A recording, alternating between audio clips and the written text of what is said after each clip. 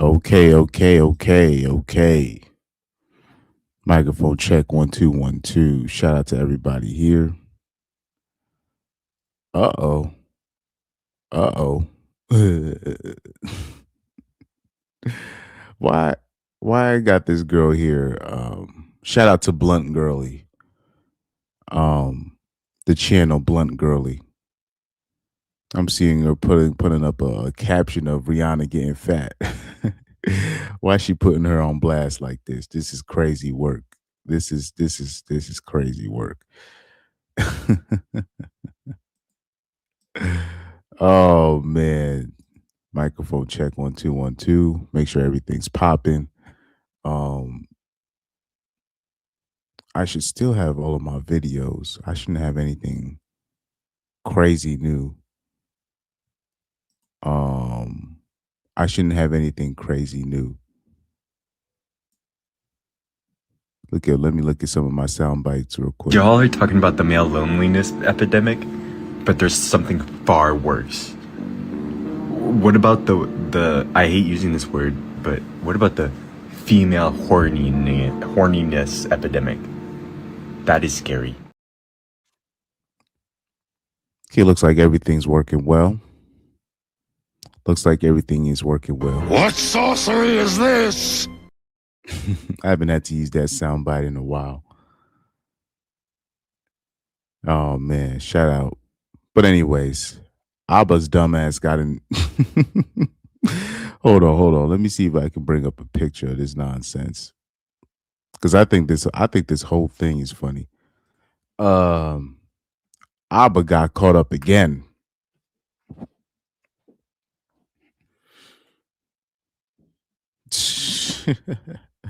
Let me search up a picture though where it shows both of these people.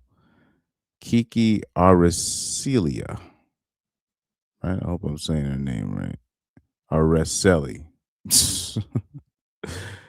Kiki Araceli. Hey, it made Yahoo. So Abba and Preach, Abba's really he's having a lot of trouble trying to keep these hoes under wraps. he's having he's having some trouble trying to keep this stuff under wraps. Damn, it made Yahoo. It made Yahoo News. That's what I like to see. That's what I like to see. He's really having trouble keeping this stuff under wraps. Let me expand this real quick. Let me take this off. Let's close this.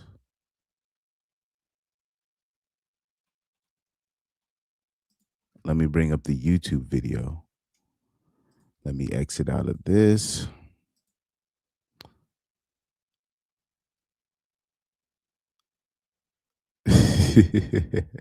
See a lot of people, man. I'll say this: my Explore page, it is popping, man. It is popping. It's got people are talking about Lindsay Clancy. People are talking about Abba knocking up another chick, and she had a miscarriage. Man, it's got everything, man. It's got everything. But anyway, let me bring up Kiki Araceli. What's her name? Kiki Ara. What's her name? Kiki Araceli. Kiki Araceli. Good Lord. Let me bring up her channel. Let me see if it's still up. Okay, her channel is still up. This is beautiful. Thankfully, her channel is still up. So let me share the screen real quick. Let me share the screen. So her video is still up. We can all still see it. I got a chance to do a quick run through 2 days ago, I think. But to be honest with you, I skimmed through it. I didn't really listen deeply. I rewinded it a couple of times, but I don't think I really got a full rundown. But I did summarize. I did summarize enough of it to show to tell you guys to make to where I can give a decent summary where I can show you that Abba's mess. He's losing his grip. He's losing his grip on these hoes. They're all coming out. More and more women are starting to be more, getting braver and braver. And what stuck out to me in this particular confession here or exposure, it's not even necessarily him lying about him not being able to knock her up, and then she ends up getting knocked up and she ended up having a miscarriage. What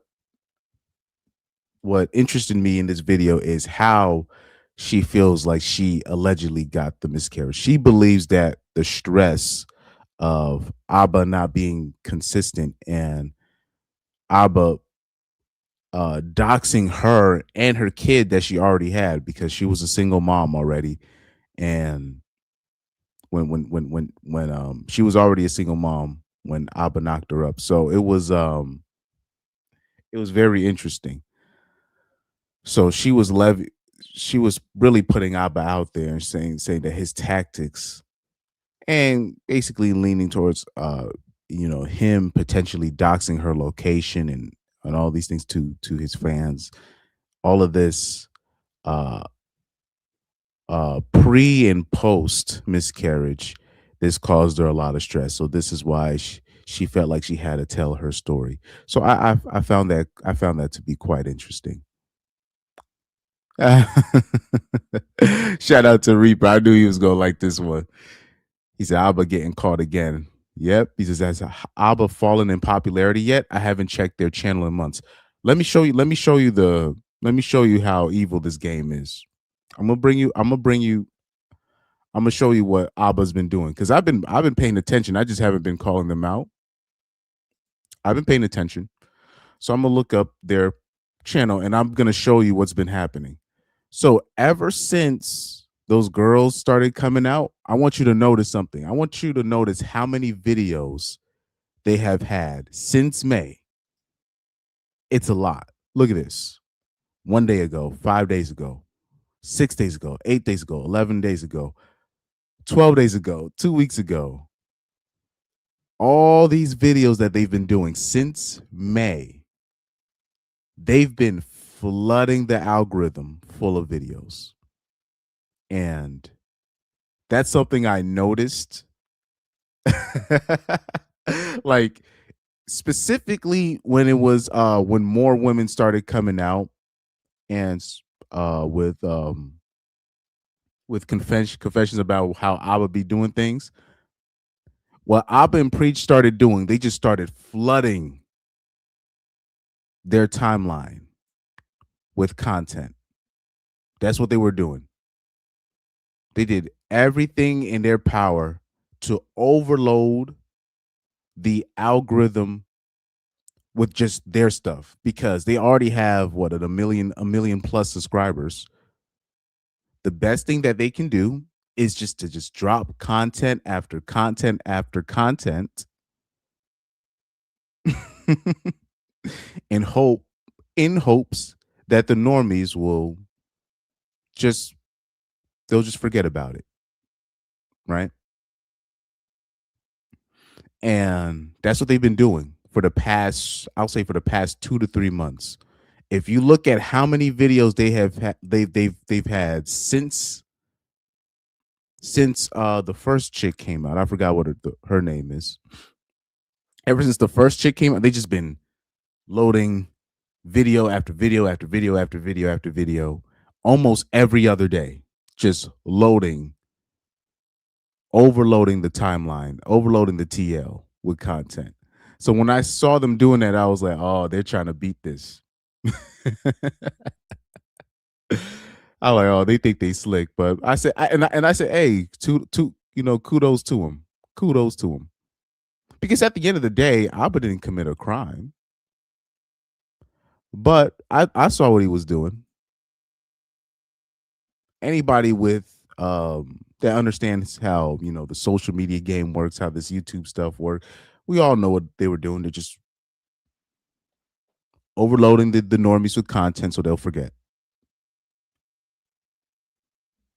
And then they started getting comfortable again, you know, about they spent about 2 or 3 weeks without talking about red pill guys. And then they started going right back. They went right back into talking about Myron Gaines and the usual suspects. So I just thought it was funny. I just thought it was funny. And by the way, all the live streams where they showed themselves defending themselves from the first woman, all of these things are now behind a paywall. So you need to be a paid member to see the original live videos of them defending themselves. Oh man. Buzzfight 373 says I love anime battle arena. Hold on. Let me do a quick Google search.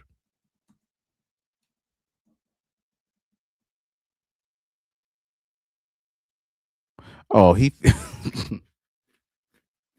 he I don't know if he's trolling us, but he thinks we're talking about anime battle arena.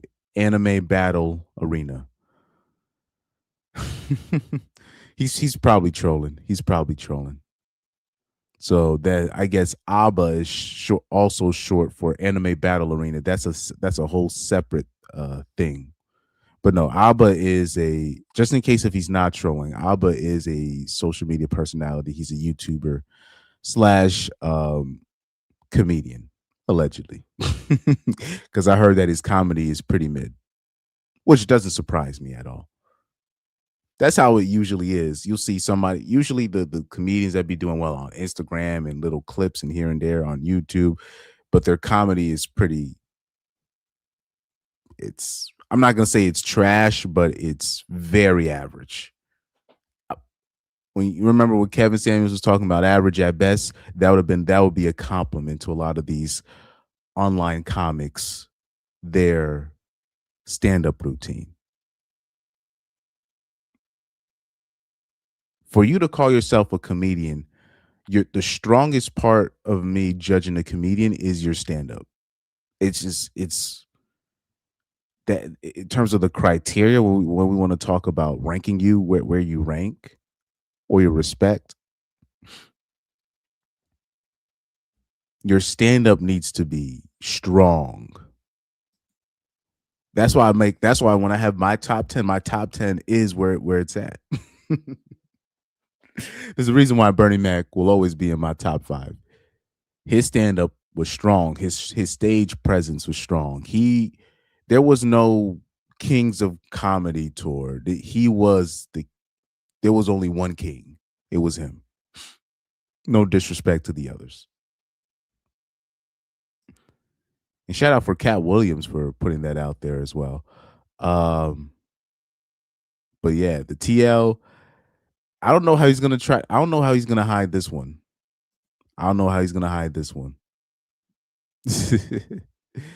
See something again. If you search up on YouTube, Alba exposed. Let me just try that out real quick. So more and more people are starting to catch on because he's losing his grip. He's losing his grip. More and more people starting to catch on. More and more people are starting to see what's up with Abba. And it couldn't have happened to a better fellow. Always going out his way to calling people, sexual degenerates and, people need to do this. Him talking about Destiny, even though I don't fuck with Destiny, but him going out of his way to pick on low hanging fruit like Destiny, even after you did what you did to him on camera, right? Him going out of his way to, oh man, these red pill dudes come on. And it's really people like him that ruined just the normie dating space. It's people like Abba. When we're talking about the normie dating space, right? When we're talking amongst most of the people, it's guys like that. Everything that you're going to see from this video, her testimonial, because Abba he did mention her before. Kiki, he did mention her before in one of the videos, but she's finally been brave enough to actually come out and expose him, because originally she was on Abba's side until all of these things started coming to light. But it's very interesting, the stuff that she accuses him of is it's very interesting. It just shows you this is the stuff that it exposes all the stuff that normie sneaky dudes do to get punani. And it goes, the lying that they do to get punani. This is actually what ruins the normie dating space when it comes to the normie men, right?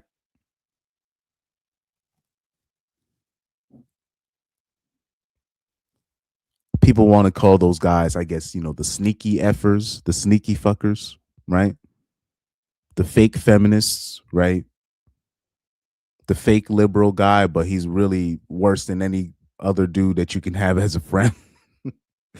He's that guy. Oh man, he's such a man. He seems so well balanced and he's straight in the middle. But meanwhile, you really actually can't trust him around your girl, because he's gonna do the most. He's gonna do the most dirty macking out of everybody else. And I'm sorry, and people might think I'm taking this too seriously. But what I saw Abba do to Destiny on live stream in front of everybody, that told me everything I needed to know about Abba. But anyways, worst type of predator. Facts. Reaper says Abba is the worst type of predator, and it's exactly he gets exactly what he deserves. He's gone way out of his way to portray like he's on the moral high ground, and he thinks that we're not slick enough to peep it, but we see exactly what you're doing. Well, yeah. So Reaper said, "I really don't." He says, "Preach respects, dude, but the channel is a cash cow." Yeah, that's the only reason why they're still in business, because the channel it's got 1 million subscribers. There's people in the decision making panel of the YouTube higher ups that have come out and talked about how they're a fan of the show. So if you think that doesn't help, I mean, sorry, if you think that that's not an advantage, that's a huge advantage. B. Watkins says these dudes can't control themselves because they can't get women normally. So when they get money, they do all this stuff. Facts. B. Watkins said same thing with Drake acting like a clown for mid Puniti. I agree. Yeah, Mojo Brooks. Are you talking about, is Mojo, that's Ace Metaphor, right? Mojo, isn't that Ace? Mojo Brooks, if I'm not, let's see, Mojo Brooks. Mojo Brooks. Oh no, that's somebody else. And yes, you're right. I know. As soon as I saw his face, I've seen his Instagram. Never mind. I've seen his Instagram. Yeah, he got like millions of followers. I've seen him. He's on all these skits. But, and there's no disrespect to those comedians, but they're very mid. They're very mid.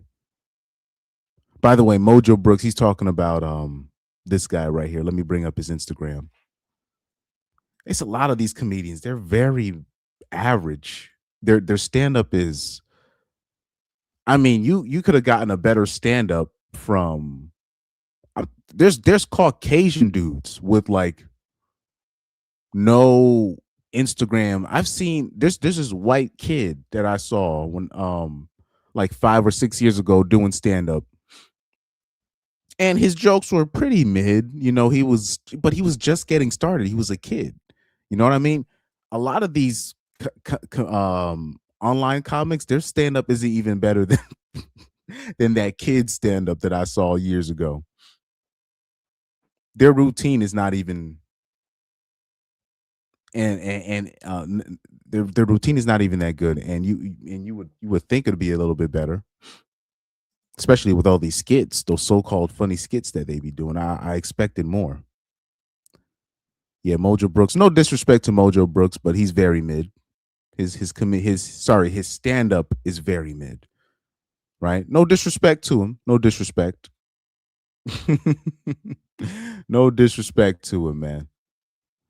Um, Let me still go through these chats. Reaper Rel says, and now all of the people that Abba came at when he was high on the mountain are taking shots as he gets exposed. Exactly. I don't know why he would go out of his way to do that shit. Especially when he's taking shots at content creators on shit that he does in his personal life. Dude, even here, even on this channel, what do I say? What do I say? Look, anytime I see a dude get caught up with a bitch, I'd be like, look, even though I don't even like the person, I'll be like, I understand. I understand what happens. I know at the end of the day, we're a lot of us are dealing with terrorists at home. A lot of us. I'm not. I'll go as far as to say most of us. So when things start coming out after the fact, or bitches start doing things after the fact, I get it. I understand what happens, and my sympathy goes out to you. I already know what happens. I'll even see dudes. They'll be on the newspaper because they took out their whole family, and I'll be like, let's look at the facts before we rush into judgment. But people, anytime they get a chance to kick down that low hanging fruit, they're gonna do it. And especially their personal life will be, in good standing, so they think they're scot free, even though they're doing dirt. But because they didn't get their dirt exposed, they think they can talk down on everybody else. I hate people like that. Hate people like that.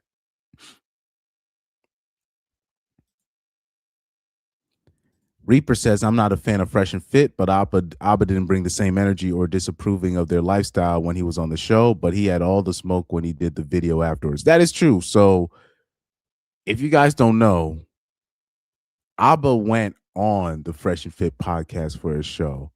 And from what I saw, for the most of it, from most of the clips that I saw from that live stream, he didn't have none of that energy. None.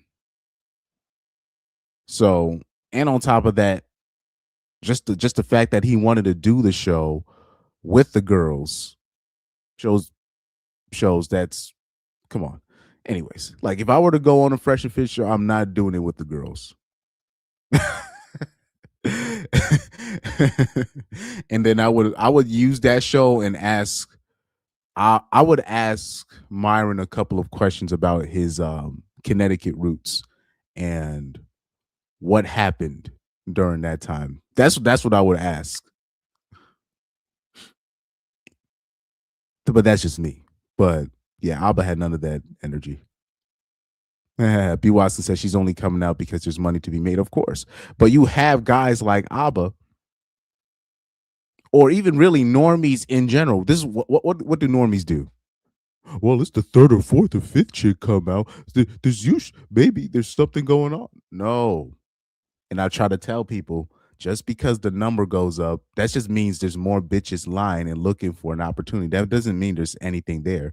But guys like Abba, what they do? Well, there's a pattern here, and you guys need to keep your sex. You need to be more sexually under control, bro. If you are out here fucking bitches, which a lot of men are, which there's a decent amount of men that are doing that. Enough.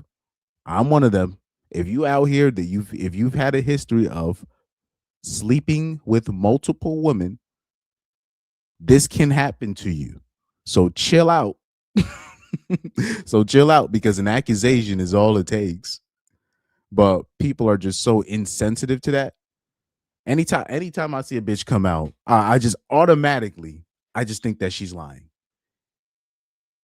If she's not talking about a family member did this to her, she's probably lying. That's where I'm at. That's where I've been at since college. Let me keep it a buck with you. And even when I was more left leaning in high school, I've always been skeptical with women coming out on celebrities, influencers, athletes, entertainers, musicians, etc. I've always been cautious about that because I already know it's just the accusation. That's it. Yes. So Reaperell said, wait, there are YouTube higher ups who said they liked the show. What the F? So I remember watching this was when Abba and Preach initially got into the beef with Fresh and Fit. They did an episode where they showed the letter from one of the, like, not necessarily the president, but it was like somebody just underneath the president, where she said she wrote a letter to Fresh and to Abba and Preach and said, "Look, I see what Fresh and Fit are trying to do to your show, try to put a copyright on your show. I'm not going to allow that to happen. I'm a big fan of the show."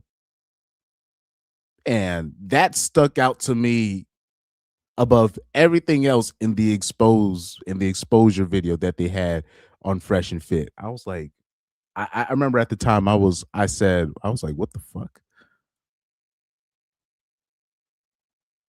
I even mentioned it on one of my live streams. I might have mentioned it on one of my live streams. I think in 2022, one of my first live streams where I was talking about Abba and Preach. I said, "Look, I'm gonna be watching y'all for a little bit," because that was the public did not need to know that, because now I'm looking at your channel like, okay, yes, I'm not saying it's illegal for her to be a fan, but now it's clear that you have help from the higher ups. That's that's a bit telling. Carlos X in the building. He says Abba is a typical phony POC liberal dude.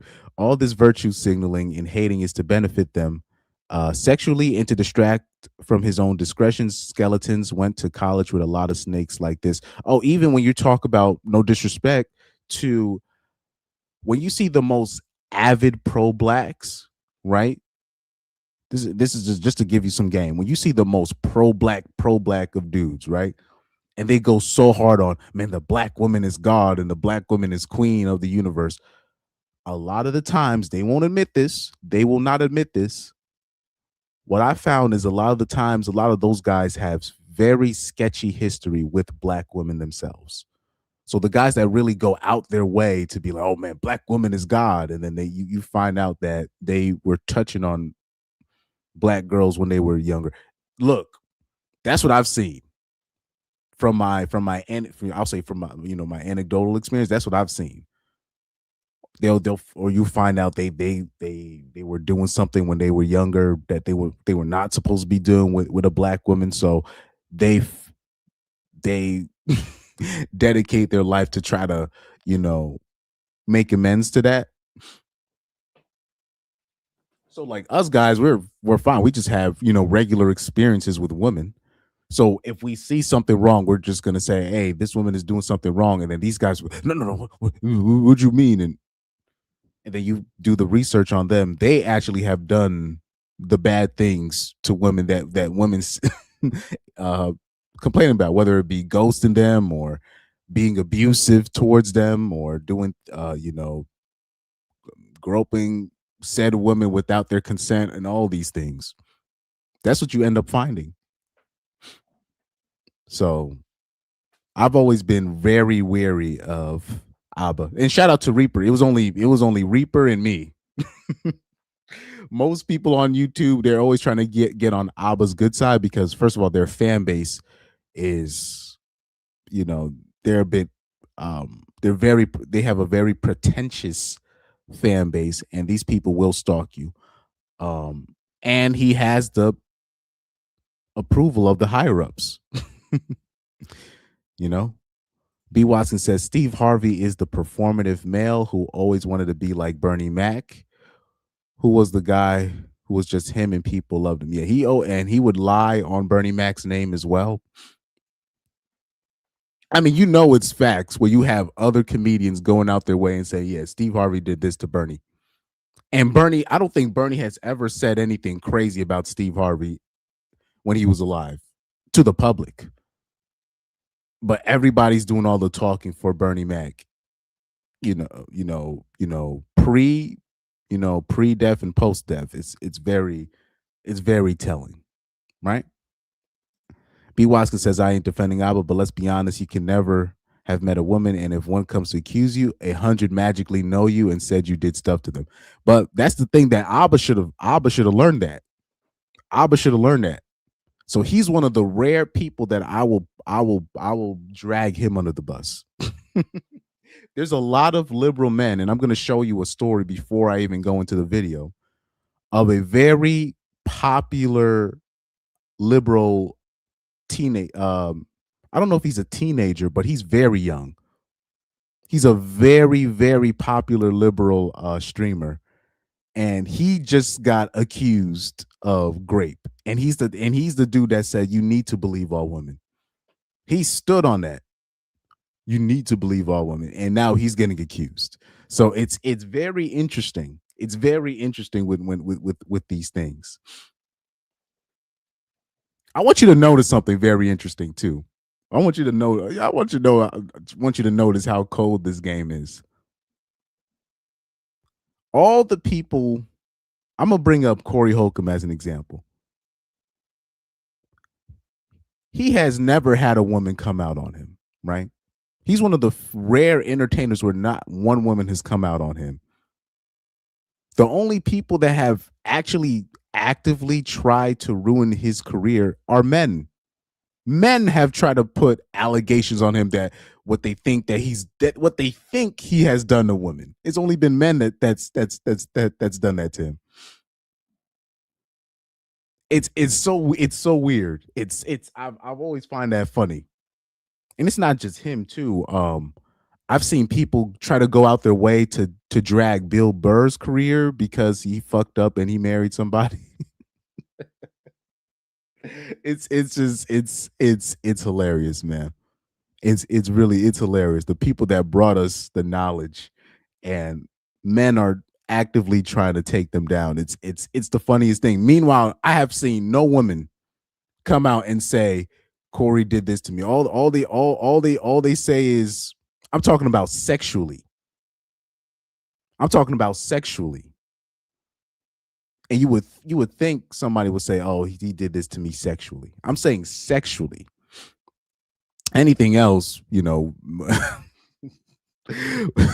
women have accused Corey Holcomb for being mean for a long time, and recently with the female comedian. So, and then with Bill Burr, it's the same thing. Same thing.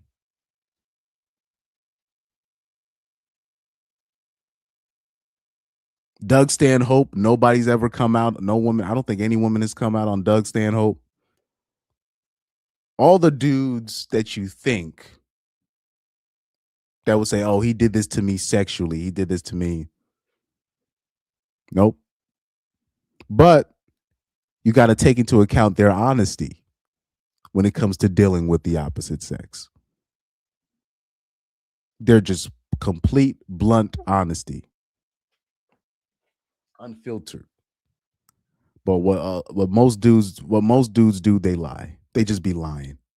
They just be lying. They go their whole lives just all they do is lie to women. That's all they do. All they do is lie. They lie about who they are. They lie to the women about who they are.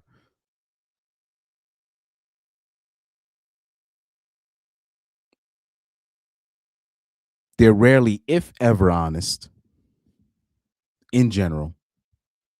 And they think it's not going to bleed into their dating life where it's going to come back around on them. Reaper said, Preach literally can't preach anymore because he has this sloppy, idiotic who ruined their shtick. Oh, yeah, that's true. That's very true. That's very true. B. Watson says, Those who preach the most virtue are the ones who hide the most sins. A lot of these pastors are out here, I don't even want to. I don't even want to get into that.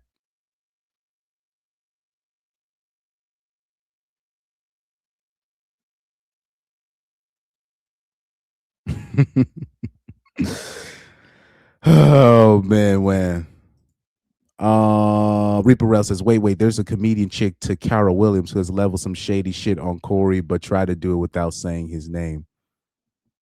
Oh no. If it was, I think I know what you're talking about. There was she was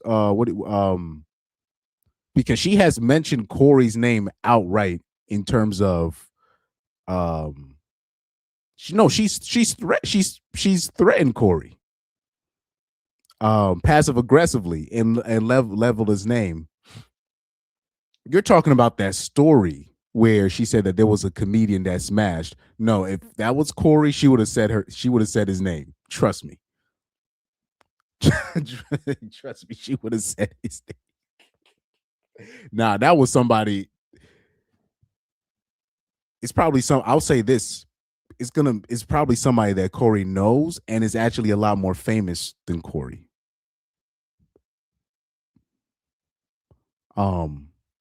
I know what you're talking about, though. I think I know what you're talking about. When Takara was talking about there was this comedian that smashed, and she trusted the comedian to take her to the hotel room, but she didn't say who the comedian was. It was other people trying to say it was like a few. It was like people in the comments might have said that, but no, because I at the time I said no, it's not Corey because she would have said her name. Sorry, she would have said his name, and on top of that, Corey be calling her out. Corey be calling her a gorilla on his show. Corey, I shit you not, guys. Corey Holcomb calls Takara Williams a gorilla on his show. You think she wouldn't have said anything? Oh man, and that's not this first time Corey calling out female comics, especially when you're talking about black female comics. He's one of the few comics that's willing to talk to speak his mind what he thinks about black female comics in the comedy game. So trust me, if there was anything, there's a lot of female comics that have said things about Corey, but it's always the same thing. He's mean and he's misogynistic and he hates women. It's always the same thing. And then there's another half of female comics that think he's awesome. So it's always the same nonsense. If she tried to throw, I know that story, I already know what that is because I covered it on this channel.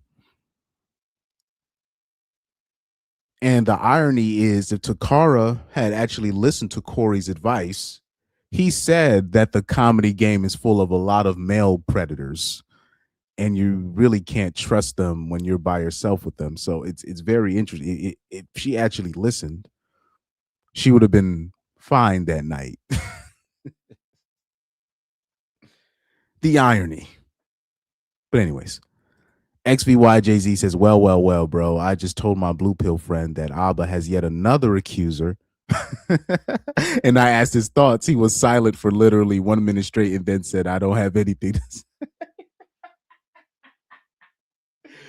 Oh man, I bet you just looking straight down, just can't say nothing. Now, Abba didn't do anything wrong. B. Watson's right, he didn't do anything wrong, but like in terms of as a criminal, he didn't do anything criminally wrong, but he's going through the same shit that everybody else is going through. By the way, the nail in the coffin for me was remember when that sex worker came out and exposed Abba for sending his STD results? His STD panel. He sent a sex worker his STD panel, which is basically showing the sex worker that, look, I want to go raw with you. After talking all that shit about, oh, I'm not like fresh. Well, actually, you are worse than fresh. I mean, you reckless as hell. He really doesn't like, but he's dead serious. He really don't like condoms. I mean, if you're just outright just sending your STD panel results to sex workers, we all know what that means. We don't need an explanation for his intentions. That's some wild work. that's that's that's some wild work. Some real wild work. But that's part of the game. That's part of the game. Oh Lord, XVY Jay-Z says that his friend immediately said that, yeah, but did you hear about Andrew Tate? Oh Lord. I don't know why normies are so obsessed with this guy, Andrew Tate. They mentioned this boy, they mentioned him more than me.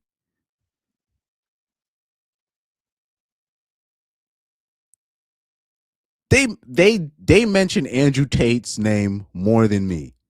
More than you guys. I mean, how many times? So you see how XVY Jay-Z just says Andrew Tate in the chat. How many times have you even seen the word Andrew Tate in our chat when we talk about anybody?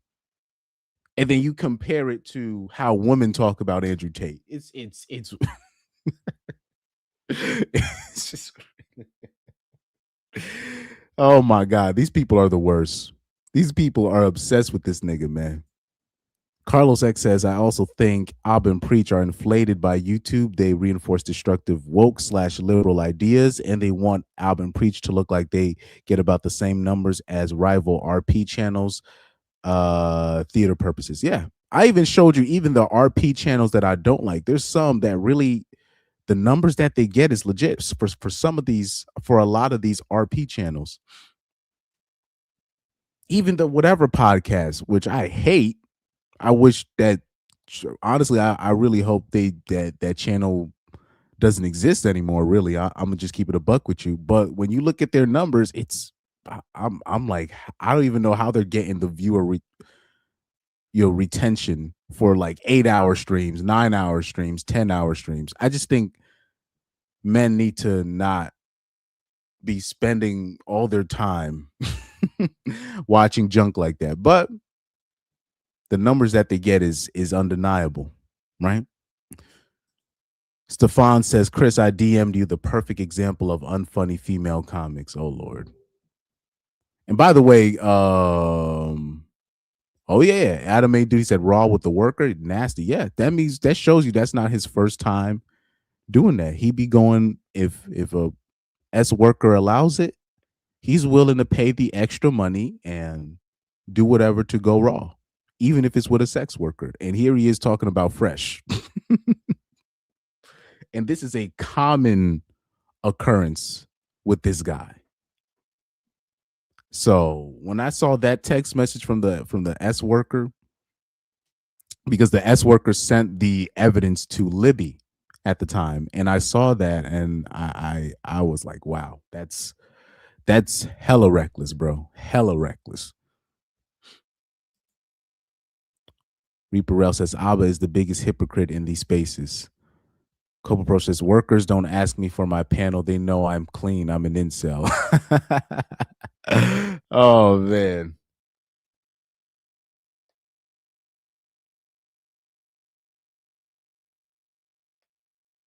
I'll say this, though. By the time I hit my late 30s, I'll say in my late 30s, I think I will be in that point where I will have an excuse to trick. But I already know what's gonna happen in my mid 30s. It's gonna be a whole bunch of women trying to lock me down because I'll still be stable financially. I'll have a place to I'll have a permanent residence to say. I'll probably even have a house by then. So that's all it takes, and then that's all it takes.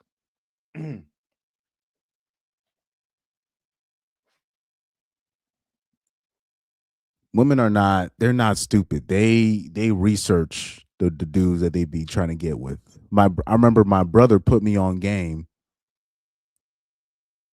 My brother put me on game. My younger brother put me on game where he said that he knew a girl where she was on Tinder and basically everybody that she matches with, there's a certain amount of dudes that she will send their information to a tax collector that works at a tax collector office, and she looks them up to see if they're lying about their wages or where they, and then she can look up where they live and all of this stuff. This is, first of all of this stuff is very illegal, but they got connects like that. And on top of that, women know who got money and who don't got money. They know who's got the who's got the social who's socially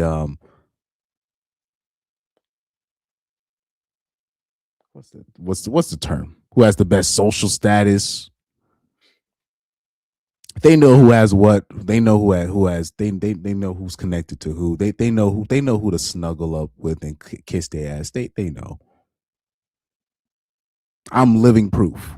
As soon as they find out that they think that I'm running something, they start snuggling up to me. Then they realize I'm not giving them anything, or they realize I'm actually not as connected as as they think. They'll move on, and they go right to the next guy doing the same thing. Now, the guy that she's physically attracted to, that's obviously not really that much of a requirement. But for most dudes, if she's gonna associate with you, you gotta offer something like way more in return, way more than what she's giving you.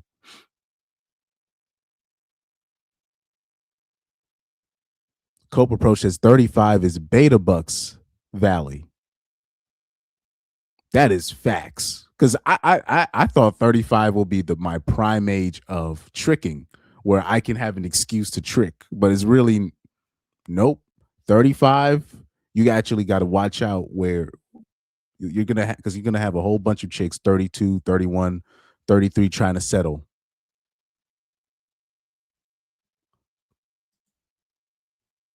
XVY Jay-Z says blue pill, red pill, magenta pill, all men pay. One thing I did have to learn is even if you're not giving a woman something financially, you're giving something up, right? So you gotta so back in the day I used to be like, oh man, I'll never pay for it or whatever. Even though I never judged anybody for going that route, even though I don't recommend dudes outright getting like street hookers or like like real street walkers, right? But I knew how the other countries operated. I never had a problem with the way the how other countries navigated prostitution. But I always was like, I'll be fine, I'll be good. But then I really started to put it together. Um, Corey Holcomb used to Corey Holcomb basically put me onto it, where he would talk about how every woman he with, I pay. Every broad I'm with, I pay. That's what he's always said that. And as I always leave, you got to leave something. You got to pay your sinning bill, right? That's your sinning bill. He would talk about, and I didn't get it at first, and then I started observing it in real life, especially when I was around, I'll say 19 or 20 years old, and you start seeing it. And I'm like, oh, I see what he means. So even whatever, anytime he leaves a girl door, even if he's dealing with a regular chick, it doesn't have to be a working girl. Any regular chick he's with, he makes sure he leaves her something. Right when DJ academics be joking about the Wendy's 4 for 4 whatever, the 4 for 4 deal, taking the chick to McDonald's after you done with her. That's a that's a slick way to pay, right? Or if you're paying for her drinks, that's another way of basically paying for it. Or if you are an athlete with a whole bunch of status, and you're even leading up to the girl sleeping with you, you're paying for a lot of stuff that leads to her being in your bed. So either way, you're gonna pay something, even if it's not money. is with your presence, right? I think yeah, CGA has what's it? Money. Why am I blanking? Yeah, money, energy, attention, and time. I was just talking about this the other day. Anyways, money, energy, attention, and time. That's what CGA talks about, right? So if it's not money, it's your energy. If it's not attention, sorry, if it's not energy, then it's attention. If it's not attention, it's time. And you're paying with any of those things. You're always paying. You're always paying. You're paying something, right? But when I was listening to Corey, he was just always just talking about just paying so I don't have to deal with the nonsense, right? So I remember when I was around, I think probably around 2018 and 2019, it's really started hitting me. I'll say around 2018, it really started hitting me. Where I was like, okay, I get what Corey is talking about. So even during that time, I remember like anytime I was with a girl, I always made sure that they were, quote unquote, well fed.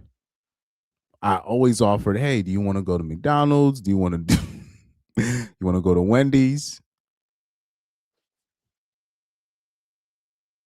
You want to go to Waffle House? You want me to bring you a drink before we go? Do you want me to bring something for you? You want something from the store? I used to always do these things, or then also, text them afterwards. You good? That's my form of a receipt, right? That's my receipt. Corey Holcomb also has a joke about that. He said, he said I would leave money at the table and then take a picture of me putting the money on her nightstand, and that would be my form of a receipt, right? That used to make me laugh, but I do that now. I definitely do that now, where I'll always make sure. I used to put like on my when I first started doing my Instagram, I used to put me and the girl at the store, like at the store getting something from getting something from the gas station afterwards, and that would be like my little receipt just to show you everything's all good. But that's still a form of payment, right? How about this? Let me give you a funny example. There was this girl, this tall girl I used to deal with, right? But we would rarely smash at her house. We usually would smash in my car, right? That's where we would usually smash. There wasn't really enough room in the back of the car because I had a regular, sedan, regular size sedan, and she was just too tall for the sedan. So I used to have to kind of move my seats, but one day I moved my seat a little bit too far forward, my the driver's seat, right? And I pushed it too far forward, so much so that I broke the button. So I had to drive all the way back home with my seat all the way forward, and then I had to take time off of work to fix my front seat because that was not I couldn't I you the way the seat was all the way forward, like on the damn near on the steering wheel. Now, how am I gonna say I didn't pay for it? After all that, after all of that, I broke my own front seat to make sure it's all good. She couldn't fix it. I had to go on what's it on YouTube and see how to fix it.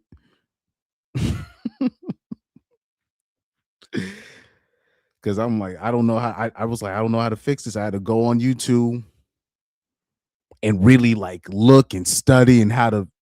I had to take time off work. It took about 3 or 4 hours out of my time, believe it or not, because I had to go in and fix some wires, and then I didn't have time to buy any parts and whatnot. And then how am I going to look at an older man and say I'm not paying for punani? that was that's crazy. Yo.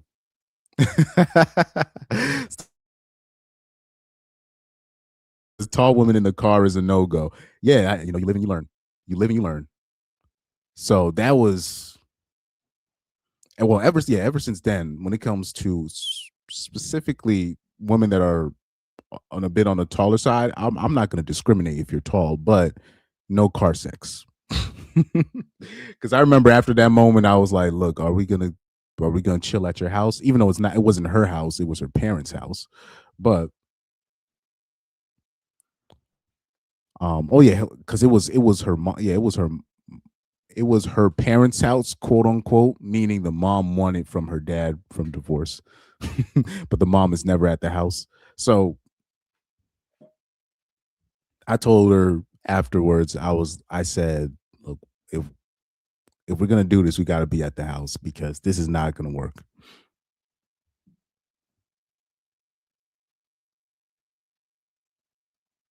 She picked me up a couple of times, but most of the times I ended up picking her up. But that was, yeah, tall girls in a car. Even if you have a SUV, it's not the best solution. He said she had on boots. Henoch says breaking backs and breaking seats. I didn't know you were like that, Chris. Nah, the back because when I was like especially in my early 20s, you do stupid shit like that because you don't got a house, you don't got a place to set, you don't got a place to stay, so you got to do it in your car, right? And even when I did find a place, or even when I was staying at my parents at the time, I was always like, look, I cannot bring any women to my parents' crib. I can't do that. I can't do that. I'm risking a lot if I'm doing that.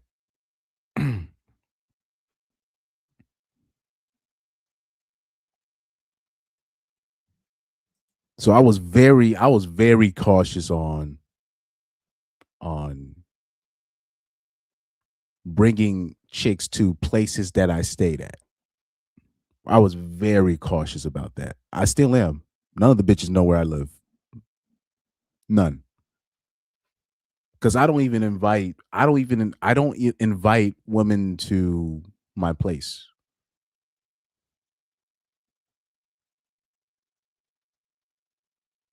I never do. I haven't found a woman that I could say, "Oh, okay, I trust you." To be like, okay, you can come to my spot. I've always I'll do a whole motel, I'll do a hotel.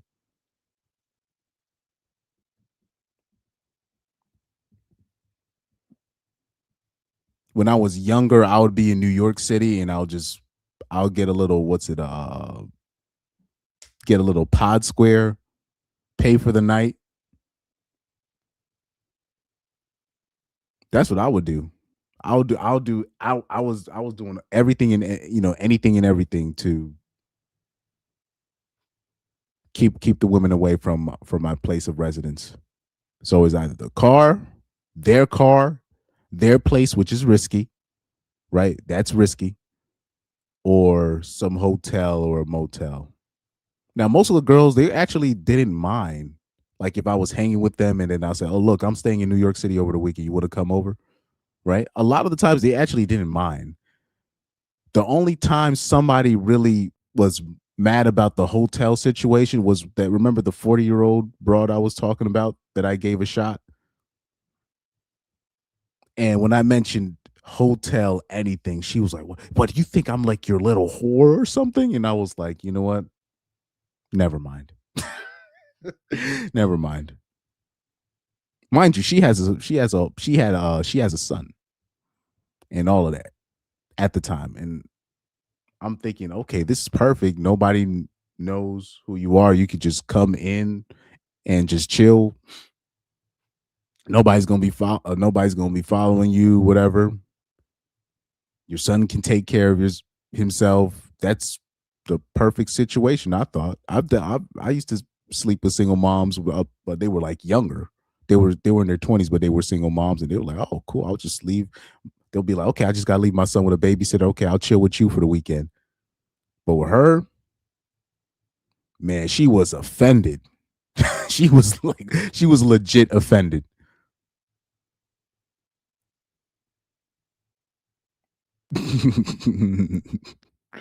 Oh man. XBYJC said Chris is not an incel, he's an unassuming player. Nah. Because when you're just younger, well, first of all, I live in a smaller state, so it's like Connecticut it's not every other state. You see how like every other state is big, so bitches always think they got options and whatnot. So I live in a state where you got to be on your hustle, and men and women have to work. It's very few men that could just do it where their women don't have to work. But especially in your younger years, everybody has to work. There's no exception. In your 20s, everybody got to work. So most men have a shot at somebody at some point. All you need to do is be able-bodied. Really, yeah, all you really need to be is able-bodied, and maybe you'd get a shot. But maybe that's just coming from me because most of the musicians I work with, they've always had multiple women. All the musicians I work with, they've always had multiple women. They've always had a woman. They never not had a woman. So much so that's why when I came in especially when I came in the game, or the church game, or the church music game, or just the music gig game in general, they thought something was wrong with me because they were like, they just expected me to have a woman or something. Oh man. XVYJZ said, same. I'm afraid they would send a pookie or get emotionally attached and spy on me. Every black girl that I've been with, it's always I've always been very cautious. Now, white girls, I gave a little bit more leniency because a lot of the times they had things to lose. Because a lot of the times they were in a quasi, I don't know what's the term. They would be in a little semi relationship with a guy, but they wouldn't even be sleeping with the guy. They would just be they'll just have that guy as the stand-in Beta Bucks guy, and then I'll be one of the guys that she's smashing on the side. So, but she would be like a professional lady, right? She should have a job and all of that. So she had things to lose. So I'd be able to get away with it sometimes where I could hang with the chick. I could hang with her in my hometown, or she could stay the night. Right? If we're in a room, if we're in an Airbnb, she can stay the night because she knows this is not going to be her forever resting place. I try to make sure I try to stay away from broke women as much as I possibly can, but most women are broke. Just keep it just letting you know that just well in advance. But anyways, it's really hard. Like, especially we talking about black women and Latino women, they always have somebody stalking them. They have a pookie that they can send to you, or a Hector. So it's always stress when you're dealing with that demographic.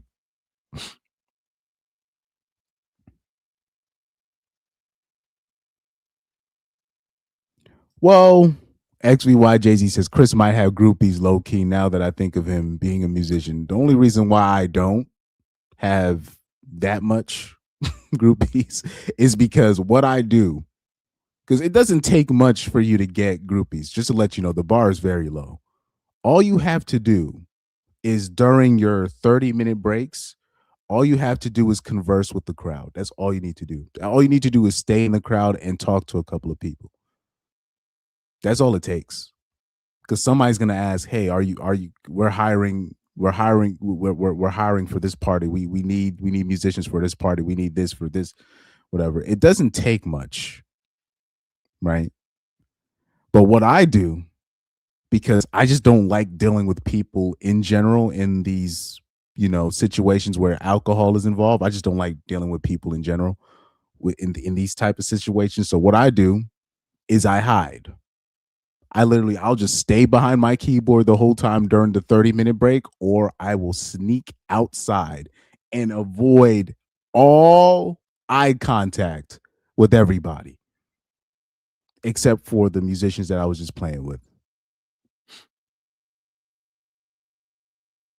The few times that I've been a little bit more outgoing, where I'll be like, okay, let me chill a little bit. Somebody asked for the Instagram. When I did the gig, remember I told you about the chick that I was dealing with when I went to when I did a university gig with the other keyboard player that came unprepared. I don't know if I talked about that, but I got approached, like straight up cold approached in front of everybody. That was one of the few times where I was like actually being social during the break. I got approached, just straight up cold approached. And the chick was what, 18 or 19? I think she was 18. Oh yeah, she was a freshman. So right. But right now, I think last I checked, because I haven't checked in with her in like months. Last I checked, she's still doing like, she really wanted to do like music stuff and open mic, but she approached on some, yeah, some music stuff, but she approached.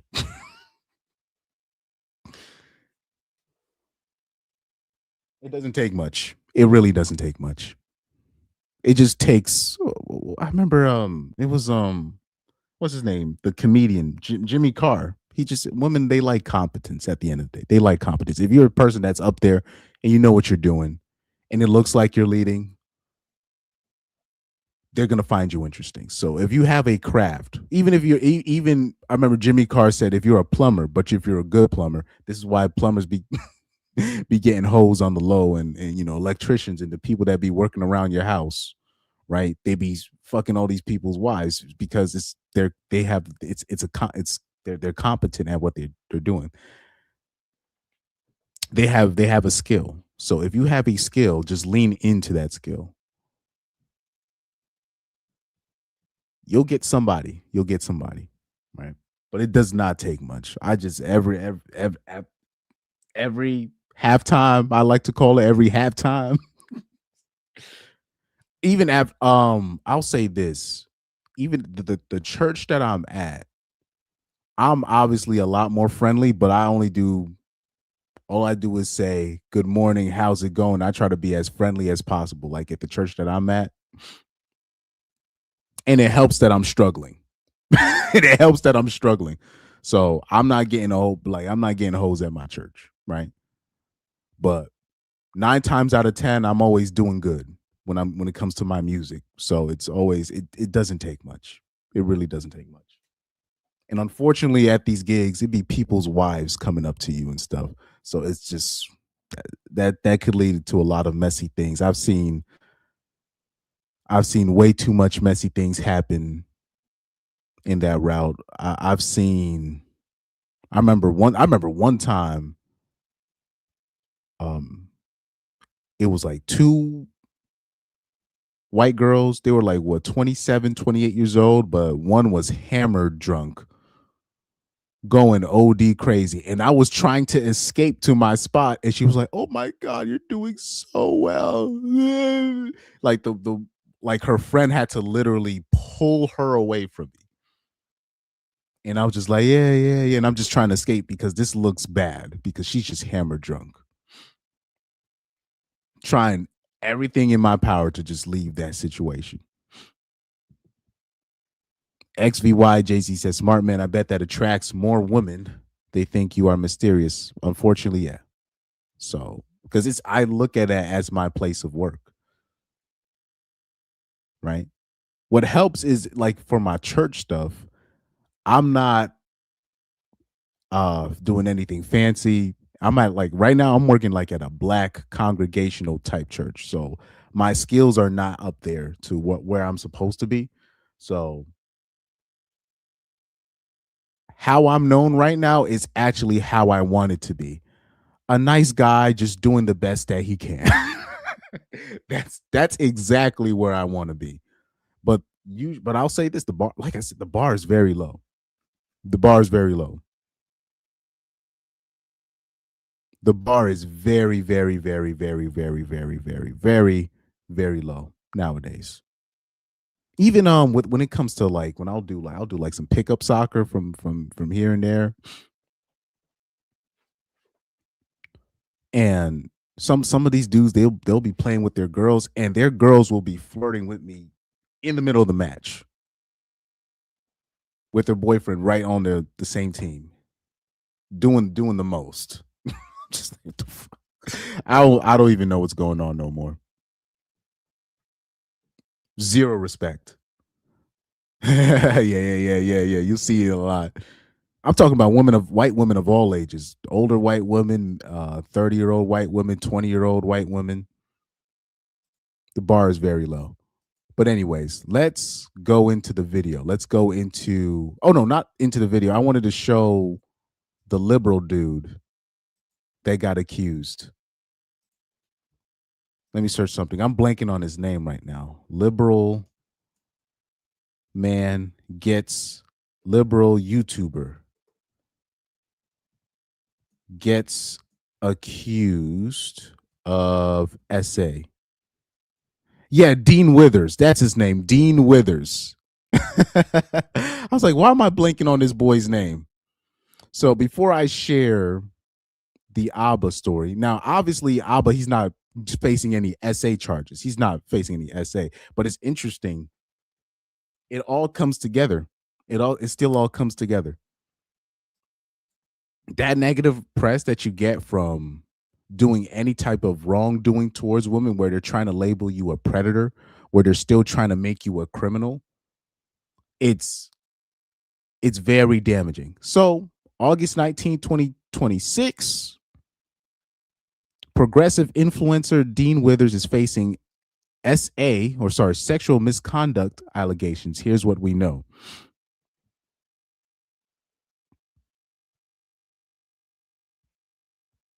Is that I guess that's the official video. It says in August 2026, a rumor spread that progressive influencer Dean Withers, a college student in Colorado, faced sexual misconduct allegations. Online posts accused Withers, made varying claims. One ex post said he'd assaulted several men when they were minors. Bruh. Another user shared a video in which a man claimed Withers was talking to minors, referring specifically to one person he described as a young girl. Now, the men part, I didn't even know about that. Okay, the post accused Withers of engaging in child grooming behaviors. Another post said Withers had raped a dude. Oh my God. This is crazy work. Meanwhile, several Snopes readers searched the website seeking more information. The unfounded allegations did not contain any demonstrable evidence to support them. I hope I said that word right. Demonstrable. I hope.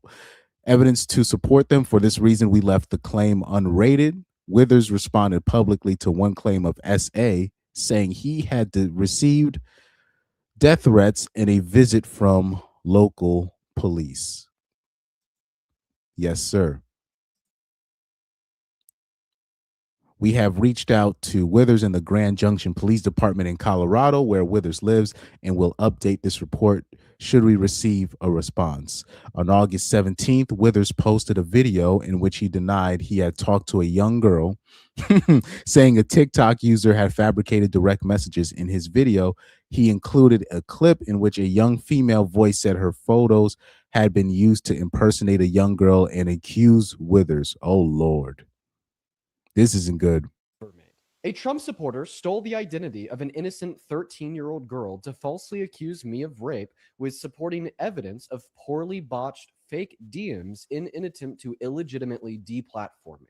In response, the 13-year-old whose identity was stolen made a video calling out the false accuser and anybody peddling these lies using her photos, stating that she's been getting harassed and bombarded with messages. An innocent 13-year-old girl. As we speak, Okay, interesting. That's interesting. Trump supporter stole the identity of an innocent Let's try to stole fast. the identity of an innocent 13-year-old girl to false. So this one I'll definitely have to do at a separate time. I'll definitely have to do that at a separate time. But one of the reasons I wanted to show Withers is one of the things I've said on this channel. One of the things I have said on this channel is a lot of the left-leaning content creators.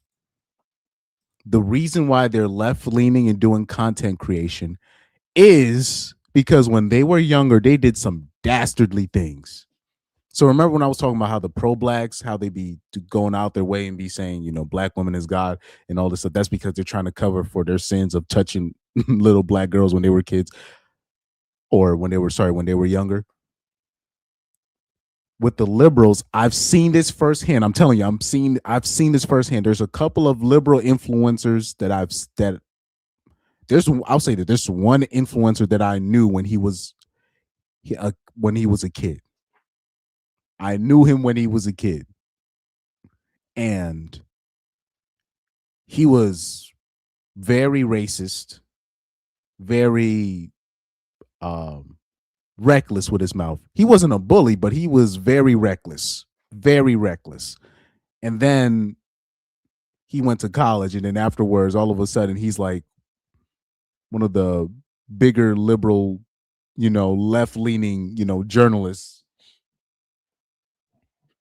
in a magazine or a magazine or a newspaper company that I will not mention.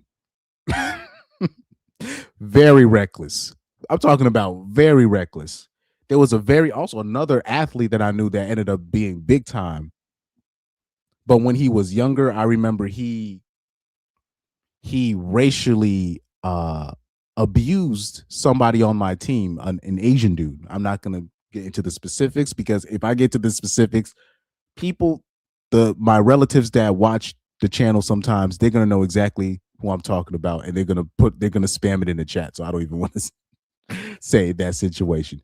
So it's a lot of those people. They end up, and then they'll be very left leaning, and man, this guy's very racist. Oh man, Trump is such a bad guy, and they'll say a whole bunch of like they were one of the biggest people. Remember when Nolan Wells recently he got murdered? A lot of those liberals that have come forward and said, look, you can't be the only black guy in an all white group.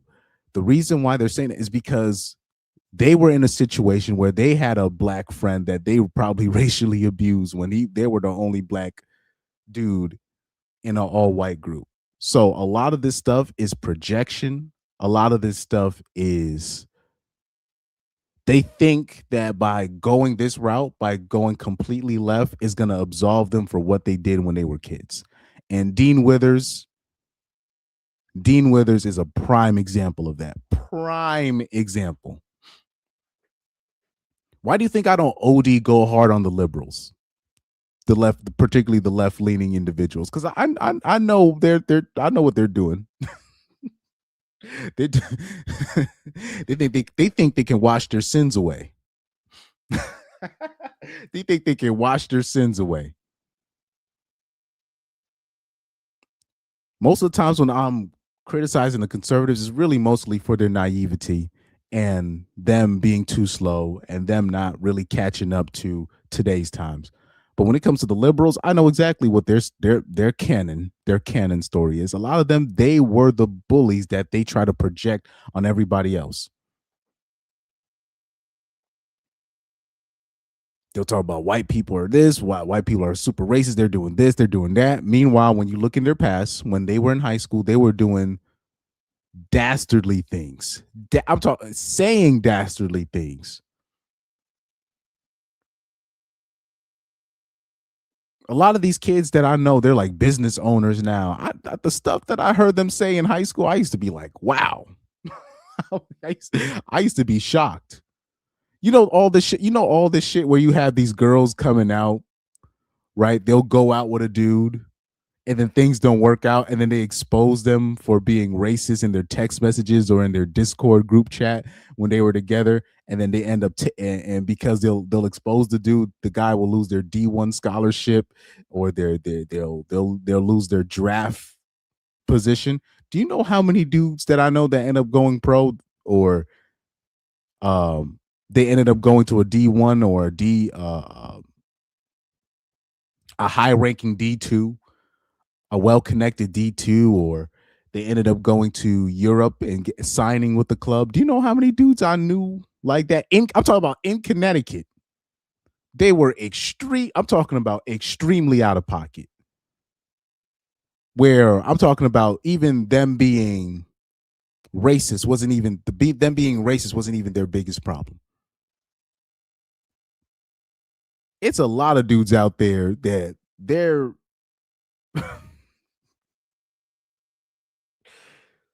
guys, why do you think people are not those Connecticut? You would think people from Connecticut would come out and be like, nah, man, Myron's wrong for this, and this is how things were like for him when he was young. Why do you think people from Connecticut aren't coming out against Myron?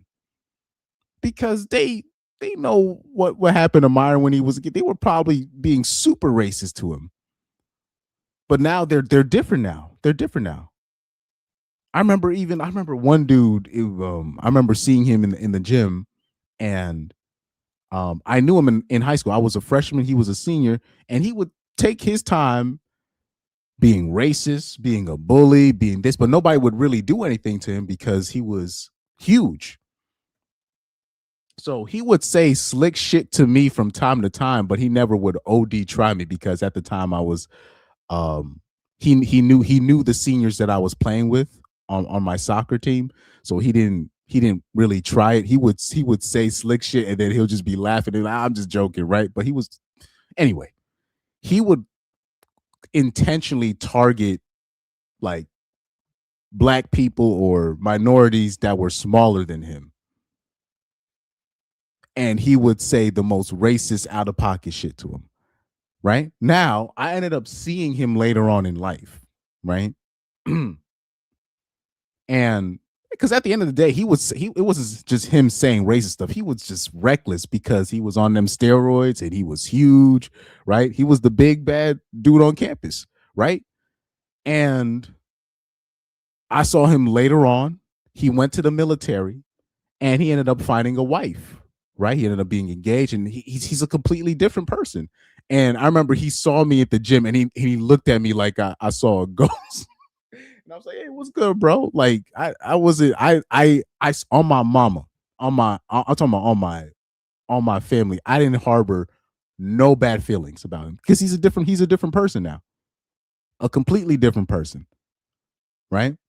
And he was doing what he was doing because he was the big bad person on campus. And I already know he probably went to the military and he got humbled. There's a lot of dudes that happen to. They do some dastardly shit in high school and they're the big, they're a big fish in a small pond, but then they go into the military or they go to a D1 college with some big ass mutants that are ninjas and they get humbled. And they don't harbor those same thoughts. They don't do that same shit no more. So I remember he saw me. I don't know if he thought I was just gonna be like because he didn't do anything crazy to me. A lot of the stuff he said was funny to me at the time, but he didn't do anything crazy. I saw him do some crazy shit to other people. Like some crazy shit. He just didn't try me at the time because at the time I was a really good athlete at the time. So he never put his hands on me. He would just say some slick shit and just laugh. And since he knew the seniors that I knew at the time, he didn't try anything reckless. So he saw me when he saw me at the gym. He thought I was gonna be like on some Revenge of the Nerds type shit, and I was like, "No, you good." But I know what he does now. He's from what he does, the stuff that he does now, and then what he did in high school. It's completely different. Completely different. So it's a lot of people that would be in trouble. I'll say specifically from Connecticut. And if you do the research, the county that Myron allegedly is from, it'll make sense. It's the same county that me and Reaper um were from. So it is what it is. B. Watkins says because people from Connecticut already know what's up. First of all, we know he's grifting. We know Myron's grifting, so we already know. And then a lot of the stuff that he's saying is probably jokes that were told to him when he was a kid, right? Myron's traumatized, not from women, but from people. Oh man. So it nothing else needs to be said. Cope Approach said Myron's from Connecticut. Yes, he's from Connecticut, right? XVYJZ says that's a great point. I've never heard a Connecticut person try to expose Myron. Exactly. Only I can probably do it. Maybe me, but because looking back, if I do that to I'm gonna have to I'm gonna have to throw everybody else under the bus. That wouldn't even be fair. That wouldn't be fair. I probably would be one of the few people that can do it. Maybe my brother. Yeah, my brother. First of all, like my sister, she doesn't want nothing to do with the internet. So, but maybe my brother could probably do something like that because my brother's complete clean. I'm talking about completely clean. Completely clean. So it's gonna have to be somebody completely clean that would have to expose quote unquote Myron. But if I were to do that, it's way too many people I knew that were dirty that was in high school. Way too many people that were dirty. Way too many. So what happens is they'll make that shift because they'll feel bad about what they did in high school, and then they'll just go completely left, even if it doesn't make sense. They'll just go completely left.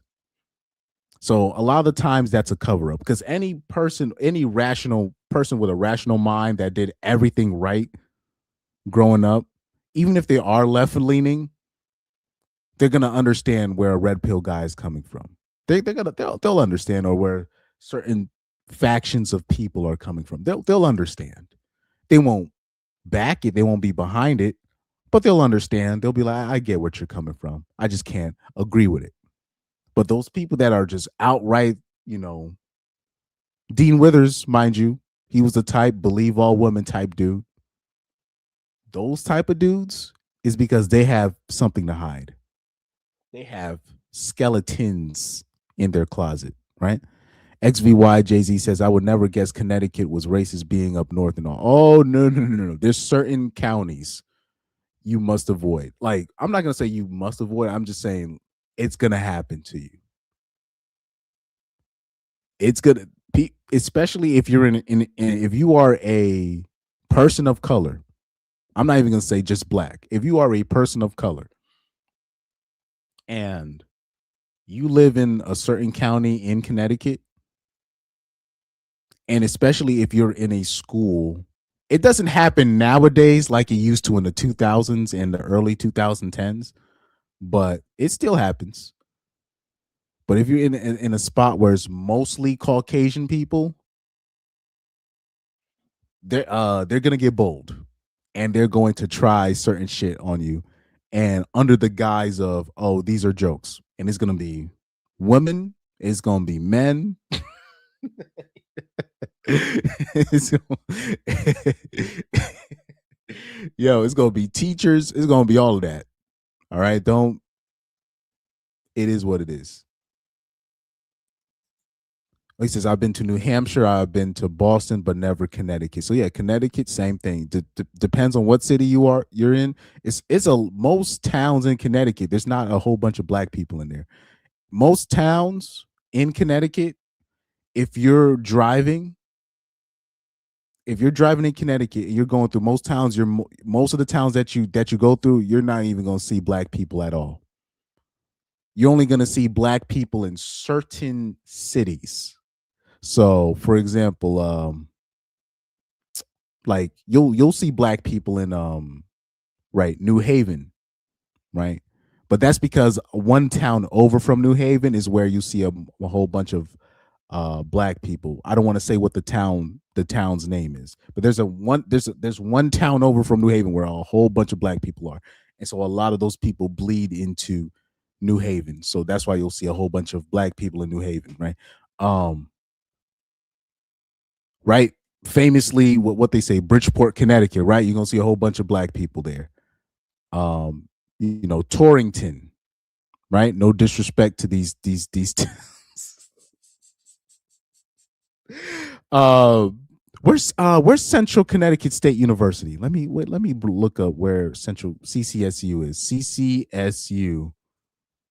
CCSU Bristol, right? I think CCSU was in New Britain. Yeah, New Britain, right? New Britain, Bristol, Connecticut, right?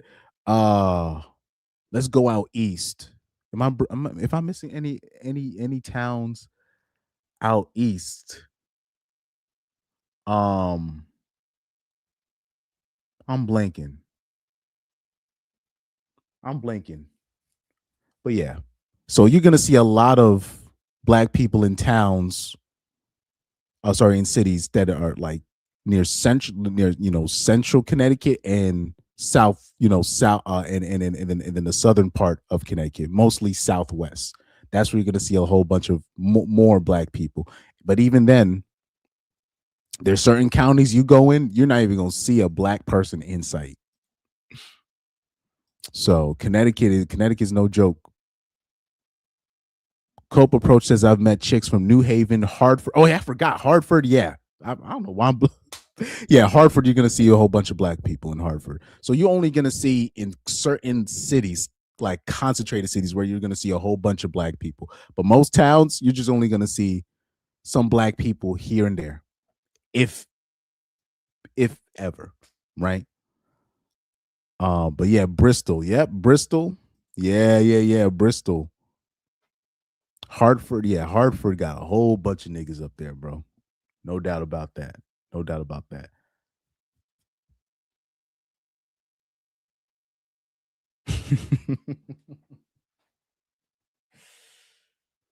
Oh man, man. Whole bunch of minorities too, just in general. Yeah, that is true.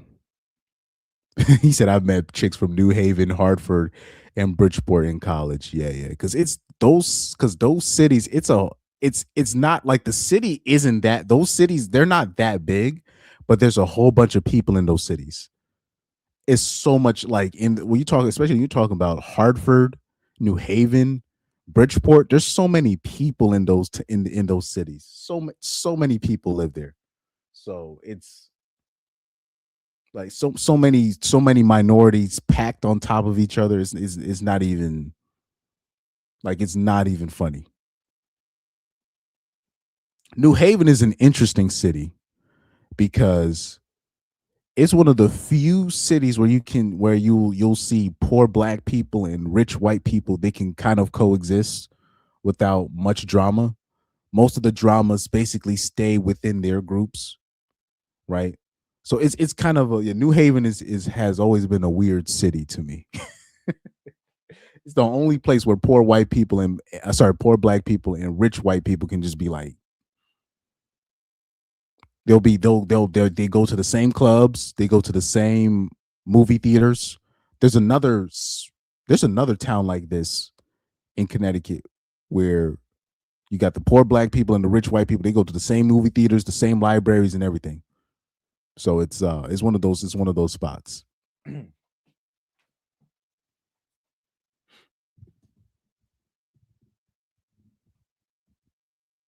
He said, "Are those like the northeastern version of Charlotte, North Carolina?"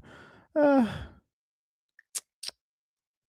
I'll say Charlotte. Like Charlotte is more chill though. Charlotte is more chill. XVY Jay Z says sounds like New Haven might be a good spot for clubs. Exactly, it's a good spot for clubs.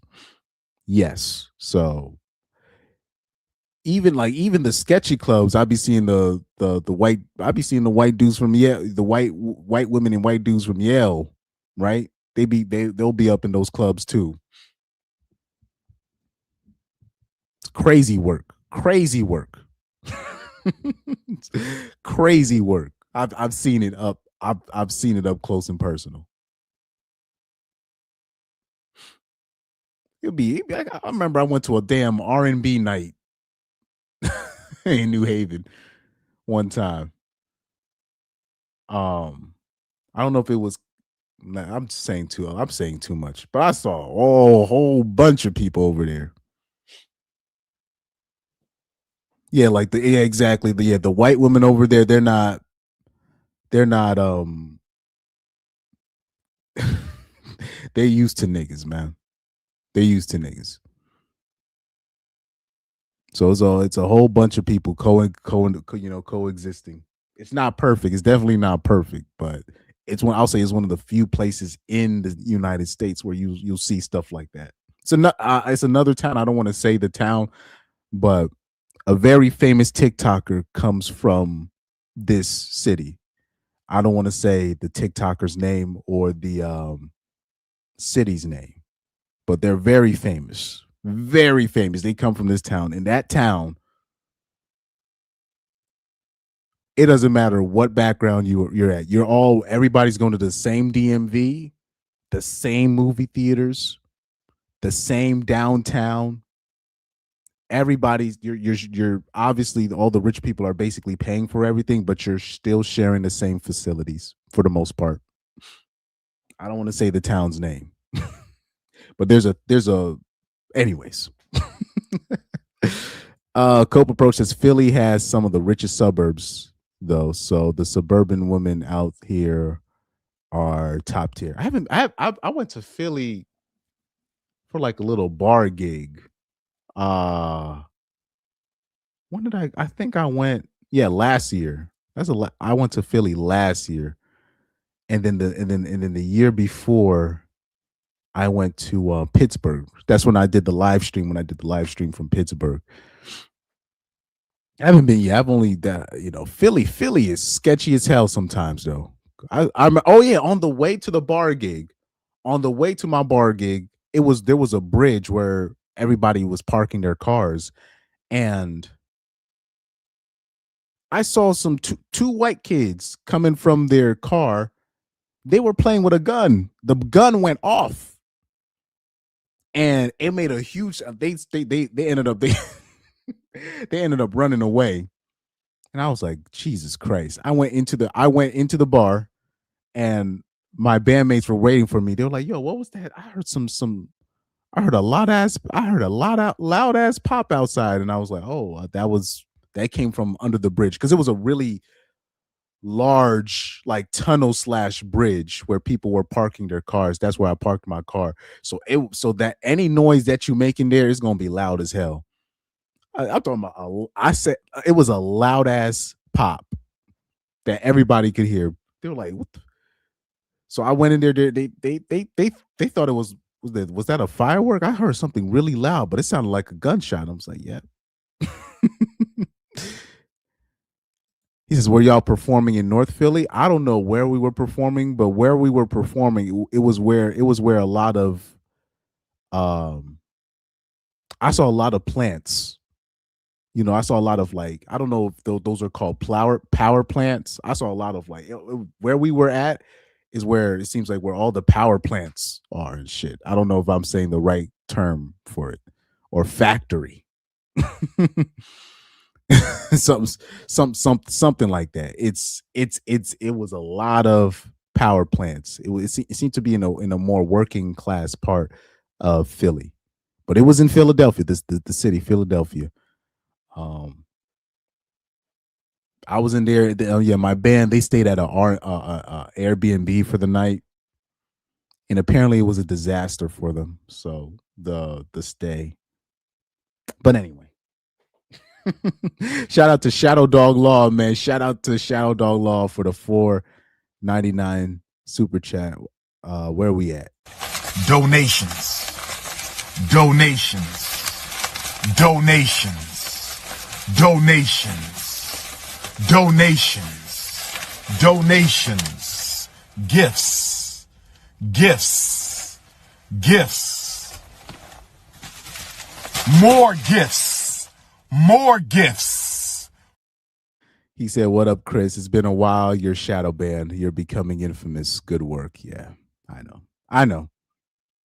And it doesn't help that I do have, there are certain accounts, certain people via Instagram, they've been stalking my page. I've confirmed it recently.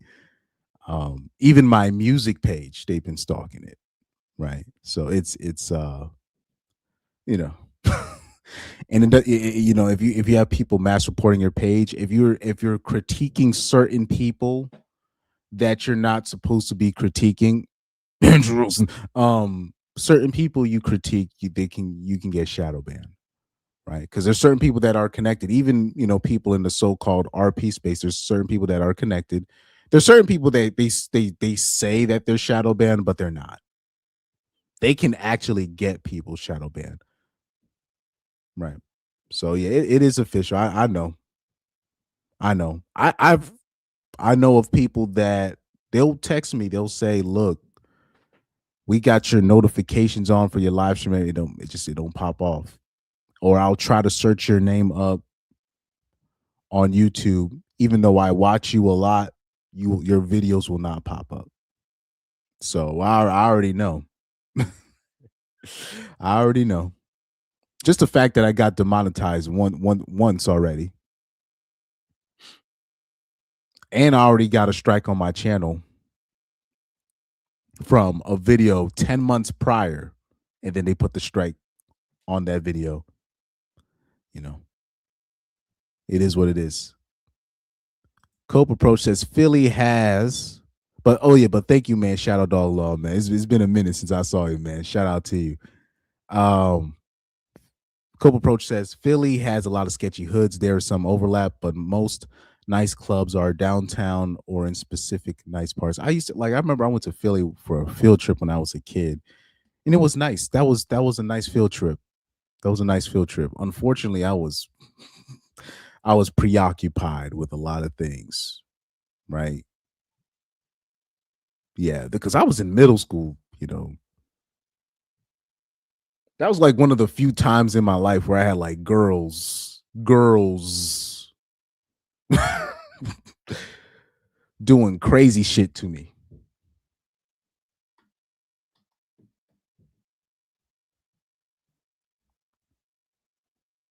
The facts. My best friends from college were from B-more. Oh, I had a roommate from Philly. One of my college roommates was from Philly. Now that I think about it, one of my college roommates was from Philadelphia. Oh man, yeah, Andrew Wilson. Yeah, there's certain people that I realize where I'm looking at my numbers, and then I talked about certain people, then my numbers went crazy down, and I'm like, oh, okay, I'm starting to put two and two together. Then you got certain people with bot followings, and then on top of that, the stuff that I just talk about regularly on this channel, it's you're gonna get caught. You're gonna get caught. You're gonna get caught. Chris was drowning in Kitty, but that's what happens because on like when I was in middle school, I went first of all I went through puberty really early, like really early. So, like I'll say for me, 5th grade on, it was basically on and popping. I'm not saying like because I didn't like I didn't have I didn't have sex until when I was 18. But still in between from middle school and high school, the shit I was doing was crazy work. The shit I was doing was crazy work. it only really started to slow down for me was I'll say junior and senior year of high school when things really started slowing down for me.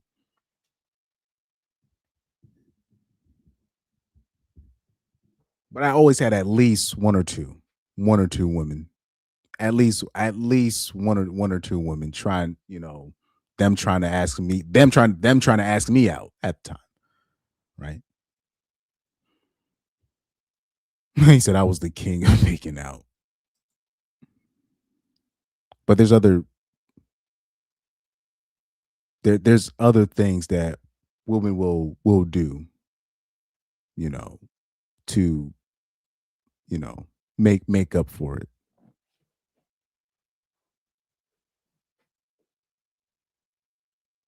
There's other things. Like I remember I remember my college roommate, he said I wasn't really fucking until junior year of high school or senior year of high school, but he said that he got like head under the bleachers when he was like 14 from this chick.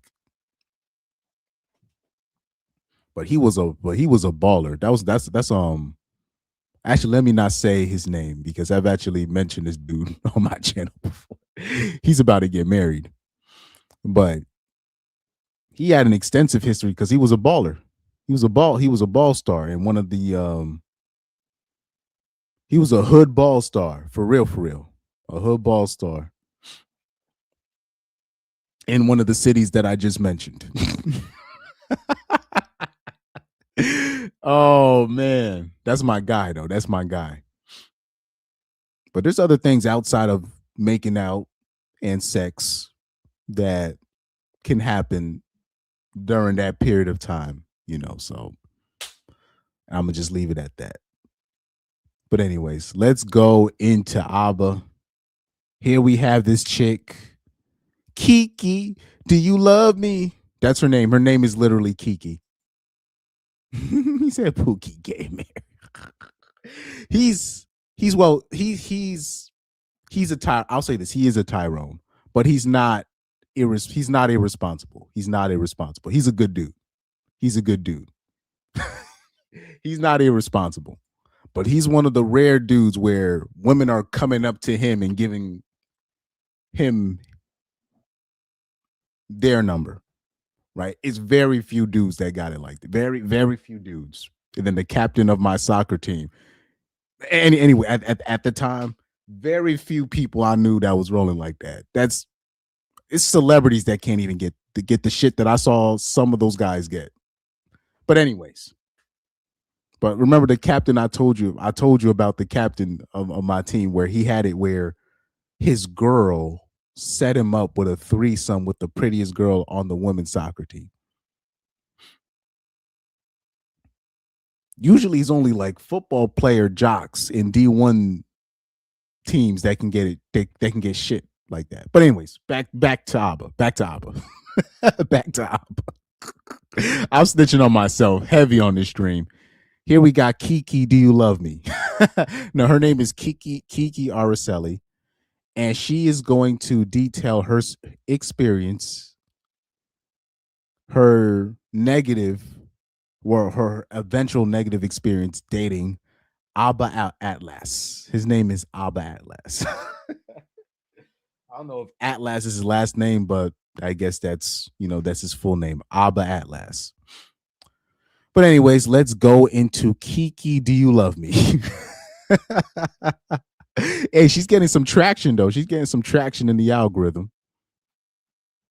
But anyways, let's hear what she has to say. We're going to be putting her at 1.5 speed or 1 point. Let's try 1 point. Yeah, well, let's try 1.5 speed at first. Hi, my name is Kiki, and you can find me on Instagram at Araceli. Today, I'm sharing my experience with a narcissistic YouTuber with 2 million subscribers who lied about his fertility to multiple women, impregnated multiple women, including myself, and who proceeded to dox all of us. That's when I meet you.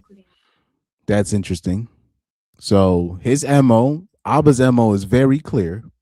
He lies about his infertility. He says that his doctors can't, according to his doctor, he can't make babies without showing a real doctor report. And he does that so he can fuck bitches raw, which is dirty. Which is actually, I'll keep it a buck with you. That's dirty. That's dirty. That's some nasty work. Shout out to Power with the $5 super chat. Chat.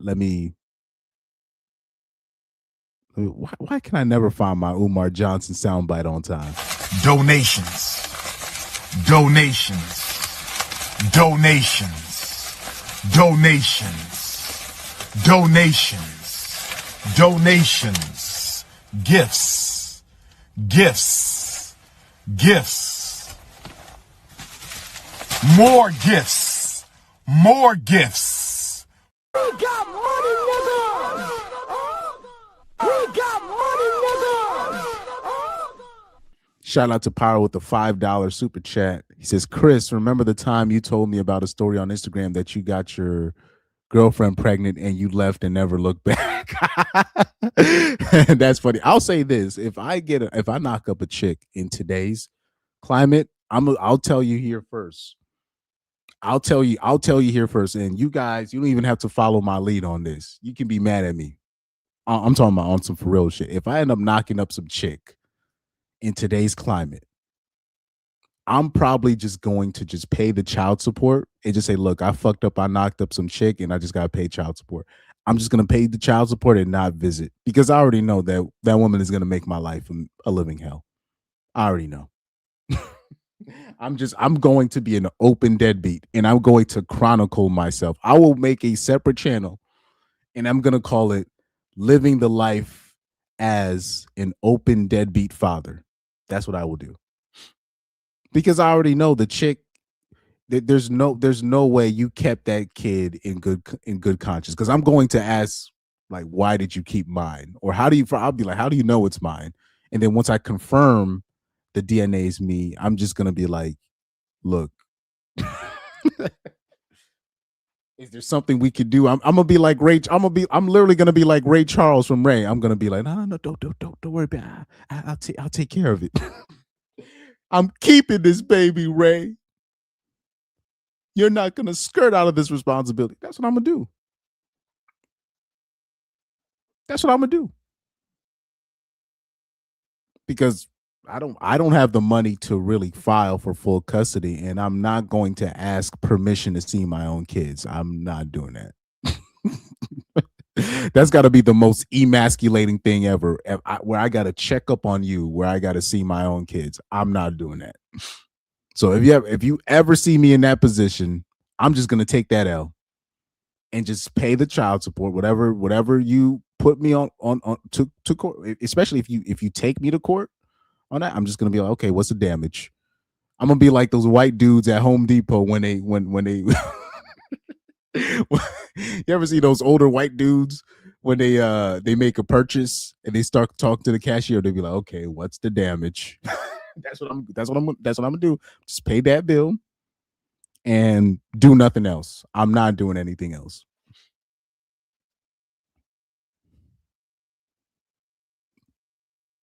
And I'm dead serious. I will start a new channel called Living the Life of an Open Deadbeat Father. Cope Approach says, I don't care what you say, Chris. I'm courting her. Hey, bro, you'd be surprised. So Pyro said, Chris, you smart. The kid is going to hate because of the mother. Exactly. And then at the end of the day, we already know, because even if whether you're in the child's life or not, the kid is going to hate you. The kid is going to grow up to hate you. And then once the kid reaches a certain age, he or she is going to be like, actually, let me hear my dad's side of the story. It happens to all the dads, whether you're there or not. The kid is either going to be curious or not. It seems like the dads that are not there and the dads that are fighting, quote unquote, fighting to be in the kid's life, they seem to be getting the same results. So I'm just gonna step back and chill. And then I'll be honest with my kid and be like, look, me and your mother, we were reckless. She was fucking all types of dudes, so I just figured I'd get away with it, and that's how you came about. Now, if we can get, I'm not bitter towards you as a human because you are my seed. I'm not going to be bitter towards you because you're my seed, but I'm not. And if you want to be if you want to be up underneath me, I have no problem with that. But just understand that's how the shit happened. And once you get older, I don't expect you to understand this shit now. But the older you get, and once you get a girl, you'll understand why I did what I did, and I make no apologies for it. These guys are getting the same result because it seems like these guys are getting the same results as the guys that are quote unquote fighting to be in their kid's life. The guys that are fighting, the stress that they're going through, all the nonsense that they're going. I rather just be called a deadbeat and then just move move on with my life. He says the Anthony Edwards strategy. Says yeah, the courts will drain all your gig money. Oh yeah, they can have my gig money. They can have that. Mm. Or I'll say this: one of the things, because CGA kind of hinted at it, and he actually put a lot of you guys on game. If you work for yourself, you can actually really finesse the system. Like really finesse the system. But if you have a W-2, you're fucked. So there's a lot of ways to finesse. There's definitely a lot of ways to finesse. Stefan says, I'm not judging anyone. I'm not responsible. I just got lucky. Look, because I already know I'm gonna be like, look, when you got pregnant, when your mom got pregnant, I at the time your mother had aborted 5 kids. She just decided to keep you. I don't know why. You were the lucky one that made it. I don't know what she saw in me or why she decided to keep me, but that's what happened. Just keeping it a buck with you.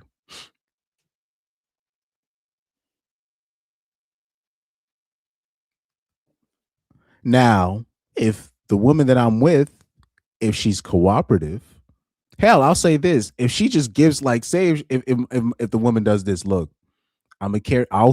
If the woman does this, watch this, which is never gonna happen.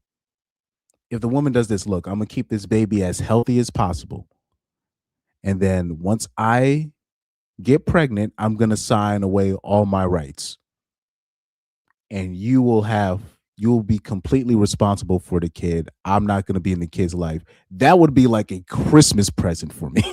Are you kidding me? What? That would be the dream scenario.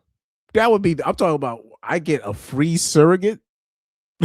Man, I'd be so happy you don't even know. But that's not gonna happen. That's never gonna happen. Where you have a woman that she'll just keep the kid healthy for you, and then she births out the kid, and then she just walks away.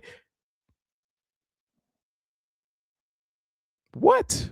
That would be the. That would be perfect. That would be the perfect scenario. Because I'm already at the point where I already know how the game works, and then I can find my own girl at the time that I actually really want to fuck with. That would be the dream scenario. That would be the dream scenario. But I don't see that happening to me in terms of an unwanted pregnancy. I don't see that happening to me in any in the near future. I'm trying to be very intentional on who I knock up if that time ever comes.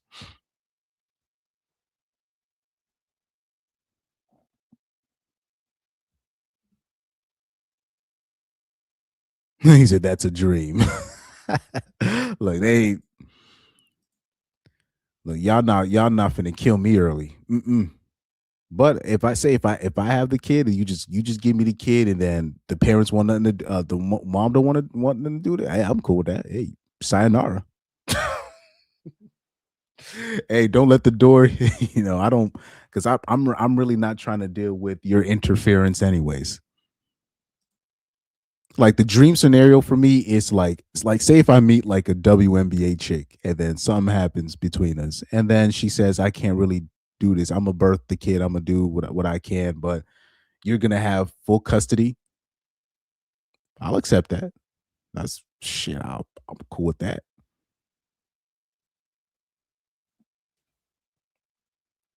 I'm gonna be winning. The kid's gonna see me winning. All my parents are gonna be on board. My brother, my sister will be on board. My the I have a few female relatives that I trust wholeheartedly. That I'll be like, hey, you in there? Boom boom. My my uncle, my uncles. Man, we'll be chilling. We'll be chilling. My kid will be like, what the fuck? My kid will think my life is popping for real. Now, now imagine if I knock up the average WNBA player and then she keeps the kid. That kid is gonna be tormented. She's gonna grow up seeing, because you already know WNBA chicks are lesbians, so she's gonna be seeing nonsense growing up. The whether it be a daughter or a son, they're gonna be seeing nonsense growing up. They're gonna be seeing women on women. She's gonna be seeing her mom sleeping with men for money. Bro, no. Have you ever seen men with kids or like single fathers with kids that they come to the store with their kids by themselves? They get treated like kings. Him and the kid. Everybody, they be like, oh my God, this guy's out here with his kid by himself doing what he's supposed to do.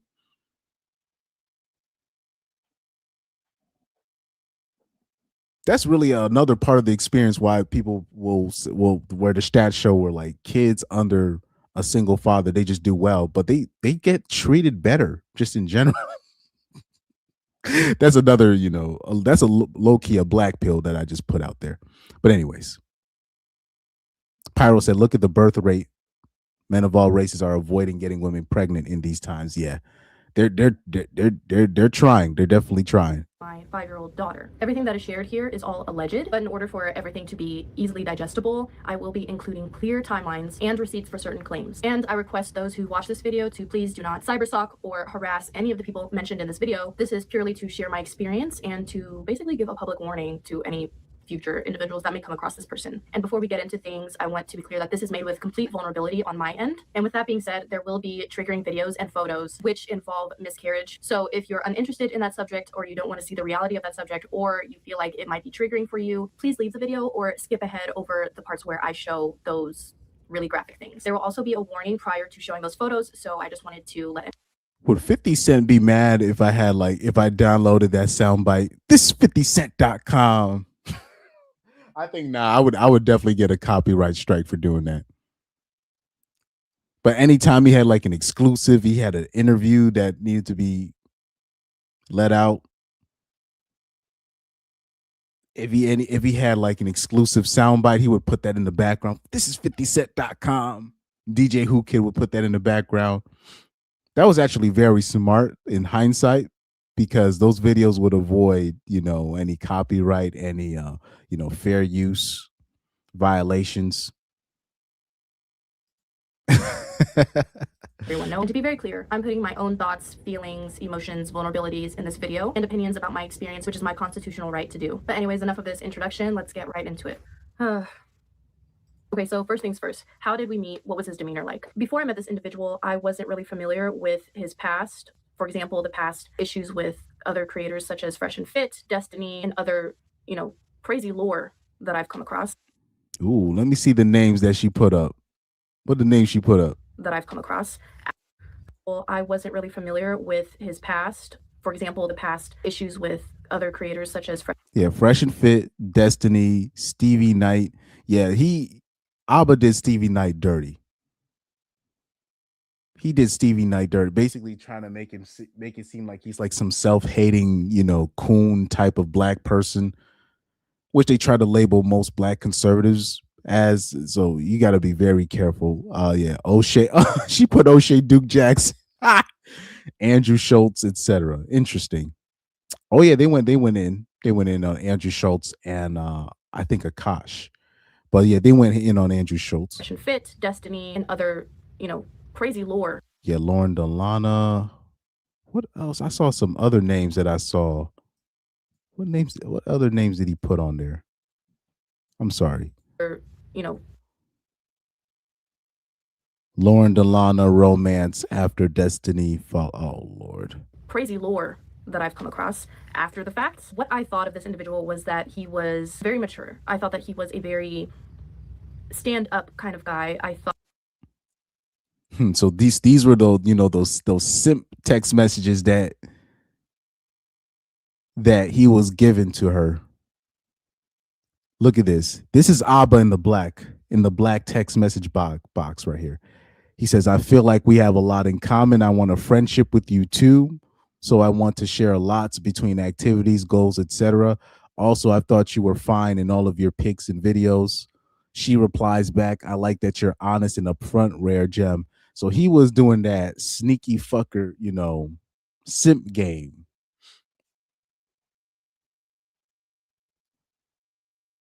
He was doing that shit, that long-term shit. That sneaky fucker game.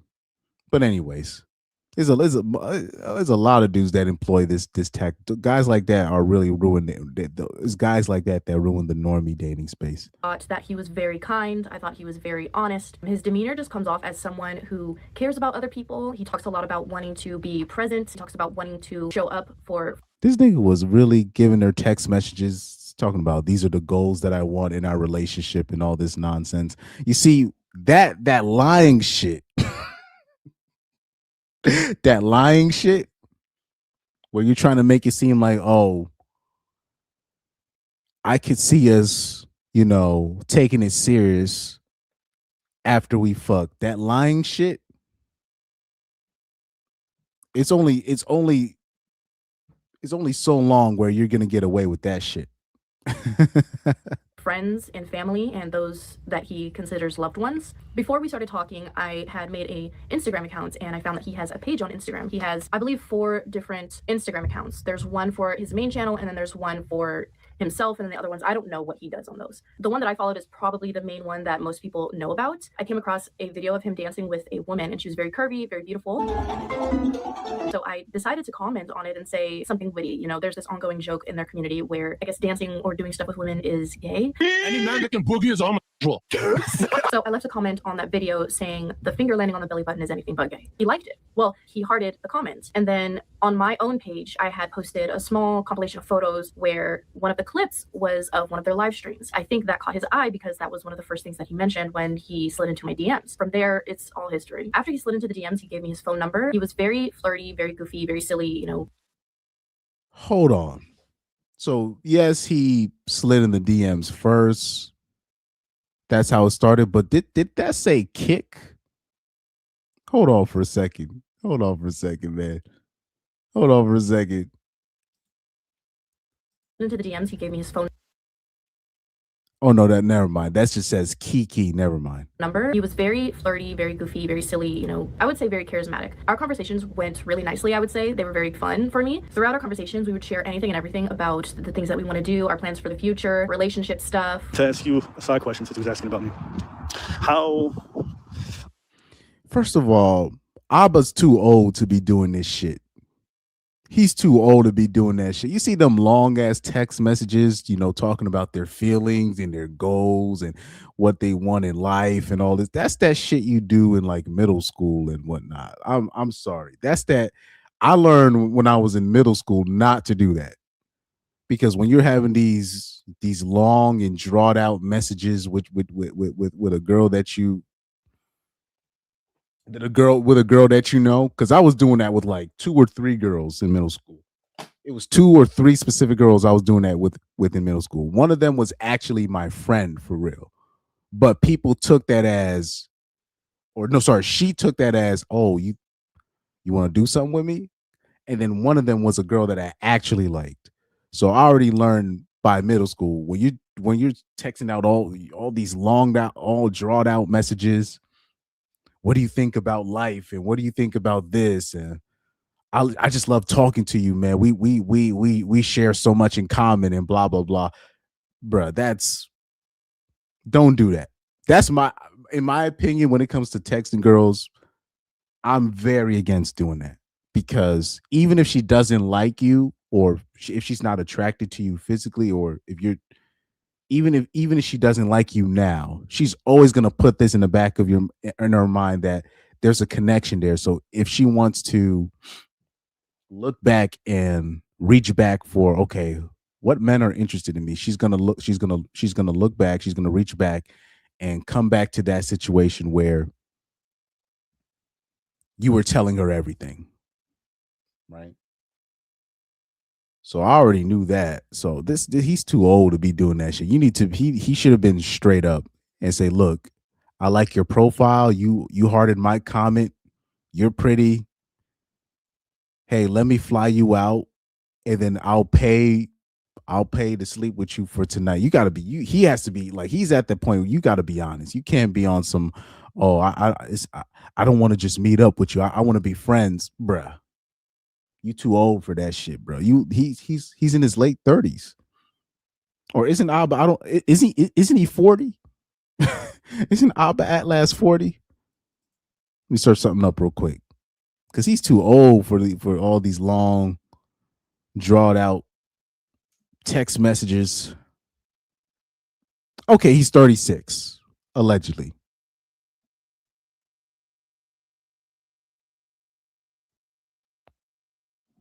Okay, they're saying, okay.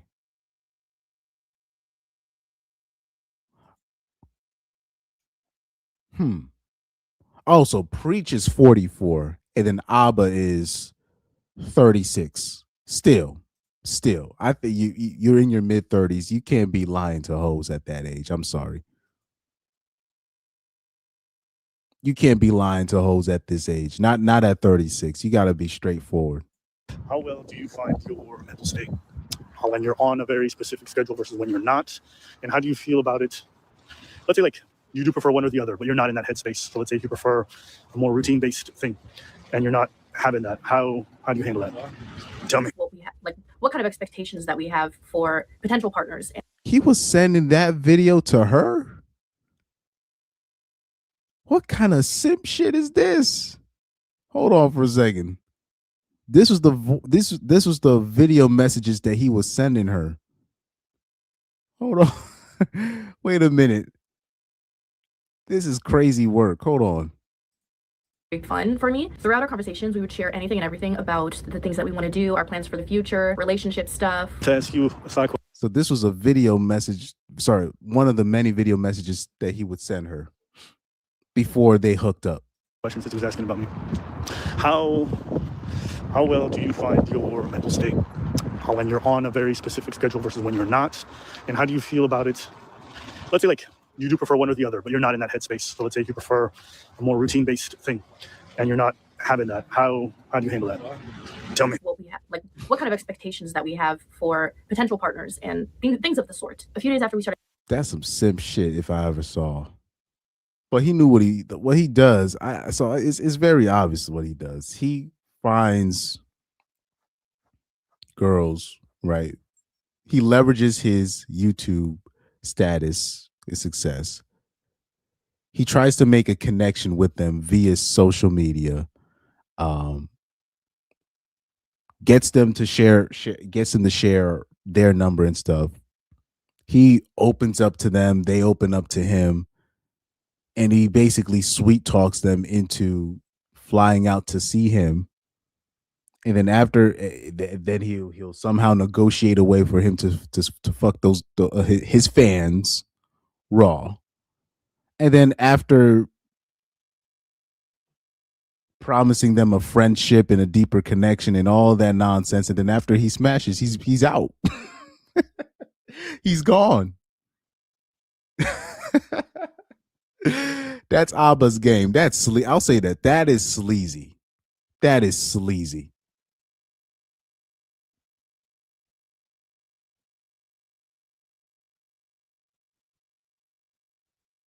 Yep. B. Watson says, "LOL, Abba is proof you can become rich and have no game." But that's really what, because when a lot of guys that are average in terms of them getting girls, and specifically when you're talking about an Abba type, where he's the type that he gets confused, where guys are saying that, like, where he'll say, he's one of those guys that are confused, where he'll see stuff like women are selecting only guys 6'2" and up, but he's 6'2" or he's 6'2", and he's like, I'm not seeing myself with a whole bunch of girls. He's one of those guys. He's one of those guys where even at his height or whatever, but because he's weird and he's weird looking at times, he's comes across as very corny. He still has to leverage his status to get girls to be interested. He's one of those types.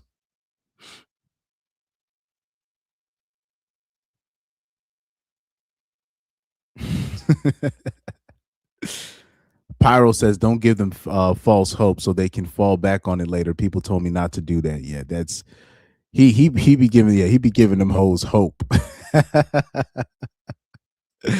Man, I gotta download that Corey Holcomb soundbite as well. But anyways, talking, he wanted to know if I had a passport. I didn't have a passport at that time because my family and I, we've never left the country. Well, one of my family members has been traveling before, so she has one, but most of us haven't. We, stay where we are. We settle down where we are. That's not my intention for my life. I would like to travel more, but at that time, I just didn't have a passport. So we started talking about getting one, and my plan was to go through the mailing process, which would take about 2 to 3 weeks, maybe 4 weeks max, maybe 6 weeks. I'm not entirely sure how that process works. He wanted me to do the 24-hour passport service, which was in Washington, D.C., and at the time, I was in North Carolina. And to me, it seemed like this person was very interested in me.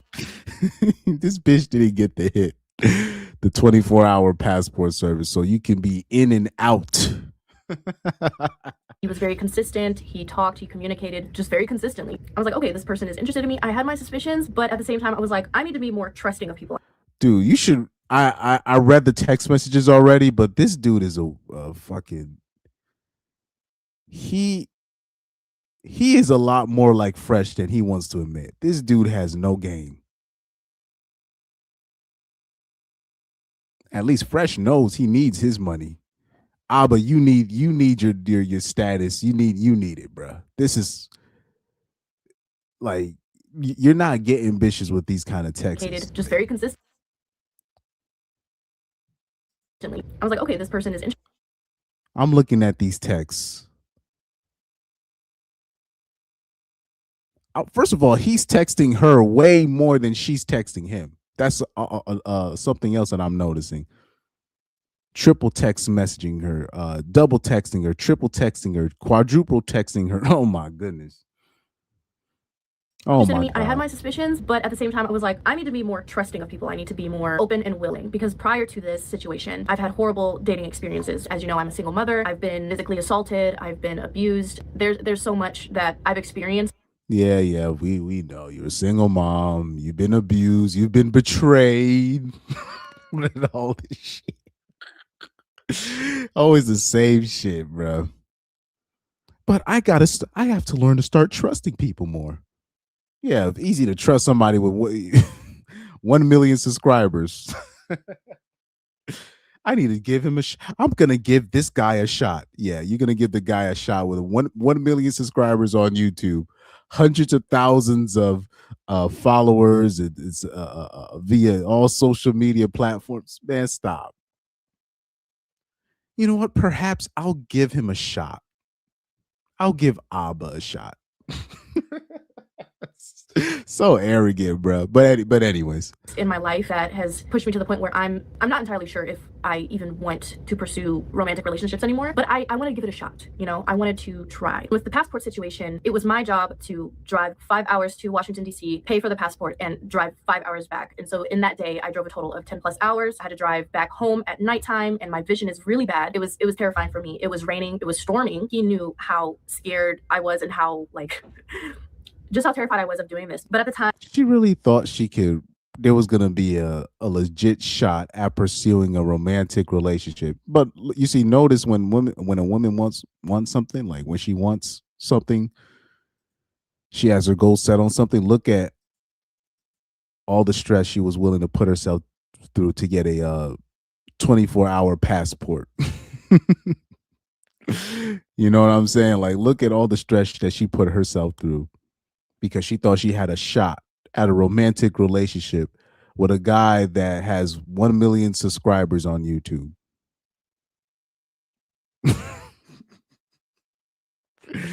Oh man, let me keep it playing though. I felt like it was worth it because I feel like individuals need to put in effort when they are pursuing a romantic relationship. And doing these sort of actions for me is how I show someone that I care and that I'm interested. As I've mentioned before, he was very consistent with his communication. We would have multiple phone calls, FaceTime calls, Discord calls, and we would talk for hours on end. And he shared a lot of personal things with me that made me feel like he was genuinely interested, that he trusted me. My worries at the time were mainly, why me? Why are you interested in me? I'm a regular person. I have a kid. There's not a lot of people who, especially in his position, want to pursue something with someone in my shoes. And that was just me being realistic and me trying to be practical because, yeah, why are you interested in me? There's plenty of other gorgeous, beautiful ladies that you could pursue. That was a big part of my worry when we were talking, and he knows about it because he would reassure me. He would tell me that it's okay to need reassurance in the beginning because, you know, you don't know the person. You don't exactly trust them so much. These type of conversations. Nah. This not gonna be a one-time thing. I want something more than that. I want to take our relationship to the next level. He was really on that. Alba is Pookie for real. Alba is Pookie for real. He was on that bullshit, man. I want to take our relationship, to a next level. I mean, just want to see you one time. That's just one part, but I'm feeling you, but sometimes I got some trouble. Sometimes I like seeing people wanting to see me first. You know what I'm saying? That's Pookie game, man. That's Pookie. That is early 2000s Pookie game. That's probably how she became a single mother in the first place. No disrespect to her. But yeah, she is incredibly naive if she really, really thought that eventually she could pursue a situation with Abba where you were gonna be the only woman in his world. That's crazy work. Like even in her position, no disrespect towards her, but she should be lucky if, like, she can't demand a monogamous man, right? Or expect a monogamous man at her position, right? I'm just trying to be practical. I'm trying to be this. And why does, yeah, he does want you to smash, but you should know it's not going to be anything more than that. But Abba is a sleazeball, and he went past your defenses. The reason why the reason why he knew he could get you to do what you did because of who you are. You a single mammy with trust issues, and you're broke. And she probably didn't even have a whole bunch of followers on her Instagram. You came across as a regular pretty chick with not a whole bunch of following. He knew he could convince you to meet up, especially if all he had to do was offer you a chance at a chance at a real relationship with him. He knew that's all he needed to do. That's why he targeted you. But that's a bit of a black pill for her that she's not that's not a she's not ready for that work yet. She needs to be happy if she even finds like a guy. Like, if I told her what you need to do, like in her case, what she needs is a nigga that work at like a guy that's like a manager at like, sorry, not a manager, somebody that's like a supervisor at Lowe's, right? Who's the one of the team leaders at Lowe's. Like his job, his main job is you know uh running the forklift outside during the spring and loading mulch on people's trucks and stuff like that, and he runs the forklift section. Sorry, the section outside, which helps people and the truck drivers and all these people that are looking to get their orders in. Like you will be you like really, if I was giving her advice, she would be lucky to even find a guy like that that's willing to take you on, and you have a kid, you know. But if you tell a girl like, if you tell a girl this, I'm not saying she's going to be delusional, but she's just going to say that you're being mean.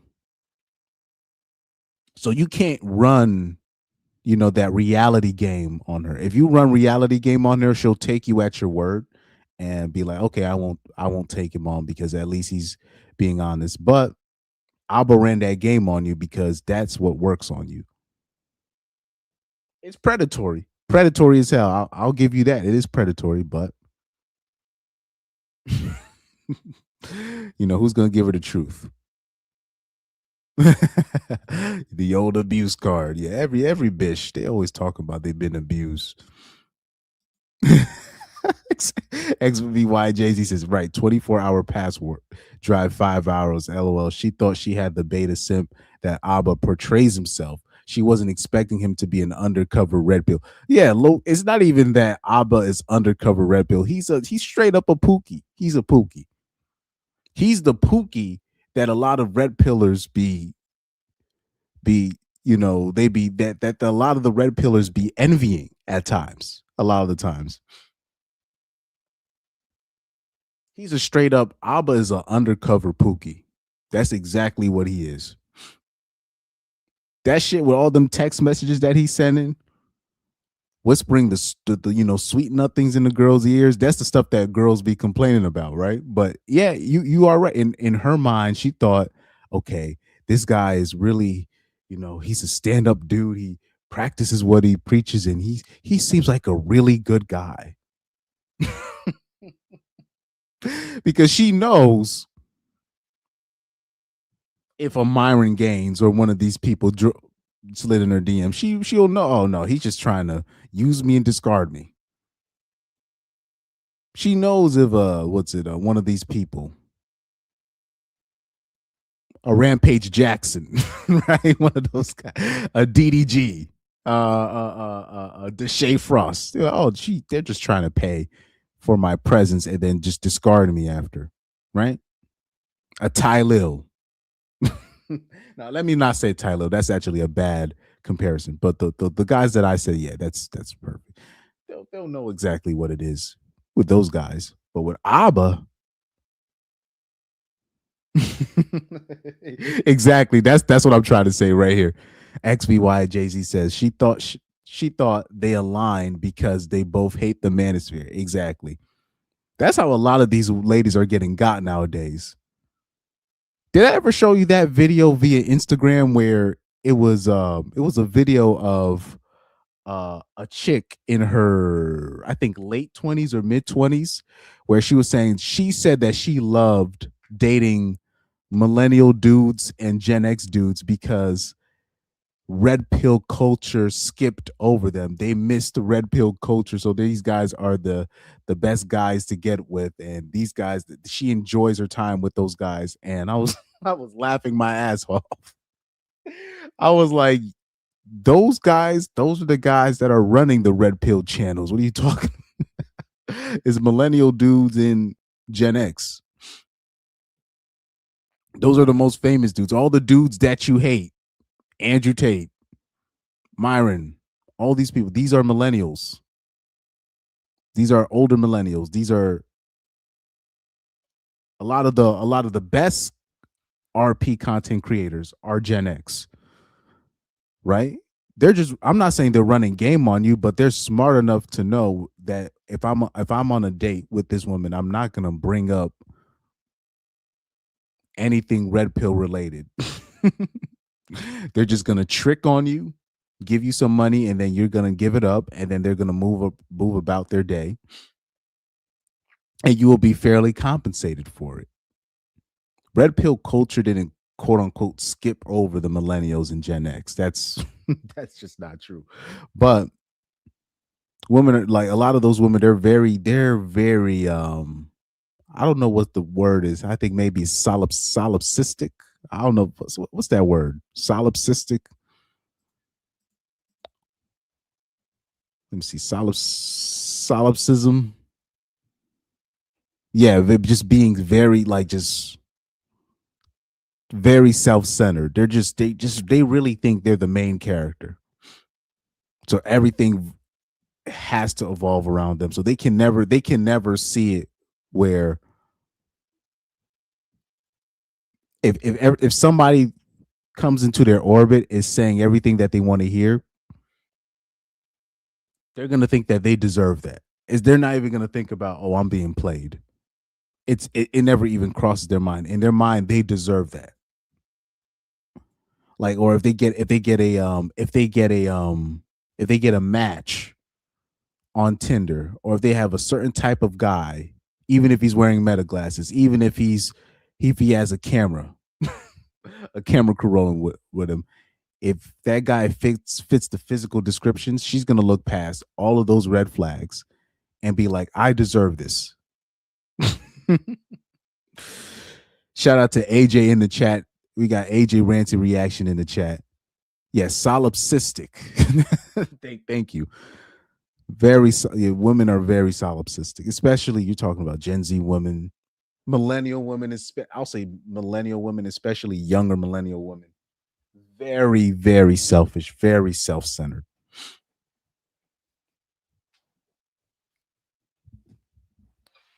So in her mind, oh, Abba's one of the good guys. He's one of the good ones. He's one of the good ones, man. Salute to AJ in the chat. Salute to AJ. Abba's one of the good ones. He's nothing like Myron. He's nothing like these other dangerous dudes that social media and all these people told me to stay clear from. And since I'm a single mom, you know what? Maybe he's willing to look past it because it's Abba. Because she knows that anybody else is sending her a DM, they just looking to smash. They know. But anyways. Made me open up more. But anyways, hold on. Let me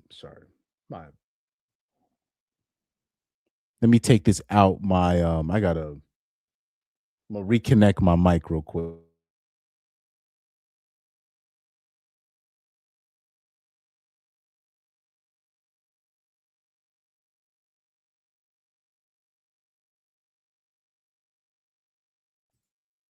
Testing 1, 2, and 3. Testing 1, 2, and 3.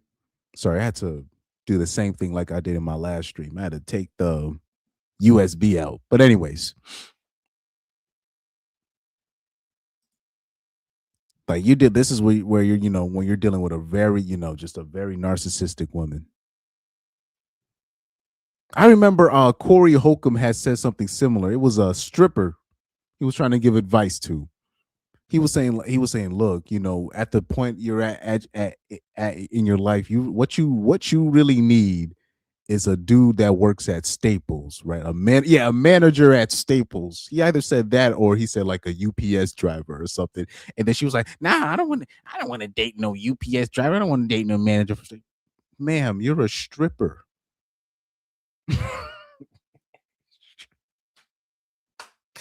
Who was the strip? Oh yeah, it was Malaya Michelle, the one of Drake's exes, right? Like, ma'am, you in your late 30s. The game has went past you. You need one of them niggas because a manager at Staples, he'll do everything for you. Literally everything for you. Make sure you're well taken care of, etc., etc. Put kids in you if need be. And be a great father. He's willing to look past all that nonsense that you brought in your life. Everybody else, they just playing you. They just I don't know. Women think they, for some reason, they really underestimate a man's vision or decision making, where it goes, where we'll see a woman's circumstances and we could just tell, okay, Is she a future candidate, or is she just this is just another piece of meat, right? It made me pull down my walls a little bit more. I became more vulnerable with him, and I felt like he was becoming more vulnerable with me. We all know now that that was not the case. By the time it was March 31st, it was time to go to Montreal, Canada to meet this individual. Everything prior to this meetup was great. The calls, the conversations, the consistency, the communication, it was all great. But after this meetup, all of that went downhill. I've already explained his behavior prior to meeting up. So now I will go deeper in depth on his behavior afterwards. After meeting this individual in Montreal, his communication dipped significantly. It almost You don't say. After y'all meet up, his communication dipped. Duh. I want to take this to the next level. Sending you video messages and wondering about your mental state and your mental health. Oh, he's sending me video messages and worrying about my mental health and the kid that I kept. All right.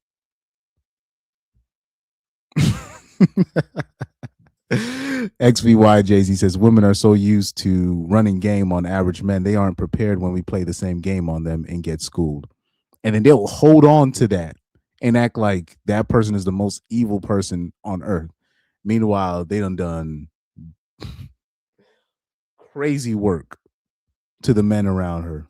ceased to exist. Every time I would call this, the conversations, the consistency, the communication, it was all great. But after this meetup, all of that went downhill. I've already explained his behavior prior to meeting up. So now I will go deeper in depth on his behavior afterwards. After meeting this individual in Montreal, his communication dipped significantly. It almost ceased to exist. Every time I would call this individual, it would go straight to voicemail. He would ignore them. He would have an excuse as to why he's not talking, why he can't conversate, why he can't communicate. This dip in communication made me very nervous. It made me anxious. When you are pursuing a romantic relationship with an individual and this person has these certain habits in the beginning and then you see those habits decline, you have a reaction, and that reaction is not going to be good. You're going to feel like they're not interested anymore. You're going to feel like, oh, maybe they found somebody else, maybe they're talking to somebody else. These were the kind of thoughts that were going through my head. But I was also very vocal about this. I was very honest about this. He would just tell me that he's just busy with work, he's busy doing his salsa dancing, he's busy editing, or he's going to events, he's doing things with family. He would tell me that he's having several health issues that later I find were just excuses. We still don't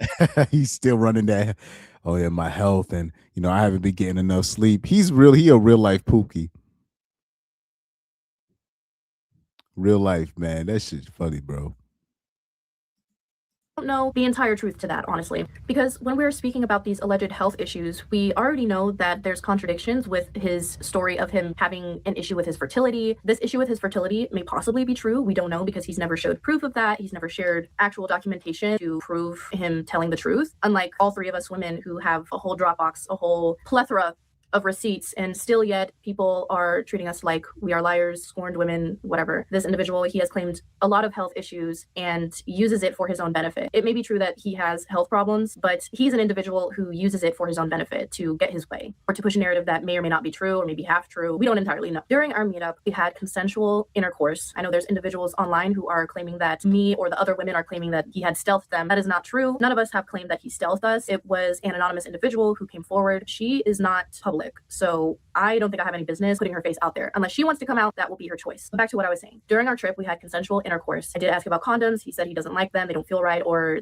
they're not for him. Audio cut here, but I was just saying that this was a point of a lot of criticism of people online that were saying that why would you trust someone who you just met and not wear condoms? I do agree with that. Okay, I do. The only thing that I can say to this is that I trusted him. I trusted that he wasn't sleeping around, that he was being honest, and that he was a safe person. And it turned out to be false. I was wrong, and that's all I can. Bruh.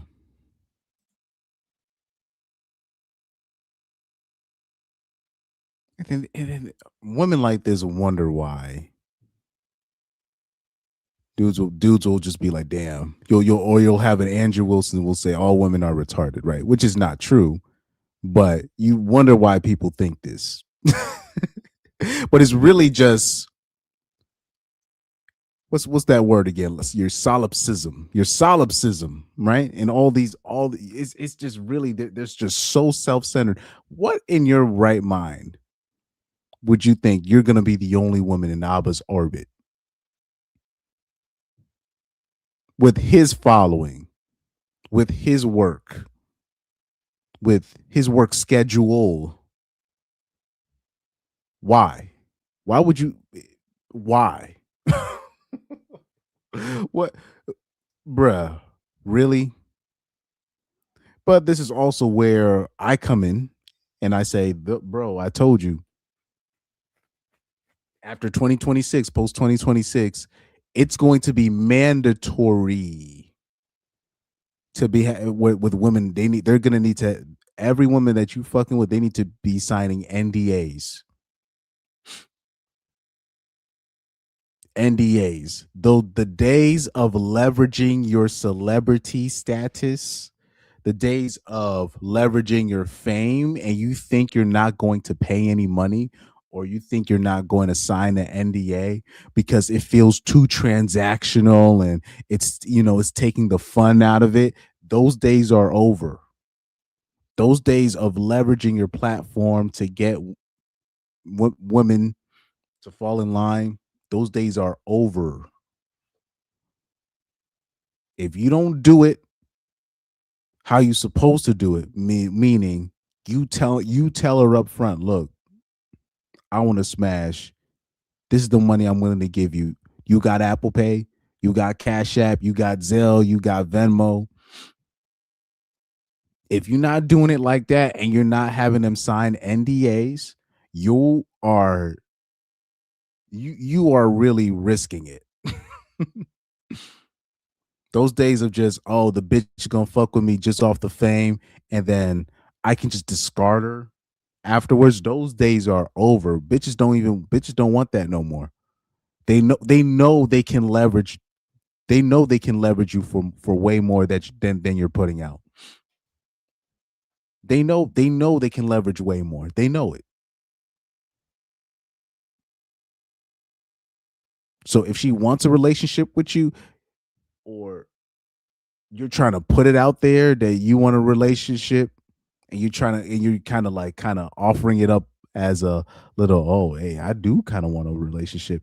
If you're doing that nonsense, okay, you're gonna get got. She's gonna say, she's not gonna, I'm not saying that she's gonna say that you raped her, but she's gonna bring a lot of drama your way. And this is the stuff that we just try to warn men about. But for some reason, when we bring this up, you guys don't live real life. You don't. Come on. And Abba, he's even at 36, he should know better. He should know better. He should have known all of this was gonna fall back on him. Because anything that you do to a woman where you out leverage her and she leaves with nothing and she feels like she didn't leave with what she deserves, you are now a predator. That's how it works now. That's how it works. But anyways, he says Chris is a misogynist. yeah, I'm mansplaining. Mansplaining. Garrett Grant says she let him hit it raw. Facts. It's even with his history. But yeah, when you got a certain amount of fame, you got a certain amount of status, you can hit raw. This is why you need to be very careful with a woman I'll say you got to be very careful with a woman that be fucking with like athletes, specifically when you're talking about basketball players, and football players obviously as well, but basketball players specifically, they don't be using condoms. So you got to be very careful about that. But she should already know, like, to not be messing with a dude with his status raw. Like that should be that should be obvious. But when a woman wants something from you, right? Whether it be a relationship or she really wants to sleep with a dude that she really wants to sleep with, all the red lights, right? All the red flags go out the window. She don't care. If she want to fuck with you, she want to fuck with you. She don't care. Remember, I did the live stream about the young OF star, the young corn star, Danae Davis, where she caught herpes from Gucci third leg. And it was a whole list of these broads that could have potentially caught herpes from Gucci third leg. And there's literally a video online with Danae Davis sucking off a Gucci third leg, and you can see the still picture. It shows her sucking his dick, and you can see the open herpes sore on his shaft. No homo, but you can see it. And all the women were like, "Bro, what is she doing? There's a whole open sore on his genitals." it's a whole, like, this is like STD 101. But when she likes you enough, because Danae had caught feelings for Gucci third leg, there's a lot of other performers that overlooked Gucci not having a legit STD panel, and they still collaborated with him even though he didn't have an official test. Because when a girl likes you enough, when a girl wants to be with you enough, it don't, all that other shit, it don't matter.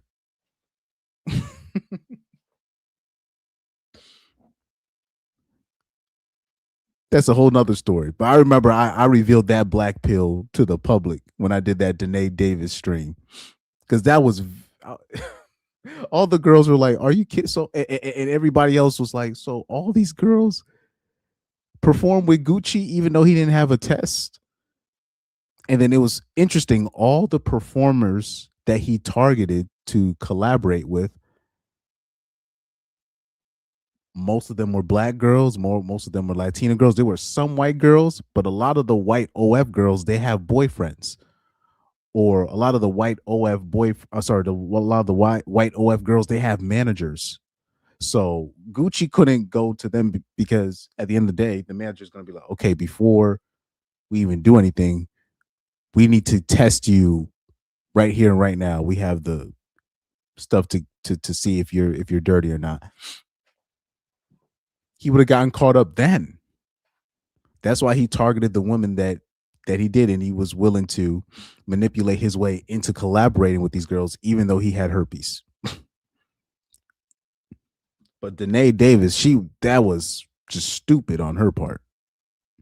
Like, because she collaborated with Gucci like many times, like several times she collaborated with him, right? So that's on her. But he had open outbreaks, and she was still fucking with him.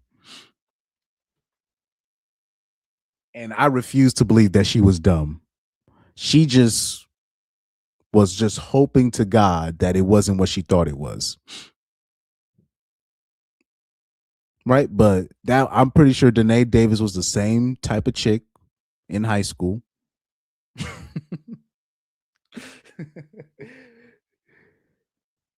Same type of chick in high school or middle school. Mad at you because your breath was a little bit too hot that day. Mad just because you had the audacity to approach her, quote unquote. But she's willing to do that. But anyways.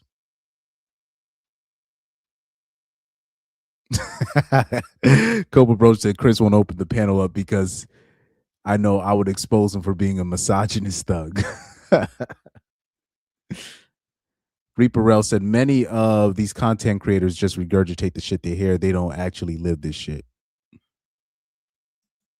Oh yeah, same with Youngboy. Youngboy, doesn't he have herpes? And then he has all these baby moms. And yes, I'm when I did the Danae Davis stream, they had the picture. I obviously couldn't show the picture online, but the shit went viral where all the bitches was like, "Danae, are you kidding me?" All the hoes was like, "Bruh." But when they're with the dude that they want to be with, they're gonna overlook all the red flags. Yeah, genuine burning desire. Now that's a good one, XVY Jay-Z. That's a good one.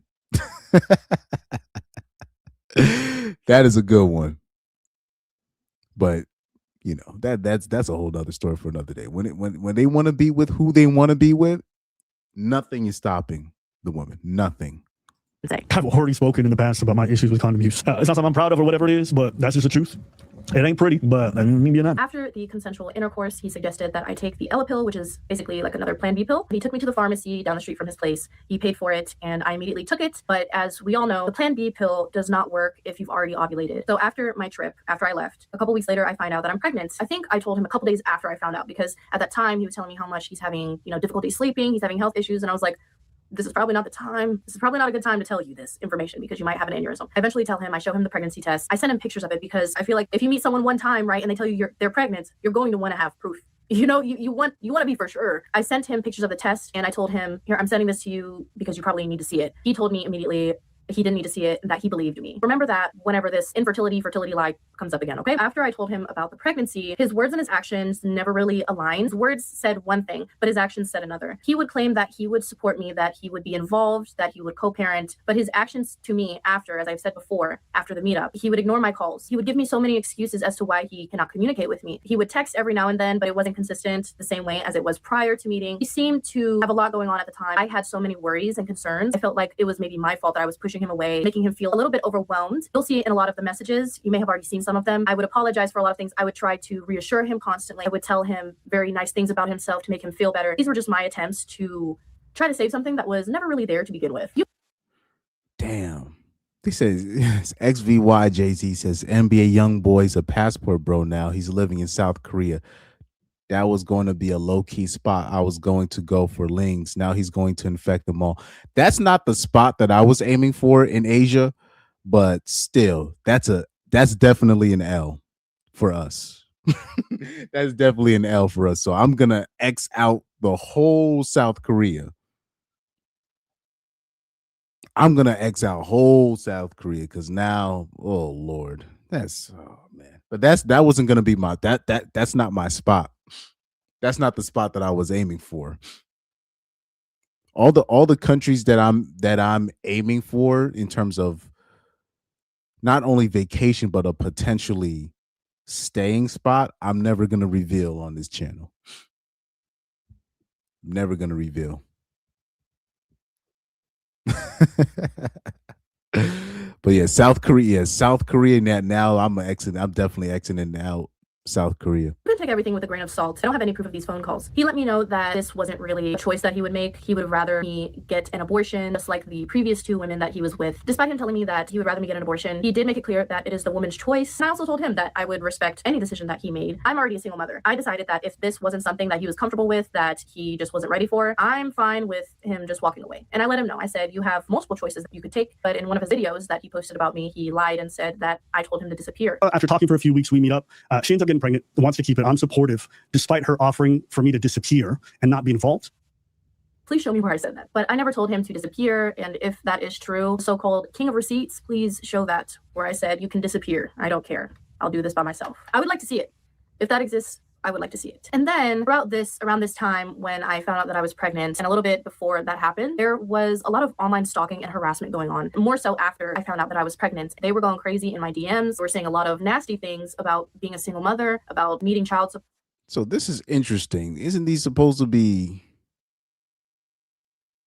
So they're sending her messages like this, but they talking about RP niggas are the problem. But damn, that's a whole bunch of slut shaming. Somebody messaged her, getting pregnant after 2 months is crazy work while being a deadbeat mother already, but child support is child support. Damn. Yeah, the Abba and Preach fans are an interesting bunch, a very interesting bunch. About being a single mother, about...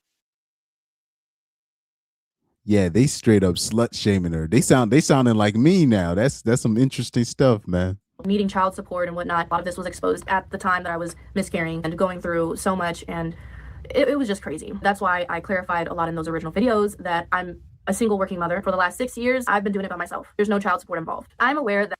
Uh-oh, she's one of those people that, okay, here we go. So she wrote something in the caption.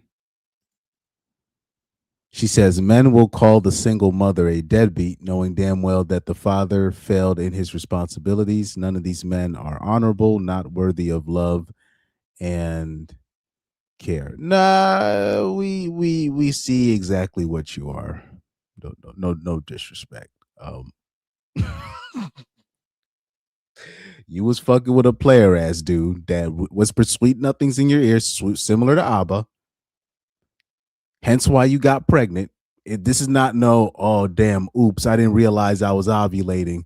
And then I kept this one. No, you fell for it. You really fell for the, oh, we could end up being in a relationships, and that's how you that's how you got that's why you were a single mother in the first place. Somebody promised you a relationship and you fell for it, and really it was your solipsism, because I'm pretty sure if we do the research on who you fell for, it was probably a guy of status. I don't know, it was probably the manager at her Wendy's job. I'm gonna leave my wife for you. You probably got knocked up by a dude that was married. One of them type shits, and then it was just two, and then you kept the kid just to make a point. You one of them types. They seem like these types, they seem like, oh, they are honorable. They if you tell her up front what you want from her in terms of, I just want to smash and dash, yeah, she's gonna turn it down, of course. And for some reason she thinks that makes her smart. But she falls for the guys that whisper sweet nothings in her ear, the ones that, quote unquote, make her feel good.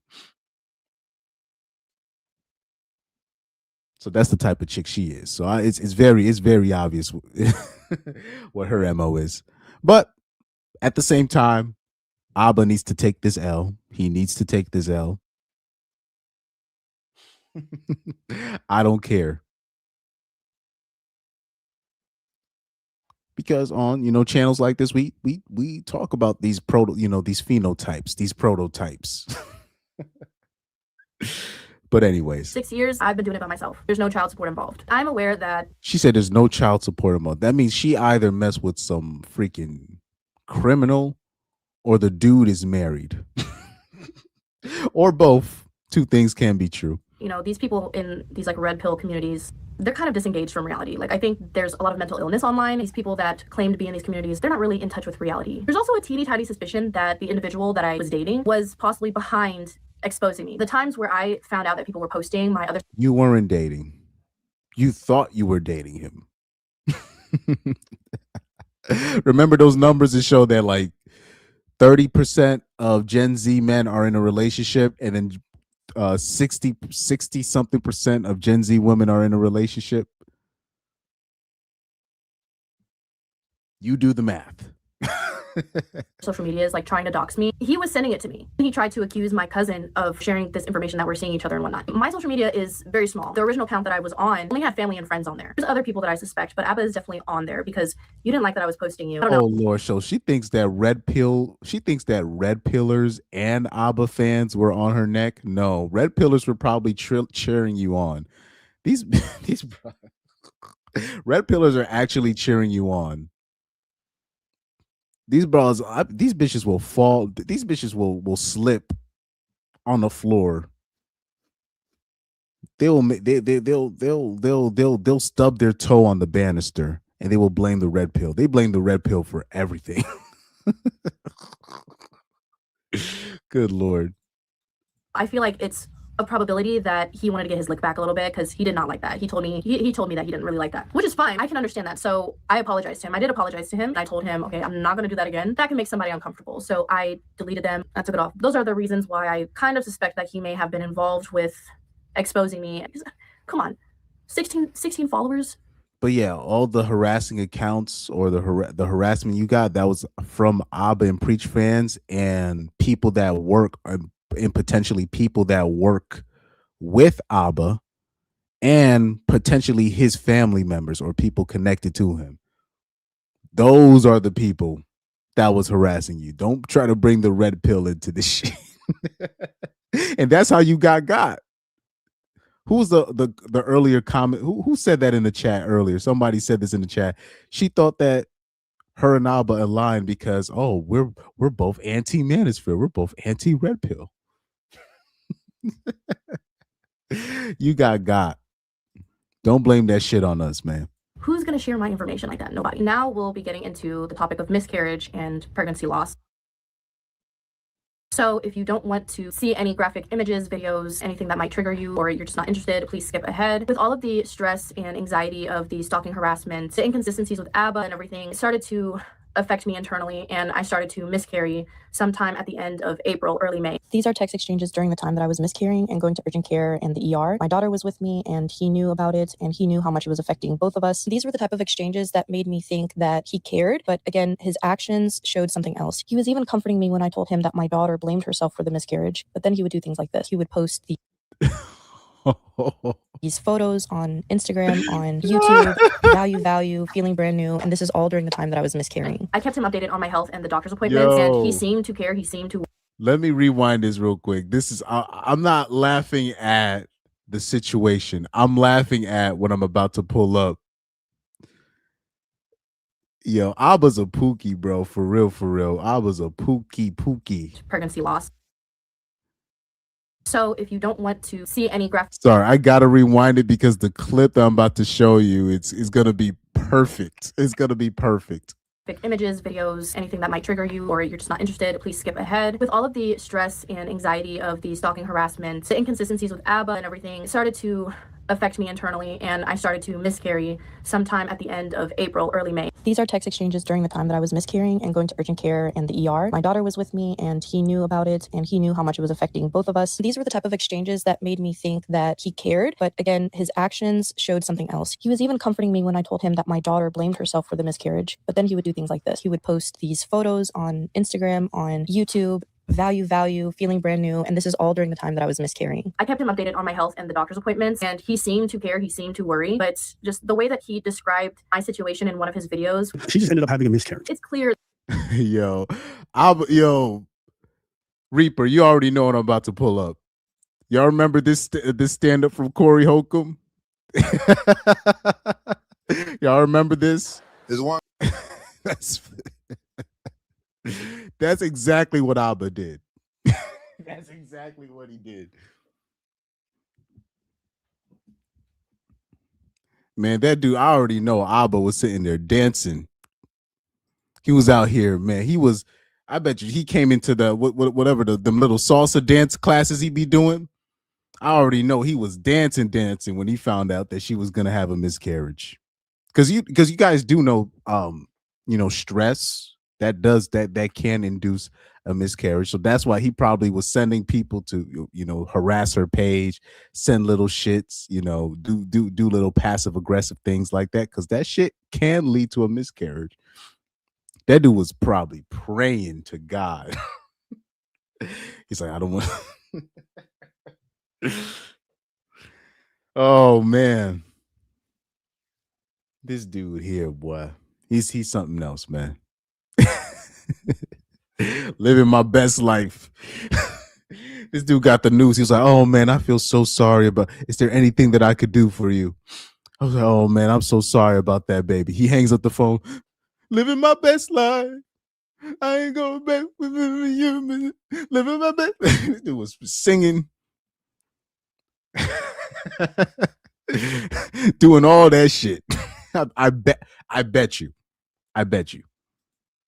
that he never really cared. He didn't have any empathy for me whatsoever. The fact that he doxed me and my child, my 5-year-old daughter, it makes the situation more clear for me how he spoke about me and the way that he treated me afterwards. Also sent him a voice note.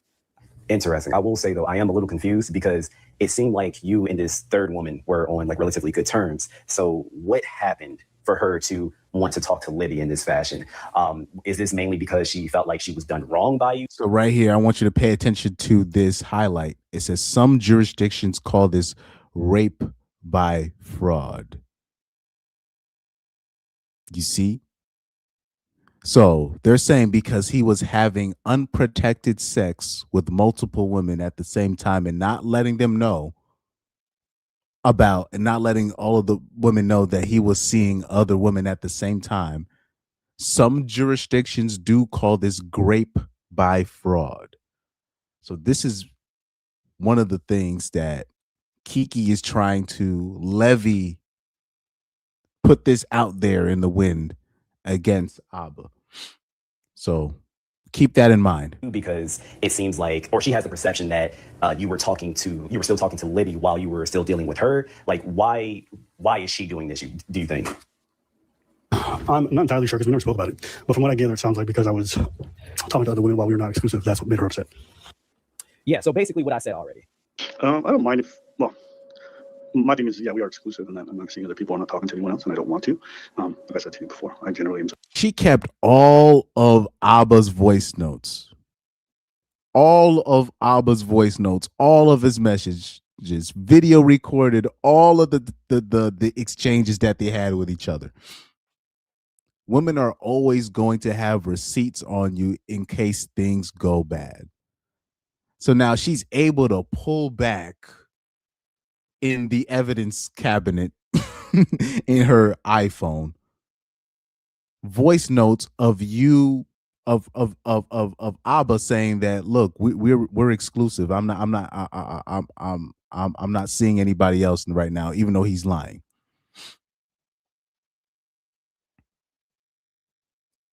I told you, hoes are gonna screenshot and video record everything but them begging for money.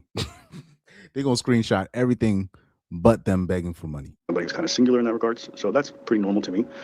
Saying I'm in a relationship feels a bit too soon, and I say that because we've been talking for 3-4 weeks. We've only spent like 2 to 3 days together. The reason why I don't like the idea of saying I'm in a relationship or putting it that way is that I don't have yet to make that kind of commitment label-wise. But behaviorally, I think I understand from your perspective. You're saying you're taking this seriously. I am too, but because I'm taking it seriously, I don't feel comfortable saying I'm in a relationship yet. For me to say I'm in a relationship with somebody would mean that I'm comfortable telling about these people to my family, my friends, or all this stuff, and I'm not. And the reason why is that it feels way too soon, too fast for that. But on the other side, I don't want you to think that I'm taking it lightly. I'm not. That's why I can say I'm exclusively talking to you. I'm romantically interested in you. I'm not sleeping around with that. So, I don't know if that kind of clears it up for you, if that feels like the answer you don't want, but I also don't want to lie to you and say, yeah, I'm in a relationship. And then, we spend another 3-4 days together and it doesn't work out. Like, I don't like that idea. That seems very empty. So, yeah, let me know how you feel about that answer. During my miscarriage, he went on a trip to Africa to his brother's wedding. He would complain about the roaming fees being like $100.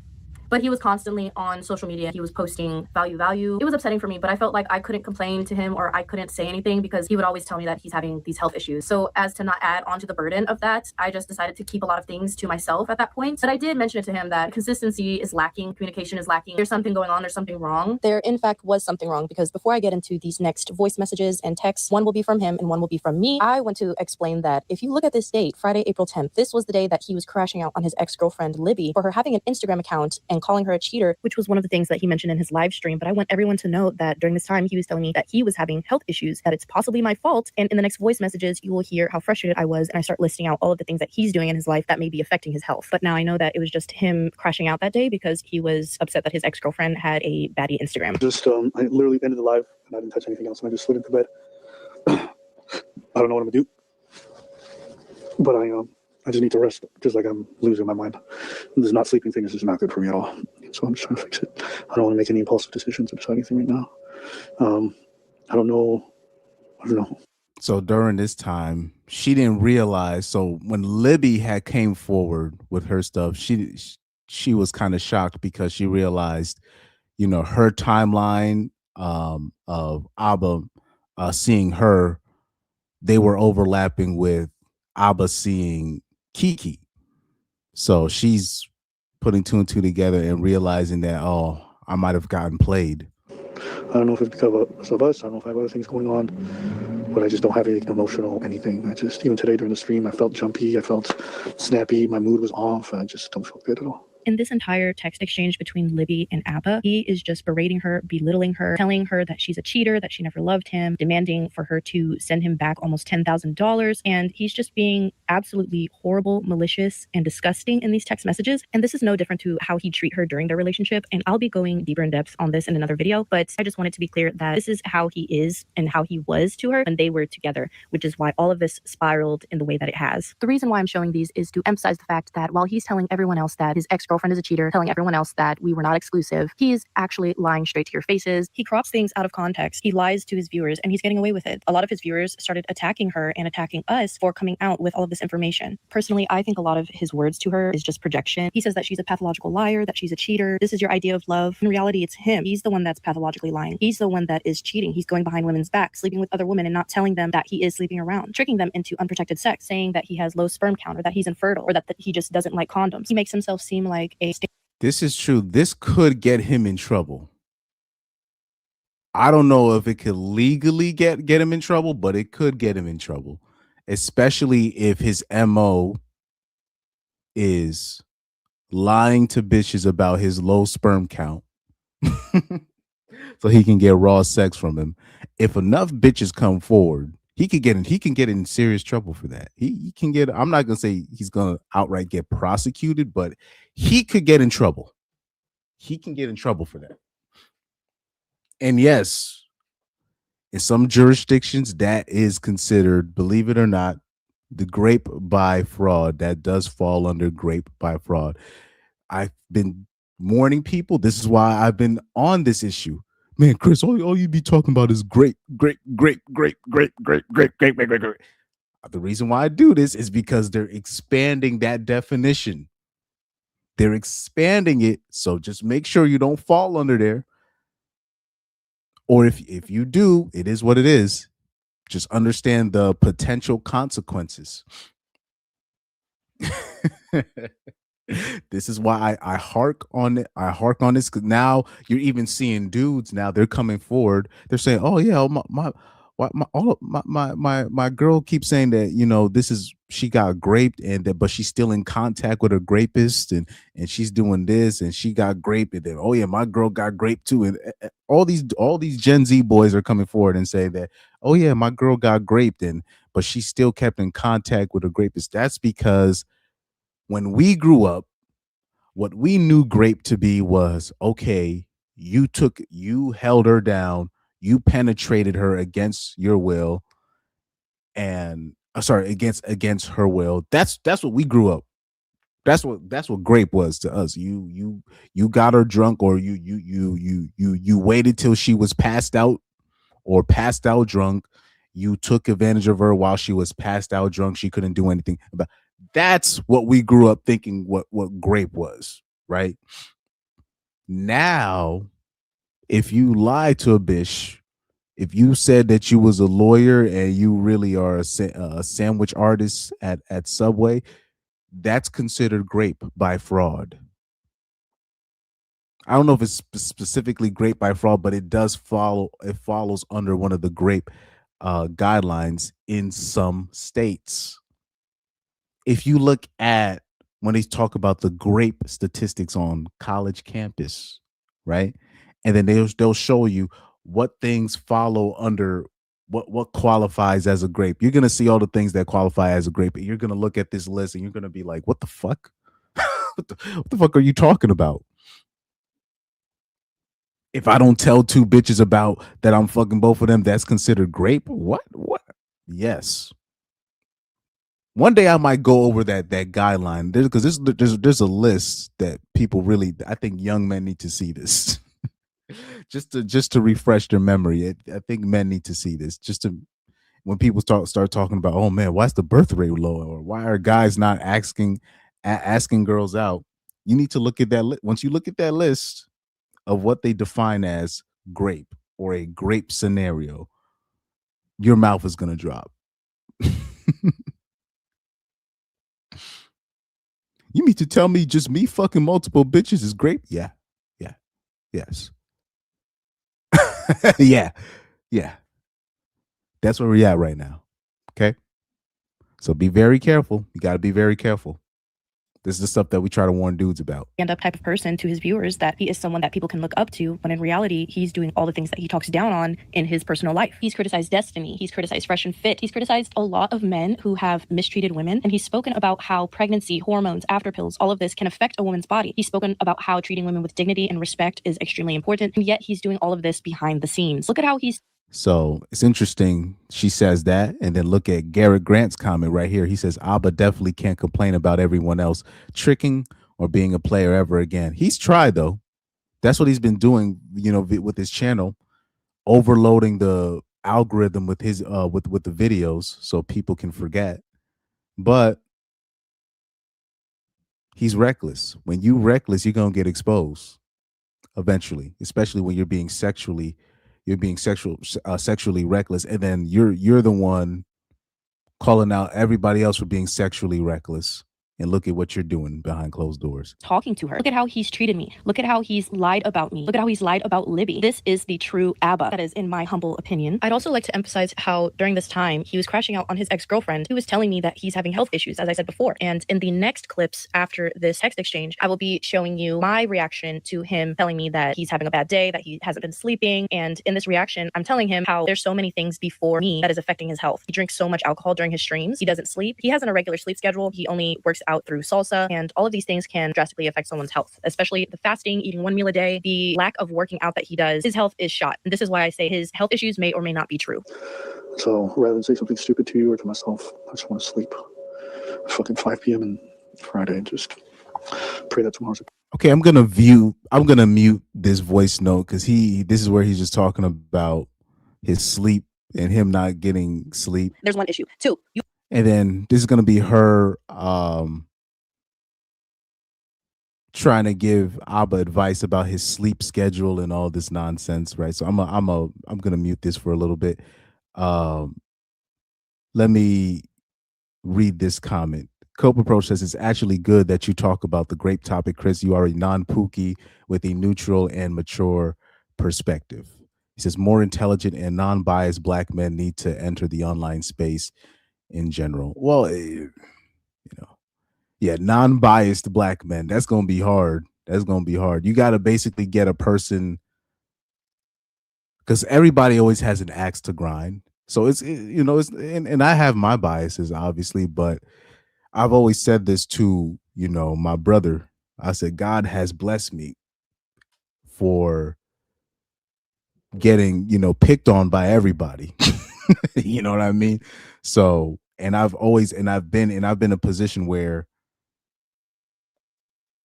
I'm the popular guy, and then me being the most, and still, and on top of that, being on the complete separate end on the spectrum, and then and then also being in a position where people don't think I'm shit, and then I show up, and then I'm running the thing.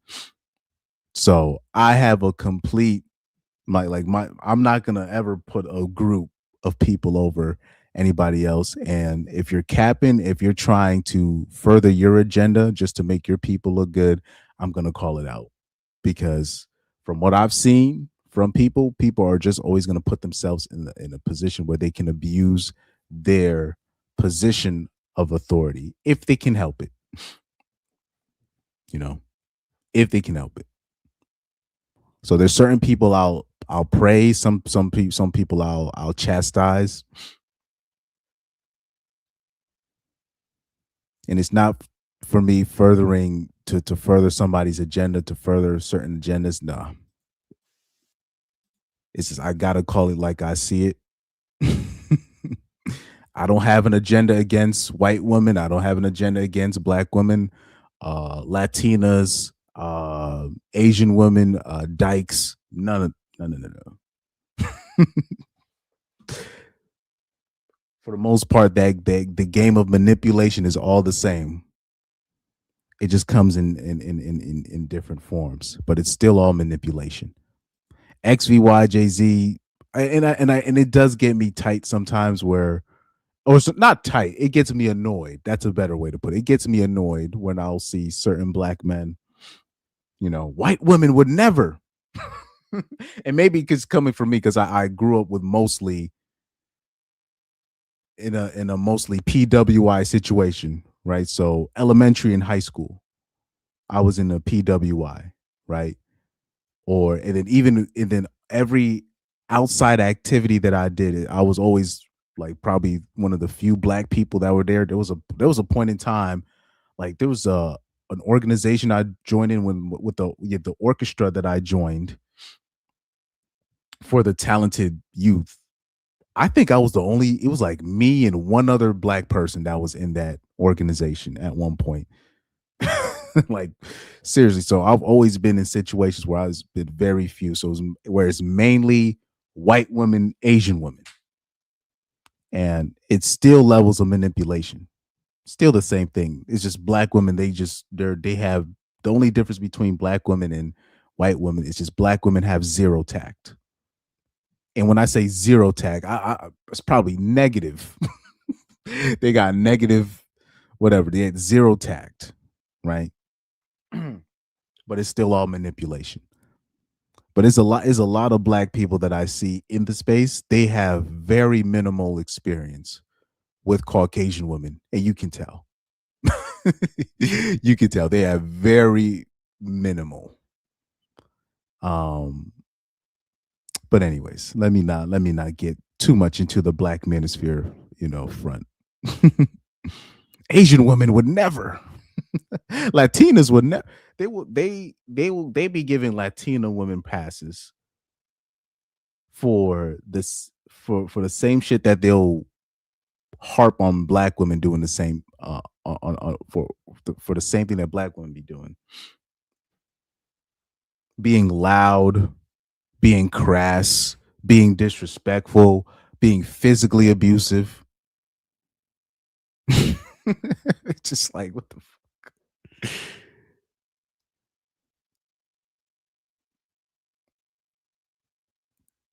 But it is what it is.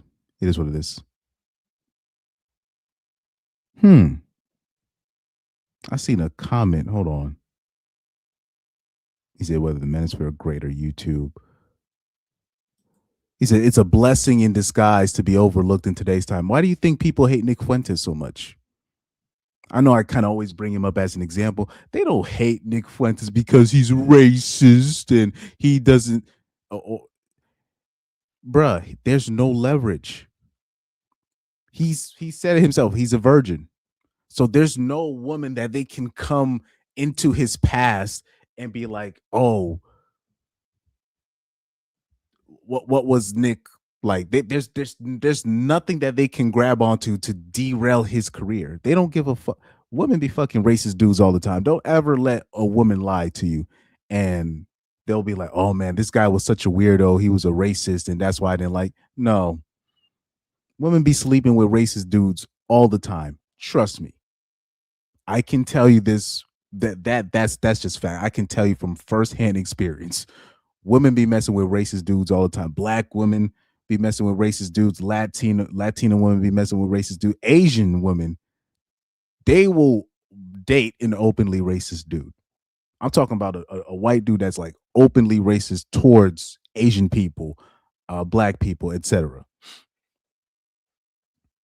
But then when shit don't work out, they'll act like they were never in with them. No.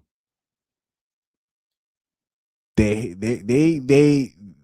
get tight at Nick Fuentes because his opinions is his own, and then specifically with him, because there's no woman in his past, there's no woman that's currently there that they can leverage on him. It's hard to gain leverage on him because there's no women around him. And there could be many reasons why that is. He could be gay. I don't know. I don't want to just put anything out there, but that's really what it is. So when you see women mad at people like that, that's all it is. There's no leverage.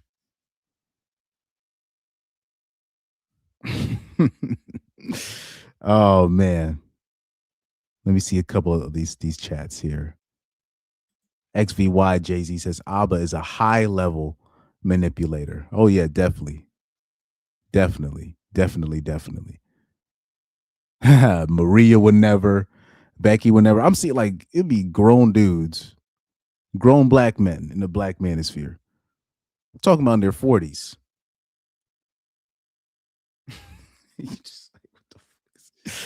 Oh man.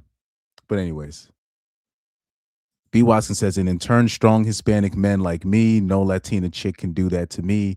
I leave them on red if I am drinking with my buddies. I think the thing is what I'll say this, another thing that I guess where, black men or some white men, Because white men, if they can't get their a white woman, they'll get an Asian woman. But well, I guess the allure of the Hispanic woman is that Latino women will give an average Joe a chance, right? So that's kind of the thing that's the allure. That's the allure of of Latina chicks. They're one of the last of the women where they won't just turn you down just because you are average Joe. If you're a regular working man, like a white woman will just look at the average working dude and just act like she's just completely above that dude. But a Hispanic woman will you can be a regular dude and get a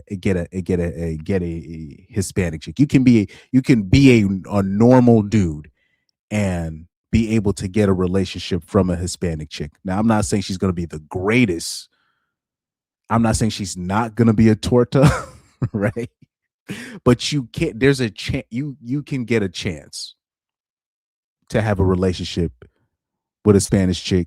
Sorry, with a Hispanic chick or a chick with with a Latin American background, and you can be a normal dude. So that's basically the allure, right?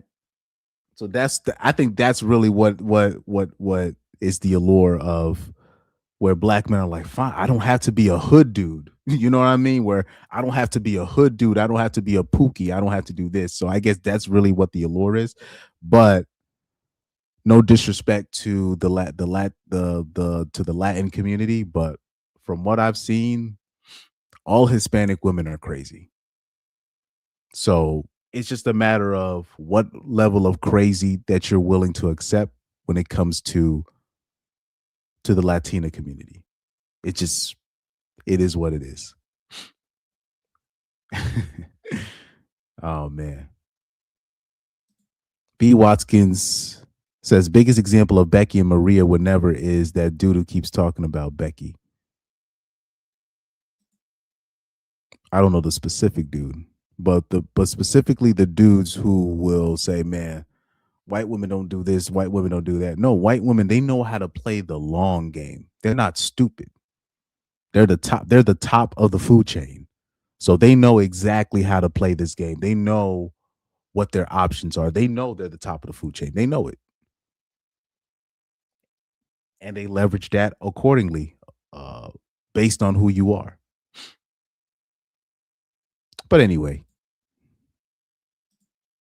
let me unmute. But needless to say, with all of this going on, my feelings started to decline drastically. Like every time that I contacted this person, talked to this person, just interacted with this person, it would stress me out. It would give me anxiety. It would cause me constant worry. I was crying so often that being involved with this person wasn't adding anything to my life. In fact, it's taken more than added anything whatsoever. That's when in early May, his ex-girlfriend, Libby, came out with a video talking about her pregnancy. After this point in time, everything got worse for me because I went through a lot of mindfucks. I went through so much confusion that it was debilitating. I was not leaving the house. I was not eating. I wasn't doing anything. After this ex-girlfriend came out with her video about her pregnancy with him, he immediately told me that this person was blackmailing him. This individual was a stalker, harassing him, his friends, his family. At the time, I was like, okay, I'm sorry to hear that. And I believed him. And I was like, that's a horrible thing to go through. But, thinking back on it, I remember his conversation with me about his ex-girlfriend from December, because he's told me that he had an ex-girlfriend as recent as December. And we had started talking in March. I was like, wow, that's pretty soon to be moving on, and you say that it was a pretty serious relationship. He said that the relationship ended in December of 2025 and that it only ended because they had different views on like the future, family planning, whatever. When he was telling me all of this, he never had anything negative to say about his ex-girlfriend, Libby. He either stayed neutral or he said positive things about the relationship. But then when she comes out with a video, he took a 180. Now he's telling me that she's a blackmailer, she's crazy, she's a stalker.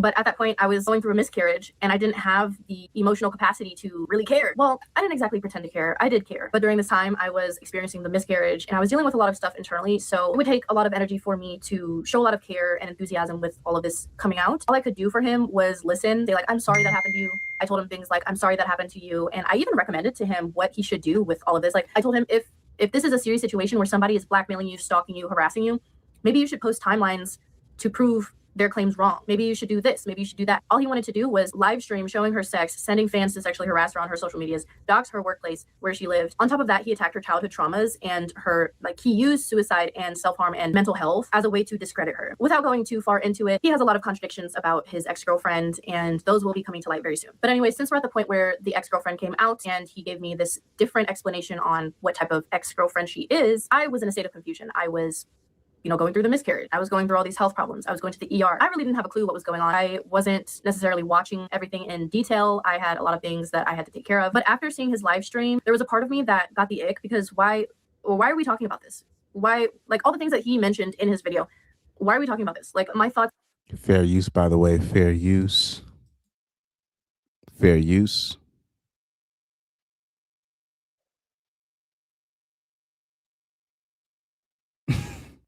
So Cope Approach says, Chris, if you drop link for me to talk 5 minutes after she's done, I'll cash app you on the back end. You can set timer for me to stop. Nah, for just only for tonight. Like, for me to open the panel, it's gotta be really some. First of all, I gotta have the real time for it. Technically, I did have the time, but since it is a video, I was like, I don't know, maybe it might last a little longer, because I already knew this was going to be a 4-hour type of stream. But it needs to be something specific. It needs to be something that I know nothing about. Well, I'm sorry, not know nothing about, but if my knowledge is lacking on that subject, then I'll open then I usually open the panel. But something that I want to do, I want to make sure with the panel situation, I'm really trying to get Pyro on way more. But what I'm gonna do, because I think I'll talk about this with Pyro later, because I think, like, when he checks in on the panel, the I don't know where he's at.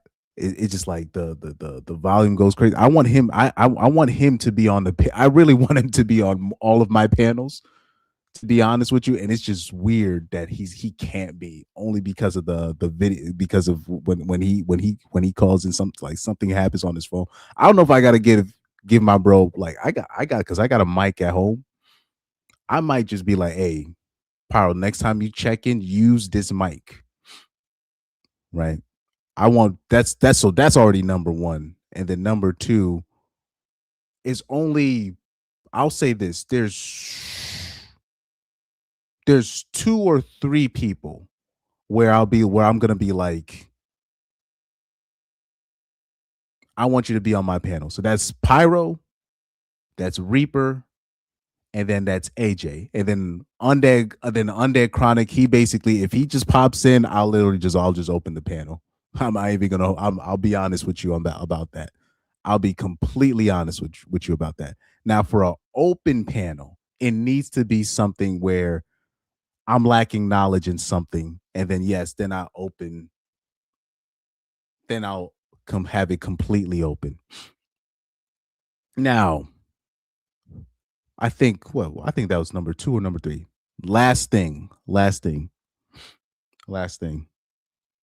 I do have to be careful with the open panel thing.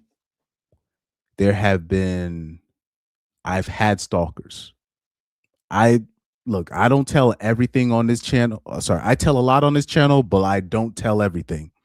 So there's some things in, like, my personal life where people have threatened me. People have threatened to, go on my shit, invade my shit. That's why, if you notice, anybody that follows me on Instagram, I took my YouTube link off, because I'll make a comment on one of these Instagram channel pages and then they'll just go crazy. So I do gotta be careful. There are some crazy women online. Specifically, remember the one that I mentioned, what's it? Chris, there's remember the female journalists that that I showed. You know that she's a follower of she be on the 50. She's a follower on the 5150 show. So remember when I told you that how the fuck did she recognize my username in the 5150 chat? And anytime she sees my app on the 50 chat, she tags me constantly and starts calling me gay and shit and all this nonsense. So if she's willing to do that, and mind you, this is a grown woman. This woman is in her 30 and 40s and all this stuff. Just because she was mad that I called out her queen, Kayla Nicole. Right? Her name is Christy O 88 on YouTube, right? If that's one of many. That's one of many, right? I know there's still a couple of girls that have been stalking me just off of what I said about Bill Cosby. So I got to be careful. And people will send certain people to your channel. People will stalk your channel.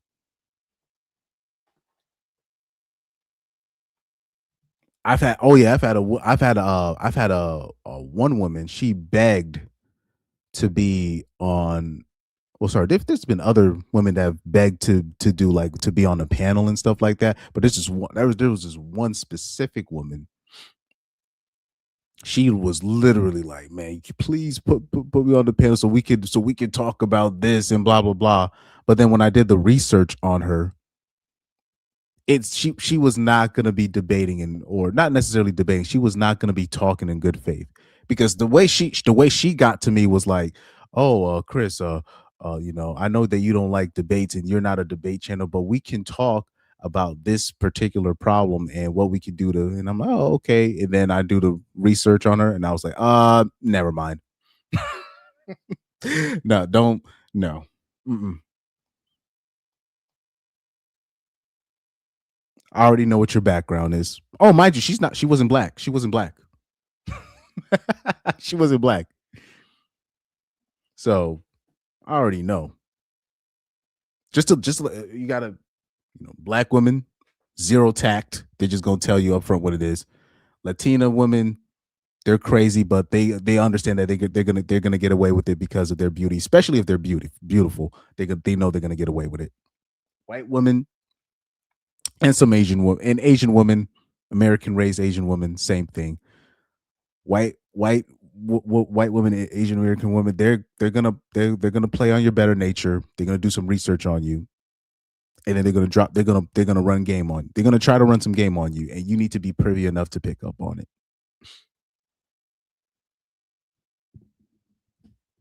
But anyways, so that's basically what it is with the open panel. So the open panel, it needs to be something that I am lacking some knowledge on, and then I'll open it up. But a lot of times I like to do it specific. And then in an ideal world, I want Pyro to be on all of my panels. In an ideal world. So I don't know if Pyro needs to get like a thing for his headphones, and then I try to get Reaper on as much as I possibly can. Right? But there's personal reasons. There's personal reasons behind that. But eventually what I'm going to do, I want to do something where I can have one of my family members on. That's what I definitely want to do in the future. And then I'll open up the panel, have some of the people that I know personally on, and then have all of you guys talk it out.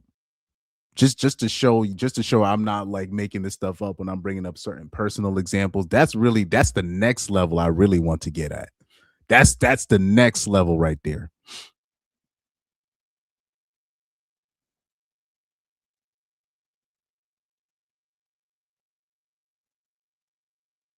He says, I don't be getting on even at work, but nobody's bothering me whenever I'm at work. He says in the blue pill world, Pyro will be on every Pyro will be on every panel. But I don't know. I'm gonna send Pyro. We'll talk. I'm about to send Pyro a mic because I can afford one. That's not a problem. That's definitely not a problem. I'm about to just send Pyro like a one of or us I don't know Bluetooth, not Bluetooth, but specifically something to connect with your iPhone, and then we'll talk about the microphone situation.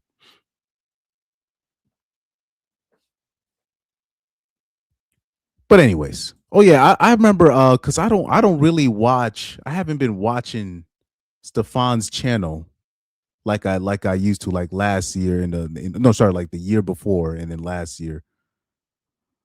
But Stefan be spazzing out on his channel. But it's funny. It's funny.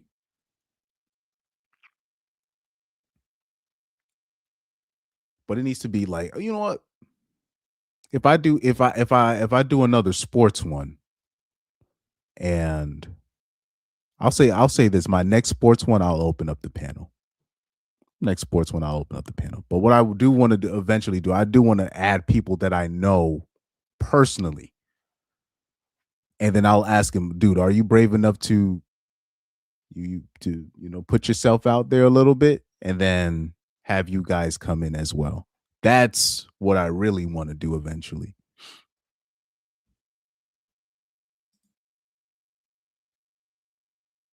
He says, Chris, he says, my issues from the gas station or the dollar store. I don't know. I think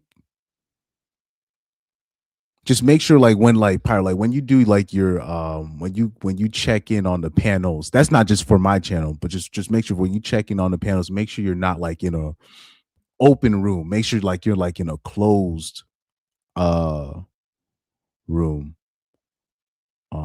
Or if you have a laptop, if you have a laptop, and then connect a microphone, buy a microphone for your laptop, and then so when you check in, you can use that microphone, and then you can even start doing your segments when you all you need to do is get a microphone, and then you can even start doing stuff on your channel. You know what I mean? So that's that's the benefit of buying your first microphone, taking that first step.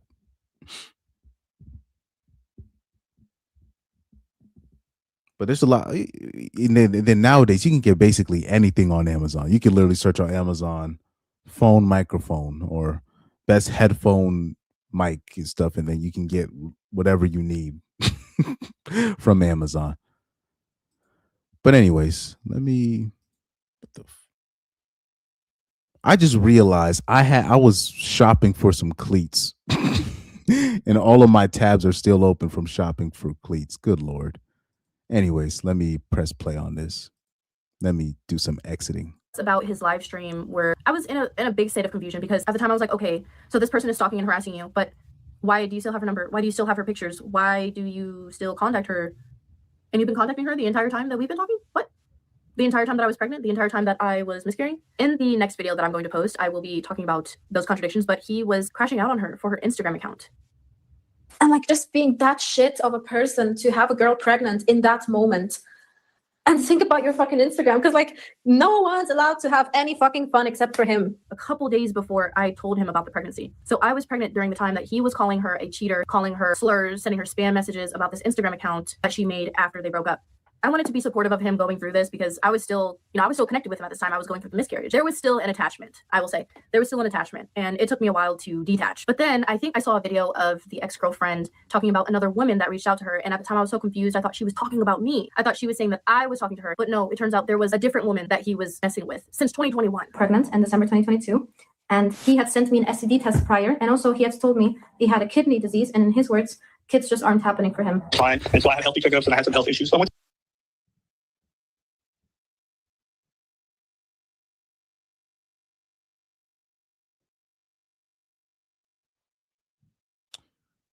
He said he had a kidney problem.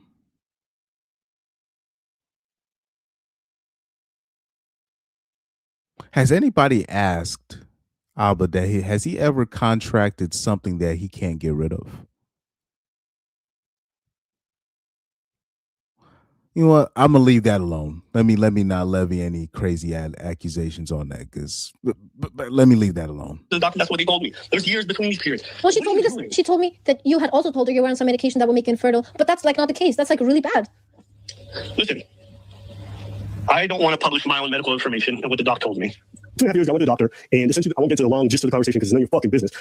I do, however, believe today that he's a liar. This woman, she also got pregnant sometime in 2021 or 2022. I forget. But she also got an abortion, and she had contacted the ex-girlfriend. But at the time, because I was going through such a mindfuck, because I was so confused, I didn't know what was going on, and Abba was telling me one thing. I was just like, oh my God, she's talking about me. And his explanation about Steph, because it finally clicked that, oh. Yeah, Pyre, I was about to be like, as soon as she said, oh, this health problem, then I got something wrong with my kidneys. My first thought was something crazy, and I just couldn't get rid of that first thought. You know what I mean? But I'm gonna leave that alone. There's another one? Huh? He told me that this individual was someone that he only went on 2 dates with. This woman is somebody that he's known since 2021, who got pregnant, got an abortion, and he was meeting her while talking to me. He flew her out about a week and some change before he flew me out. He was telling me that he wasn't sleeping around, he wasn't talking to anyone, that we were exclusive romantically, physically, whatever. He told me all of this and then flew out another woman, raw dogged her, put me at risk for STDs. You think I'm not thinking about that right now? I am. And this is how I found out about the crime called rape by fraud, which if you look up, a lot of this could have fallen under that, rape by fraud. A lot of jurisdictions consider this a criminal act, but it depends on, the circumstances. I would say that sleeping around and possibly giving somebody an STD, that can fall under rape by fraud. I'm just gonna let that. So, if you're a man that's sleeping around, she just said just a man that's sleeping around. She just outright just said that you can fall into rape by fraud. Now, she's gonna act like she ain't been sleeping around, because we know she's been sleeping around. You a single mammy. That's what you do. we already know how this goes. But they're gonna make it in a while. If you're not being upfront with how you do things, they're just gonna call it grape. If you're not upfront, if you're lying to her, she's gonna say it's grape. So when they're saying stuff like grape by fraud, that's that's already to have a law like that, or a guideline like that. That's already deception. But if you lied about this, I wouldn't have allowed you to sleep. Oh, is there a marriage by fraud law? Is there a commitment by fraud? Because there's a lot of women that wouldn't have gotten commitment if men knew what kind of history that they had, or if there's a lot of women that wouldn't have gotten married if men actually had their true body. If men actually knew women's true body count, they would have never gotten a ring. Isn't that a form of grape by fraud? If you really think about it, grape by fraud, huh? You know, you got the 15, 16-year-olds going to these clubs with fake IDs, sleeping with grown men. Isn't that grape by fraud? But we're not allowed to talk about that, right? So that's what they're doing. They're stacking the deck. This is why I always be bringing it up. I know this is probably going to be the new joke on this channel. Great, Chris, all you talk about is great, right? That's gonna be the new joke. Great, right? But we got to pay attention to it, because what they're doing is stacking the deck, making it where they have all the sexual leverage. Even a woman that you barely know, they want to make it where the average woman have all the sexual leverage on you, even if you don't know them. They want to make sure they have all them as the average woman can always have the leverage, the sexual leverage. Now they're trying to impose that on men with options, and that's just that's just not going to ever work. But they're just gonna push it all because all that does, it just makes it worse for all the men in the middle to date or to sleep around, and it really just gives more of the leverage to the men that have the means and money to pay for multiple women or to pay for NDAs and all this stuff, and or the dudes that already have multiple women that are not willing to snitch on them. That's all it does. It just gives more of the leverage to the men that women want to really be with, but they're trying to impose these laws, and all it does is stop the average men from even really wanting to compete. So that's all, people like this, that's all they're trying to do. Float in the air for a little bit. I don't appreciate somebody lying to my face, putting my health at risk. An STD is just another layer on top of that. But as I said before, I trusted this individual. He said he's clean. I get myself tested. If anyone asked me for those test results, I give it to them. That's kind of the base, the foundation that I was at the time when I was seeing this individual. I was like, okay, we're two adults. We're honest with each other. We communicate. I don't have any reason to suspect that he's a dirty individual, that he's sleeping around, that he's doing all of this. So I just wanted to clarify that was. Stop it. Kiki, stop. You know he was sleeping around. You know you was not the only one that he was sleeping with. Come on now. You're not stupid. Was another thing that I have an issue with, and is why that I'm speaking out as much. And with all of the stalking and harassment that was going on, he told me that it was his ex. Some of the profiles, the Instagram profiles, belonged to her. But later we find out that that's not true. Those accounts are fake accounts made by whoever the fuck. But there were a couple accounts that had the same email, because we tried to log into that shit, and I hope you're watching this. We found that some of those accounts had the same email. So we know for a fact that it's at least one individual that has multiple accounts. It's not the ex-girlfriend. It's somebody else. It could be a stalker of the individual I'm talking about, or it could just be a random in the community that has nothing better to do, or is just, they don't really have much in their life going on. She actually reached out to me on her main accounts. This is why I started thinking, okay, if she's reaching out to me on her main accounts, why would she use these anonymous accounts? It just doesn't make sense to me. I told Abba that she reached out to me, and he told me to send her a text back saying, I saw the live, get help. He was telling me that she was harassing and stalking him as well, on top of, his friends and his coworkers. I'm like, this lady is crazy. She's insane. To be honest, he made a fool out of me, because I can't believe that I said those things to her, that I talked about her that way, that I actually believed all of his lies and cover-ups over this woman who suffered an excruciating amount of pain throughout their relationship, and with her pregnancy being blocked for weeks at a time. I cringe. I cringe thinking about it. I cringe. I want to add on that when I reached out to Libby to talk shit, I was talking mad shit to her. I was having a breakdown. Okay, I was really upset about the miscarriage. I sent her a picture of the pregnancy test and this really big paragraph. I immediately deleted it though, because after I told Abba about it, he crashed out on me. But I was telling him that I was trying to defend him, that I was trying to tell her to stop, that this has gone too far. He called me he said that I betrayed him, that he can't trust me anymore. And later on, it finally clicks to me that that's such a weird response. If there's nothing for you to hide, why are you so upset that I am defending you? I don't know. It's just an odd response, especially when someone's trying to tell you that, hey, I didn't have any malice intent. I was genuinely trying to defend you and to try to help in this situation, because at that time I cared.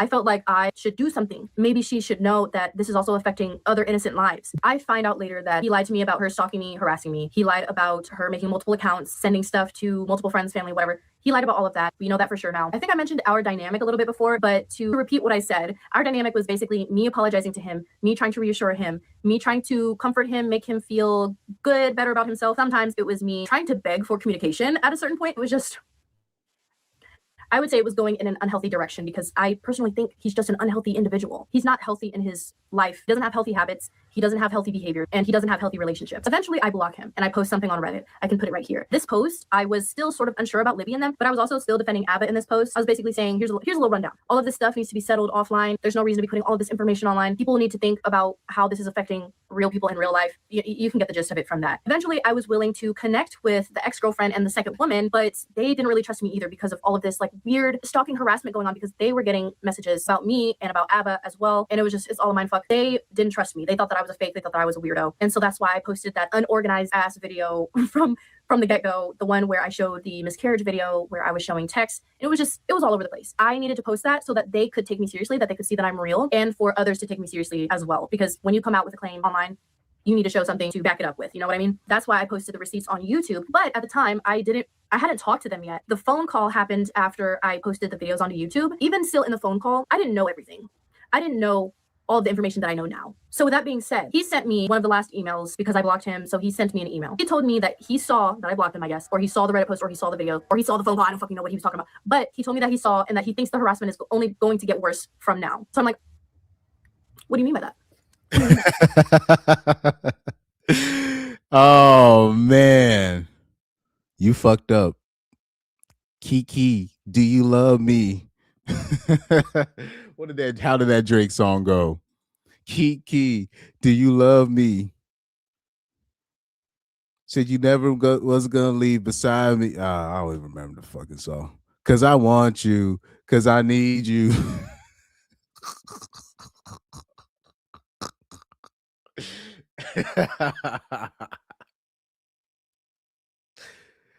Oh man. So he saw you talking to Libby. Yeah, that's her name. Yeah, he saw you talking to Libby. Then you put it out there. Look, since Alba accidentally, quote unquote, accidentally put my information out there, let's keep all this stuff online. Alba took it as you siding with the enemy. He told you to don't contact Libby at all. She's crazy. She's this. She's all of that. Because he already knew that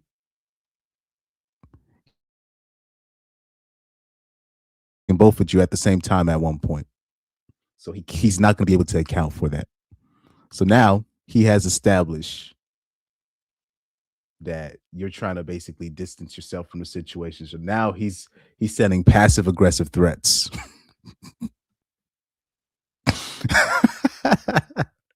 So now you get it, ma'am, where these stalkers are coming from, where this harassment is coming from. Is most likely people on his staff. That's usually how it works. It's usually from the family member or the people on the person's staff. You'll have certain people, they'll complain about being stalked, or, oh man, I said it'll be like an athlete you had a critique for, and then all of a sudden you're getting these messages, and it's really from his agent, from his, the chef, the chef that works for the athlete. You thinking it's from him? No, it's from the people around him. They're trying to protect that cash cow. And then some people do have an infrastructure where you're not allowed to critique them. If you do, it's going to be very costly. It's going to be very costly. He saw that I blocked him, I guess, or he saw the Reddit post, or he saw the video, or he saw the phone call. I don't fucking know what he was talking about. But he told me that he saw and that he thinks the harassment is only going to get worse from now. So I'm like, what do you mean by that? What do you mean by that? And lo and behold, a couple days later, he posts a video called Since You Asked, in which he continues to dox all of us, but he doxes my legal name and he doxes my child's city of residence, a 5-year-old little girl. A 5-year-old little girl. What was the need for doxing me? Like, what was the need to dox me? What was the need to do that? I think it was an intimidation tactic. He knew all of the stress that I went through with the stalking, the harassment, the online, all of it. And he knew that if he exposed where my kid lives and my legal name, maybe I would shut up. Maybe I would be quiet. Maybe I would stop posting things online. That's the only reason I can come up with for him to dox my legal name and dox where my kid lives. You tell me. Okay, in this next clip, I'll give you a rough timeline of everything. I got you. I got you.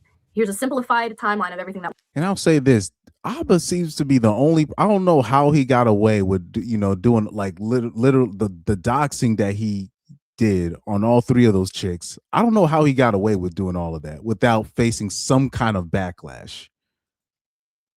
I don't know how. I don't know how he got away with doing that. If you ask the Abba and Preach supporters, you'll be like, okay, he doxed these chicks. I know they had disagreements and shit like that, but to dox their locations, where they live at. One of them, he doxed where they worked. One of the chicks, like, bruh. How is he of all people able to get away with this nonsense? But that's how you know he's well connected.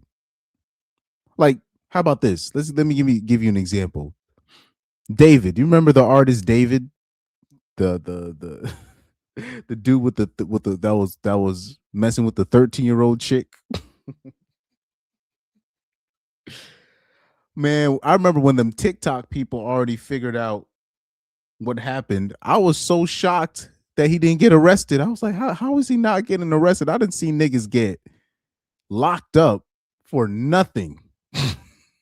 I didn't see niggas just get picked up from the police. It just never get seen again.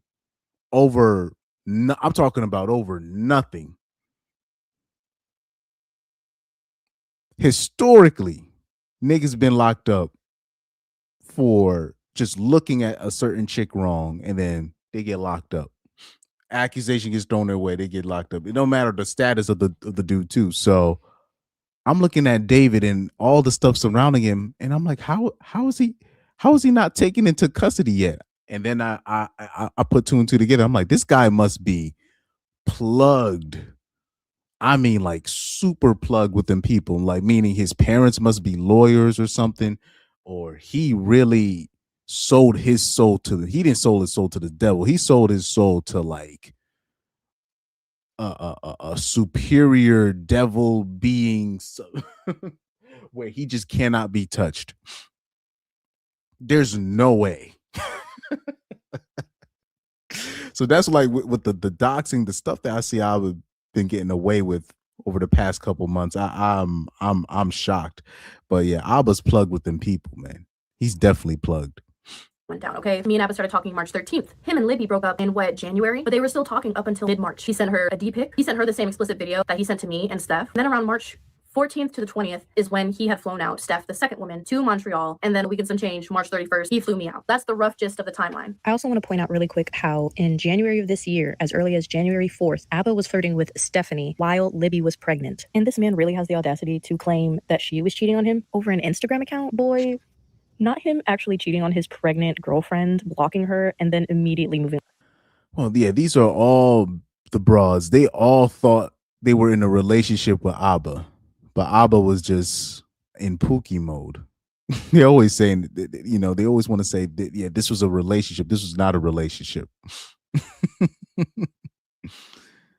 All three of these broads thought they were in a relationship with him. Specifically, as we talking about Stephanie and Kiki, they really thought that this was something.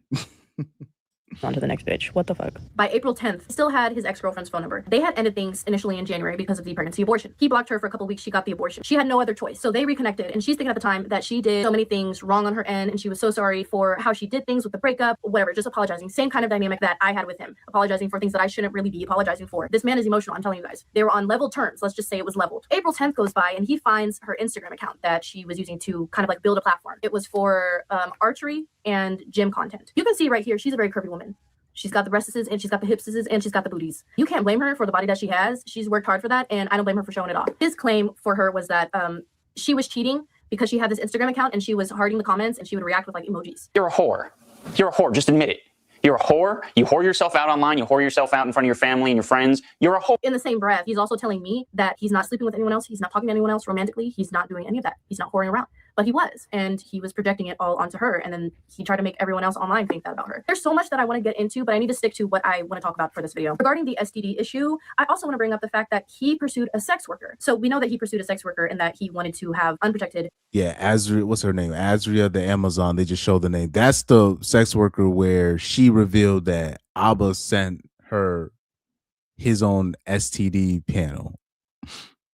So I already said earlier, that shows me that Abba is reckless on a whole other level. And one thing I forgot to mention is we really need to see, like, if any girl is smart, this is how, unfortunately, this is how a lot of girls will catch certain types of diseases. They trust dudes like Abba because of what he says. But really, they getting played. And then usually guys like that, they will have something that they cannot get rid of.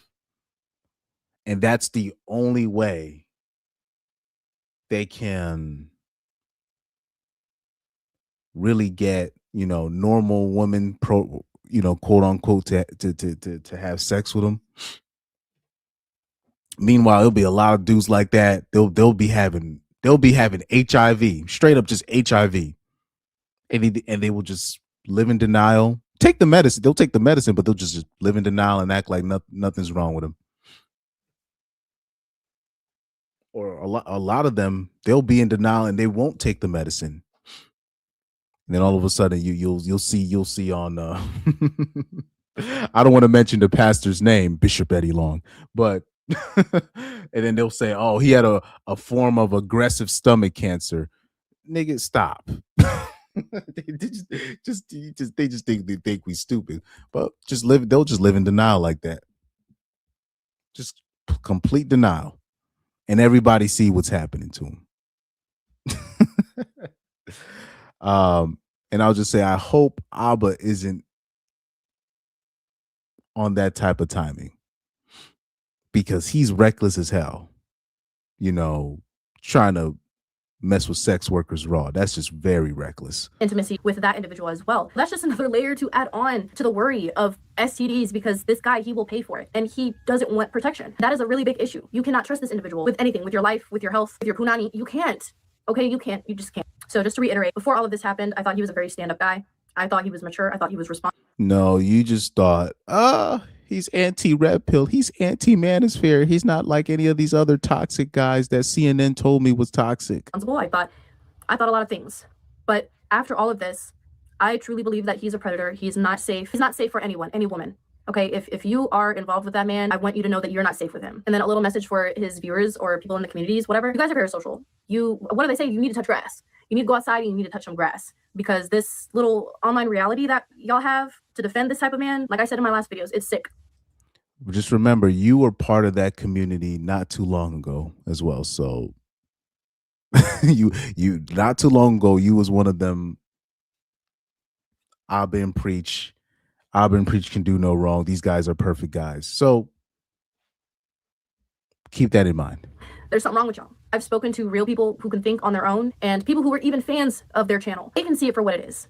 They know that the situation is disgusting and that this individual is disgusting. Those of you who don't think so, I believe that y'all are sick. There's something wrong with y'all, and you're probably not safe to be around women either, because there's no way I could defend someone who doxes multiple women and a 5-year-old little girl who doxes a child. Only a sick individual does. You will never, ever be able to change my mind about that. You'll never be able to try to convince me that this man is good, is safe, is responsible, is mature, is any of that. You cannot convince me that he is, because he's not. He put a 5-year-old little girl at risk by doxing where she lived to 2.26 million subscribers on the internet. What sick individual does that? We all know what's going on in the United States with these Epstein files. We all know what these politicians, what these people, these higher ups are doing. And you're trying to dox a child? No, he's not safe for women and he's not safe for children. Lock him up, put him in jail. The way that all of this has affected my health is crazy. I never thought, because I've been through a lot of shit, right? I never thought that something could affect me this much. I used to think that I was a strong individual. Apparently I'm not, because now I'm on like 20 different medications. I have to use an inhaler now for anxiety. I can't breathe. I'm having chest pains. Girl, I can't sleep. I'm having panic attacks, anxiety attacks. I'm getting irritated. I'm getting irritated and I'm getting tired. This is taking a lot out of me. I might end this much sooner than I wanted to, but we're almost done. I'm just getting really tired and I'm getting flustered up again. I want you to go look at how he talked about me and what he did. I want you to compare his lack of compassion, his just blatant dismissal of the entire experience for me, and just simplified it to, oh, she happened to get pregnant and she miscarried and it was a horrible event for her. Then how afterwards he doxed my kid's city of residence, a 5-year-old little girl's city of residence, and my legal name. With everything that you know, with me experiencing the stalking, the online harassment, the worrying about my health, worrying about my safety, going through a miscarriage, and then at the same time finding out about 1, 2, 3 different women. You guys don't care about women. You guys don't give a shit about women's health, about women's well-being. And y'all can go straight to hell. Y'all can go straight to hell with Satan himself. That's what you can do. Here's a little bit of bonus information that I want to include. This individual, he's also engaging in litigation abuse. He's using his financial status to abuse the legal system. He sent a cease and desist to his ex-girlfriend. I'll show you the letter right here. You can read it. So yeah, he did send a cease and desist to, what's her name? I want you to notice how Libby. aggressive this letter looks. And now I want you. Yeah, Libby. Yeah, I'll keep blanking on her name. That doesn't shock me.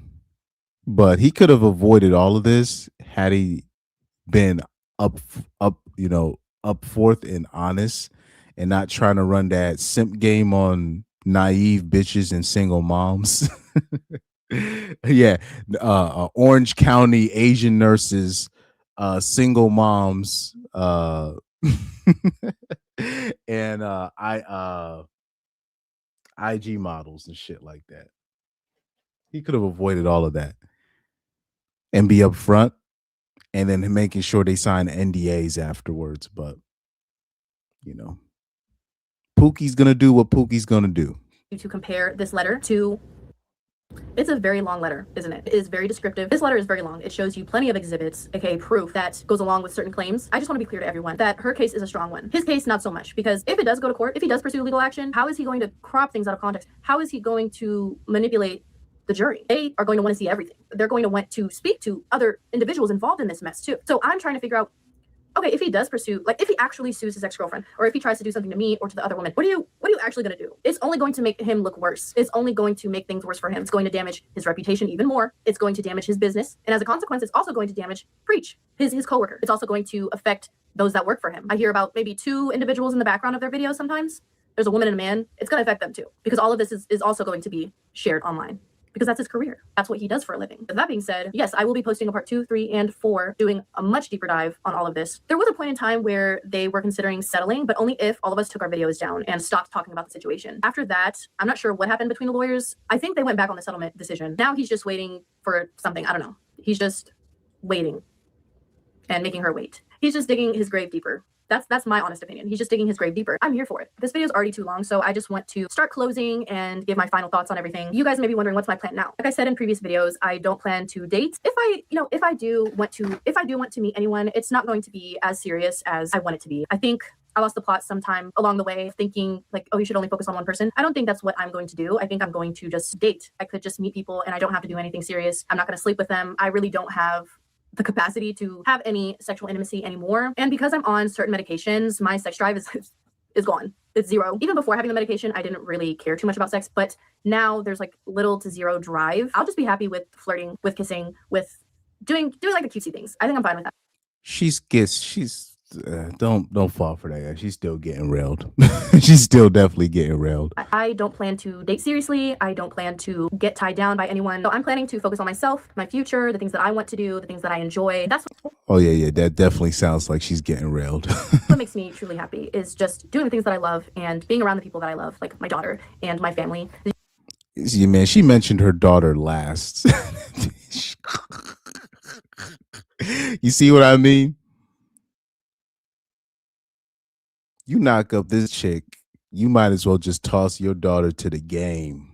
You can see I've got to add more pictures to our little picture wall over here. For any woman that comes across this video, I just want you to be cautious, be aware of what you're getting into, and be careful. Be careful, please, please. Y'all are way too fine. Y'all are way too fine. Like I'm being so for real right now. Y'all are way too gorgeous to be with that man. For those of you who are curious about what you can do to support me is like my videos, subscribe, you can comment, you can share, just whatever you want to share. I actually do enjoy reading people's comments and I do respond to them. There's quite a few people that I recognize now that are very consistent in commenting and interacting and being very supportive. And so I wanted to give them some appreciation here. PB Marl, hey girlie, I think you're a woman, right? PB Marl, PB, you have the same nickname as my cat Pip-Boy. We call him PB sometimes, or Pipperoni, or Pippi. But yeah, I remember you. Also, Mo Star. We love Mo Star. We love you. And then, and then I'm sending love, hugs, and kisses. Let me rewind that. Cough. But yeah, I remember you. Also, Mo Star. We love Mo Star. We love you. And then, and then I'm sending love, hugs, and kisses. I'm gonna leave my comment alone. Is to Jackson, aka the intended outcome. Also the Great Pill podcast, sending hugs and kisses to you. Thank you guys so much for your support and engagement. It's actually really cool to make friends like in all these different spots. I am a big fan of pen paling and making friends around the world. So I really do enjoy meeting new people and seeing your guys' comments and just getting to recognize all of you. It's really cool. And if you would like to support Libby and Steph, you can go to their channels here, say hi to them, give them some words of encouragement and support, especially Libby, because she's going through a lot of legal stuff right now and it's crazy. It's very hard for her. On top of the amount of harassment that she experienced and sexual harassment from random guys online, please give her some love. She needs a lot of support. I'll see you guys in my next videos. All right, bye. I was like, yeah, let me rewind that. I'm sorry. Because I obviously we can talk about the obvious, but sometimes I'll look at shit like that and then I'm like, yo, where that look. Sometimes I look at certain shit, I'll be like, damn, that cough look a little bit too serious, but I don't want to make any allegations. I don't want to Look, let me say this. I hope. Well, actually, let me not even say I hope.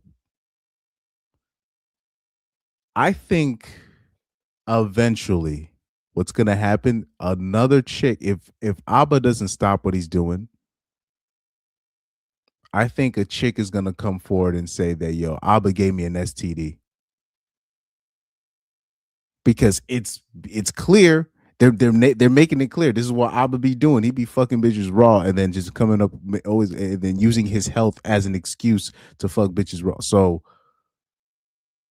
a chick might take advantage of that. So it might be a chick that's already a hoe that's gonna come forward and say Abba gave me an STD. So that might be the next allegation that might come forward, that Abba gave me an STD. If that happens, and I can easily see that happening, if that happens, he's toast. TOAST.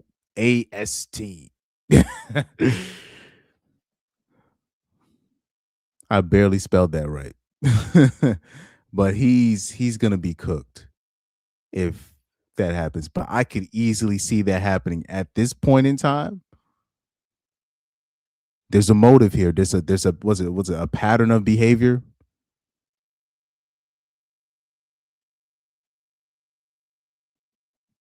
There's something there. So he needs to chill out. But he's one of those guys. He's gonna act like he cares. Sorry, he's gonna act like he cares. He's gonna run game on you. He's gonna dangle a relationship in front of you. He's gonna act like he's not really fucking bitches on the road, even though, yes, he is fucking bitches on the road. And clearly he likes to fuck bitches raw. So who knows the type of bitches he's fucking on the road raw? Because he's willing to pay a sex worker. He's willing to get an escort. Who knows? He's probably getting straight lot lizards as well, and then messing with them raw. There's dudes out there like that, believe it or not. They do not give a fuck about their life, about their sexual. They don't give a fuck. Their sexual health, they don't give a fuck. And Abba, from what I've seen, from what I've seen from him, he's already a sleazeball. We already know the type of character he is. He's a grandstander. He's a hypocrite. He's all of that. So it would not shock me if he's one of those sexually reckless guys that I'm talking about. He's even willing to go the next level where he'll just be fucking sex workers raw and then just like he doesn't give a fuck who else he's fucking with.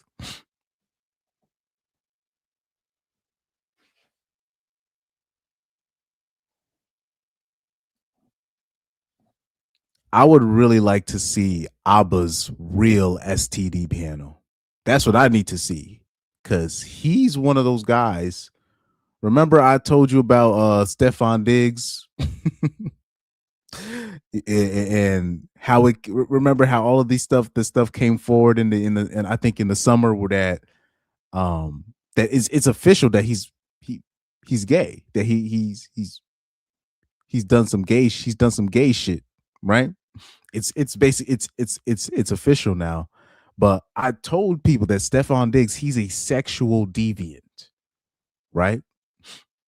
He's a sexual deviant. He not only is he a sexual deviant, he has a clearly he has a sex addiction problem as well.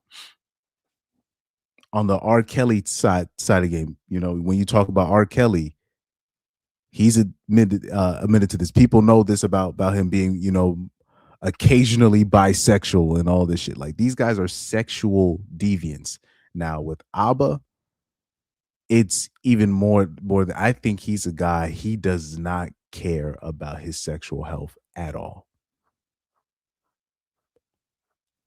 And just like the liberals,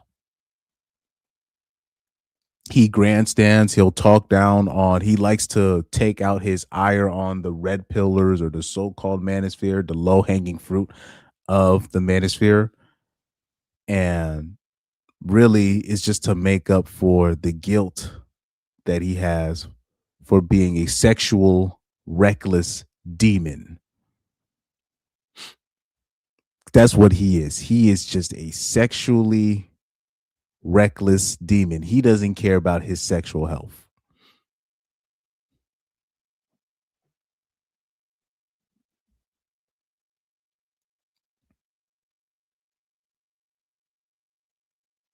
But anyways. Yeah, focus on myself. She said, I'm about to focus on myself and I'm just gonna do this. And then she says her daughter, like at the tail end of her list. I'm gonna focus on my daughter at the tail end of the list. Oh, Lorette Hamilton is in the chat. Shout out to Lorette Hamilton. Lorette Hamilton says when she says I won't actually, she means I will get around, and she hopes the glasses exuded innocence on purpose. This is true. This is the this is the chicks like Kiki. They do that shit on purpose. They'll fix the background, make sure they come clean, correct. They'll wear the glasses to make it seem like she's very innocent. Here's my little school teacher glasses. It's slick shit like that I overlook. Meaning what I overlook, meaning I already know like a chick like Kiki she ain't shit. But I overlook it, meaning I don't need a bitch to look a certain way for me to know she ain't shit. I already know a lot of these bitches ain't shit. So I'll forget that most people, they'll fall for it. They'll, believe it or not, most people will fall for it just because a bitch is wearing glasses. Like you'll be bitch, that stuff, it works. Aesthetics works, man. Aesthetics, a lot of the times it's everything. Aesthetics, a lot of the times, is everything. Bitch, most people will see the glasses and they'll be fooled. they'll look at her skin, even though she's wearing a lot of, she's got a nice, nicely well caked up makeup face on, but it makes it seem like her skin is like super clear. But we already know what she is. But we're still a small community of people. Most people, most normies, they're gonna fall for it. Now, two things can be true. Abba is a predator. There's a reason why he chose her to run game on and not somebody else. But she's not naive. She's not stupid. B. Watkins says, Chris, he said that's the issue, Chris, is that Abba ain't going to stop. Oh yeah, also with Stefan Diggs, I was so shocked that they found him innocent with that chef so quickly. I thought they were really gonna dive in deep into what really happened between him and his chef, because there was something happened between them. I mean, if it was enough for Cardi B to call her and threaten her, something happened, right? But they didn't really dive deep. They just kind of because already the chef came in with Stefan Diggs already on scammer mode. But she didn't really expect for something big to really happen between them where he could be in serious like liability, issues. Liable issues, right? So that was a very interesting ordeal. But with Stefan Diggs, he's a sexual deviant. That's why I said even with him, I know, yeah, he might be innocent about this. Yes, he's innocent with this, but he's a sexual deviant. He's gonna get himself into some shit he can't get out of if he doesn't stop what he's doing. And now that it's confirmed that he be messing with men too. That doesn't shock me, but now it's a bad look. It's definitely a bad look. Thankfully he's he's taking the route of endearing himself to the media. lowering himself,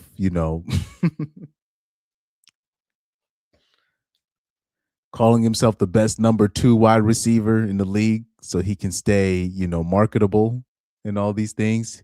He's still with Cardi B. That was a smart decision. Cardi B is still marketable, so that's why he's making sure he's still connected to her. But Stephon Diggs needs to really stop what he's doing.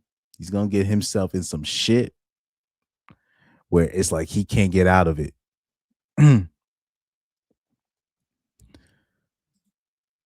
Red Hamilton said, like winter, one more girl's gonna come out. He can't help himself. Yeah. One more. I think it's gonna be more girls. I think this is something that he can't stop. This is an avalanche. He's done well enough to kind of keep it at bay, especially with him, with the Abba and Preach channel overloading the algorithm with videos. Because at first, they usually would do like one video like every 3 weeks. Then after this happened, he started doing I'm talking about multiple videos a day, sometimes even. So this is something even him with his connections, I don't think he's going to be able to stop this avalanche. And he brought it upon himself. It is what it is. Yeah. Cope Approach said Diggs is the football version of Diddy / R. Kelly. Exactly. Mind you, you can't take away from Stephon Diggs' talent. Same with R. Kelly. You can't take away from their talent.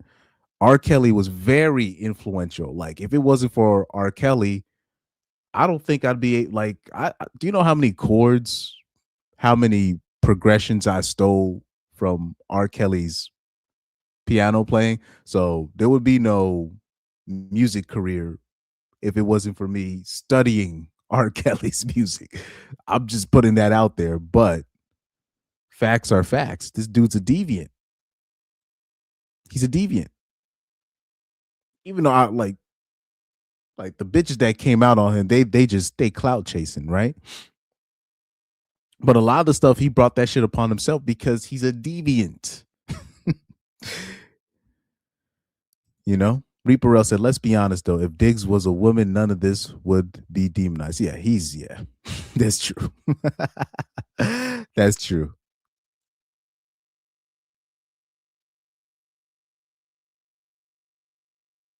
Yeah, Pyro says if he doesn't stop, he'll end up being locked up. I think Abba's in real danger because the mode, it's everything has been set, right?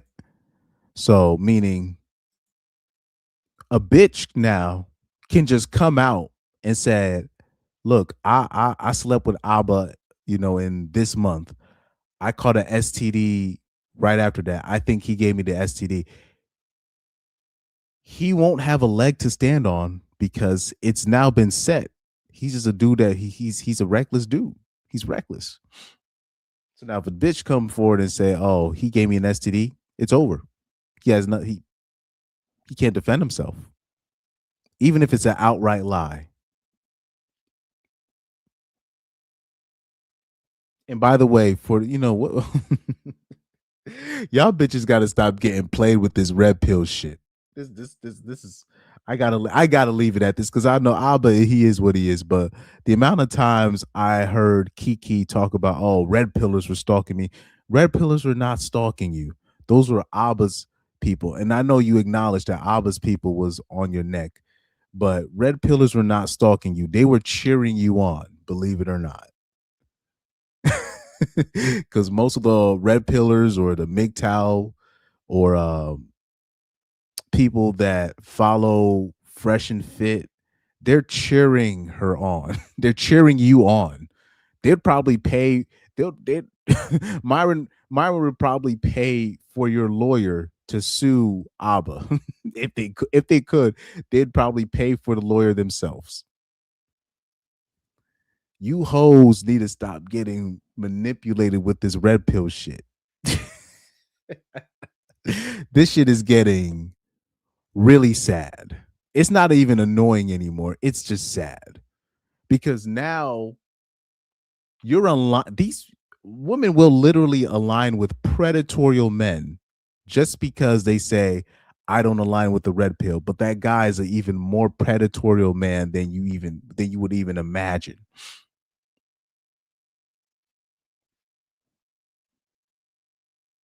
Kiki talks all this. She's talking all this stuff about, oh, red pillars were doing this to me and they were in my comments calling me a whore. Bruh. The irony is, if she actually followed any RP channel, even the bad ones, she could have actually avoided this whole situation. That's the crazy part about this. The bitches, they don't understand what's good for them. No disrespect to most bitches, but especially bitches like Kiki and these people. They don't know what's good for them. You're seeing it in the WNBA right now. They're mad at Enes Kanter. The chick just started going, but just the other night, a chick started going ballistic at Enes Kanter because he was wearing a shirt that said a woman, the definition of a woman, a female human, right? And all this stuff. And he's actually trying to protect women. That's why he's trolling the way that he's doing. He's actually trying to protect women's sports. And the women are coming out en masse, even the simps, but the women are coming out en masse and just damning him. He's trying to protect them. They don't know what's good for him. They don't know what's good for him because they're way too solipsistic to even accept proper protection. So back to the red pill shit, right? I still don't understand why women have, they're going out their way to say they hate the red pill, they hate this and they hate that. If any bitch with some kind of vision, the red pill is actually a cheat code for women. I don't know why they don't see it. It's actually a cheat code for them. Because really, this stuff that we were speaking on, we're not even supposed to put this in public, but women can see this, and it's really it's a cheat code. Yes, it's helpful for men, but really, if women that see this shit is literally imagine you get all the answers to the tests. I'm just talking about you just happen to get all the answers to the test. It just happens to fall in your lap. But you decide to take a lighter and burn all the answers that you just found. That's literally what women are doing with this red pill shit. The red pill is a cheat code for women, actually. Do you know how many broads? Let me see this. Do you know how many broads that I know? They've gotten married quick. I'm talking about in the past 4 or 5 years. I'm talking about chicks that struggled with having relationships, but then they say, "Oh yeah, I saw this guy, whatever," and I was like, "Oh, this is all I need to do." Oh, okay. I'm talking about chicks with body counts. Somehow able to get they just got married just like that. I'm talking about even in this economy.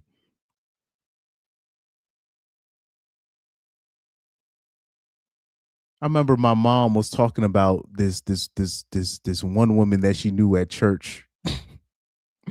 And then I found out who I didn't do any research. I just found out who the lady was. And then I was like, oh, I actually know her. She kind of has a history. Somehow she found her way into the lap of this dude with like multi-million dollars. And she was like, how did she find herself into that? She doesn't really have a history of keeping relationships. But really what the reality is, because I know her, she be following Hoodville and all them other people. It's a cheat code.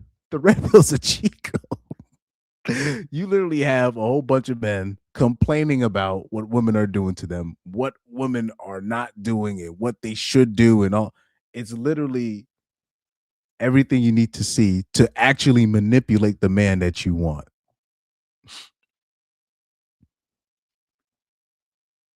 But they're saying that it's toxic. It's just so you're just going to align with certain men that tell you, oh, I'm not about that manosphere stuff. I'm not like those red pill guys. And align yourself with a whole predator, a whole manipulator, the type of guy that a lot of red pill channels actually talk about. Abba's the type of dude that this is the type of dude that we actually warn women to beware of. But they don't do it. They don't do it. Or any of the conservatives, right?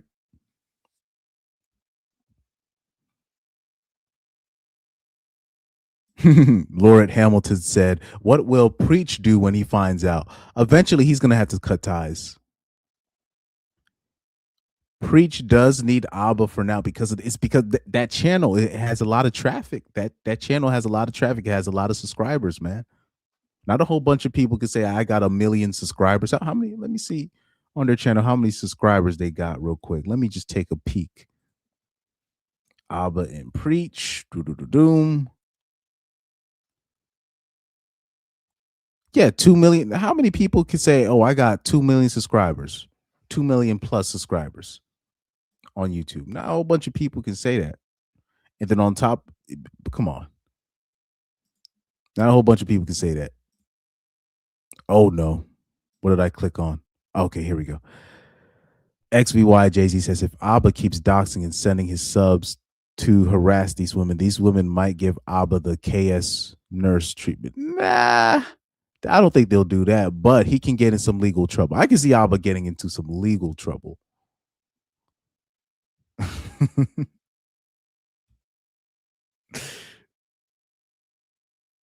Well, yeah. So Copa Pro says again, I'm literally an open misandrist. He says, Chris, women don't care about being accurate.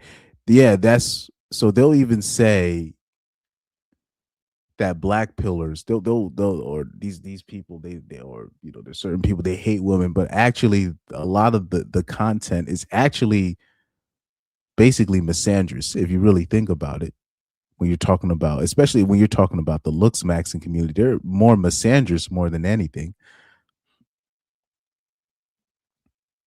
They've already accepted what women are, and this is what men must do to attract women physically. So it's actually more misandrous more than anything, especially when you're talking about that looks maxing community. XVY Jay-Z says they can manipulate us better, and we give away which men to best manipulate, literally. We even tell them, look, you got the average man, the man on your the man that you overlook. You could literally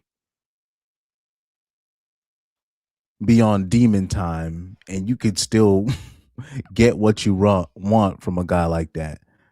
But they,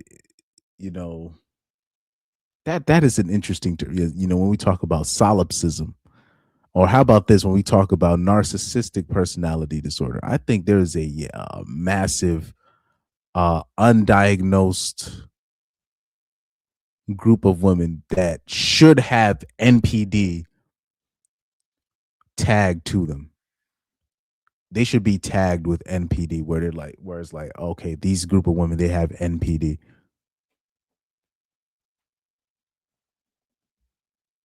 She said women are not required to sign an NDA. Well, Abba needs to do that. Abba needs to do that, but I'm pretty sure the women that are willing to sign NDAs, they're probably telling him too that, nah, you got to wear a condom. And he's like, no, I don't want a condom. Yeah, the guys like that are, oof. We need to see Abba's real STD panels. There's no way he did not catch anything. There's no way. Oh man, we're gonna have to do some real Research. We need Abba's real STD panel results. Because guys like that, guys that operate like him, usually they'll just stay reckless no matter what disease they catch or whatever they catch, they'll still be reckless. They don't care. They don't stop. They don't stop fucking just because they catch they catch something.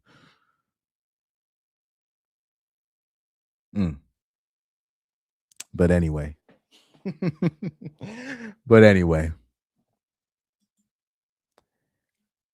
I'll say this. Abba definitely needs to be watched. He needs to be, I'm not going to say under surveillance, but any women that are fucking with Abba after this, y'all are really putting your health at risk. And again, you hoes out there listening, or women alike, stop blaming all your life problems on the red pill. There's dudes in this red pill space, in this manosphere space, in this conservative space that are that have wifed up single moms. I'm talking about married to single moms as we speak. Damn near most of the young dudes that got famous off of this space, they ended up still getting married relatively quickly. If you are a young woman and you're so-called struggling, that's because you're looking at your looks max and you think the guy that your looks matched with, you think you're better than. That's the reason why you're struggling. It's pretty obvious.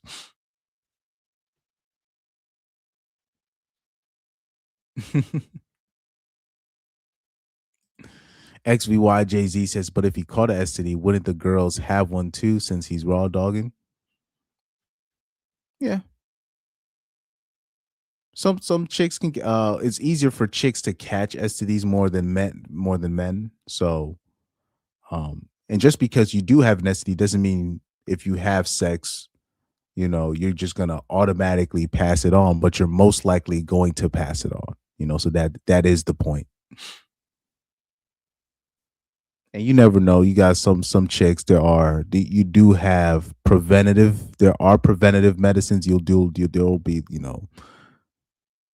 there's women they'll take anti-herpes drug pills and all these things. You got women on PrEP and all these things. So you got all of these things that people use for preventative measures. It is what it is. But anyways, my next live stream, I will be talking about Andrew Wilson potentially faking his text message that he got. Because the first thing I saw on my YouTube when I was about to start this live stream, when I opened up YouTube, I saw somebody covering a video showing that I guess Andrew Wilson, they have proof of Andrew Wilson faking his alleged fake text message where he said he got from Charlie Kirk. So I gotta confirm that though. And then I'll let you guys know about that. If that was fake. Sorry, if they have evidence of, like, physical evidence of him faking that text message. I think he did.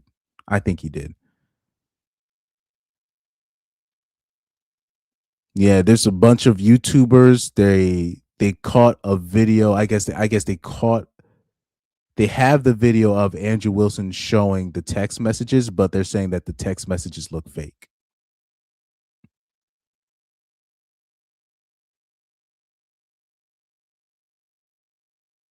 So we'll see because I'm looking at YouTube and there's a whole bunch of people saying that the text messages look fake. Okay. I'll say this. In my opinion, I think Andrew Wilson needs to drop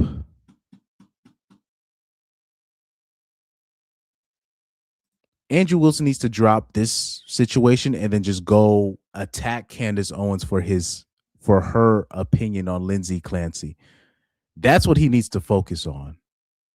Shit, like, because all the other conservatives that I've seen, that's what they've been attacking. They've dropped the Jew shit for now. they've been going in on the Lindsay Clancy thing.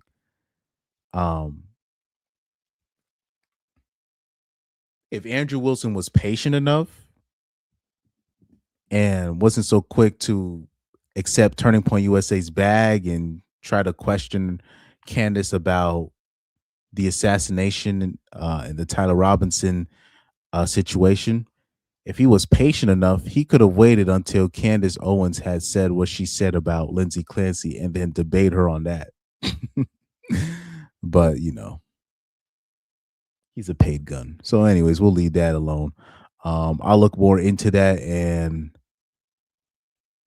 hopefully we can have that live stream ready by at least Wednesday. Right? But that's all I have for you today. I got to sign off. I did go 1 hour overtime as per usual, But yeah, thank you. I see Laurette in the chat. So shout out to her in the chat. I see Pyro in the chat. Thank you guys for participating. I think the next thing for Abba is going to be another chick coming out, but she's going to accuse him of passing an STD onto her. So that's potentially the next woman that's going to come out. There's definitely going to be another woman coming out. So shout out to you guys, man. Thank you guys for listening. Thank you guys for staying tuned. Peace out. I am going to bed after I eat something. What do I got for an outro video? What do I got?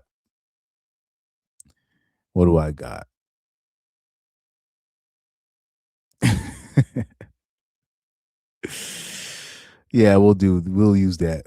We'll use this one. We'll use the classic one. Exactly. I was with Floyd Mayweather. When I met him, I couldn't believe it. Floyd was like, "Hey, what's up, man? This my fiance. This my girl." They was both standing right there. That's what paper do, boy.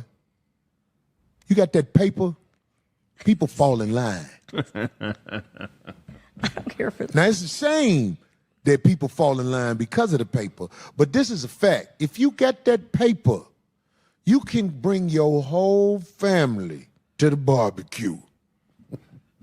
Not the family you hide. I'm talking about if you got that bread, you can bring everybody to the barbecue and demand they act like they got some goddamn sense. That's my boy about her. That's my boy about him.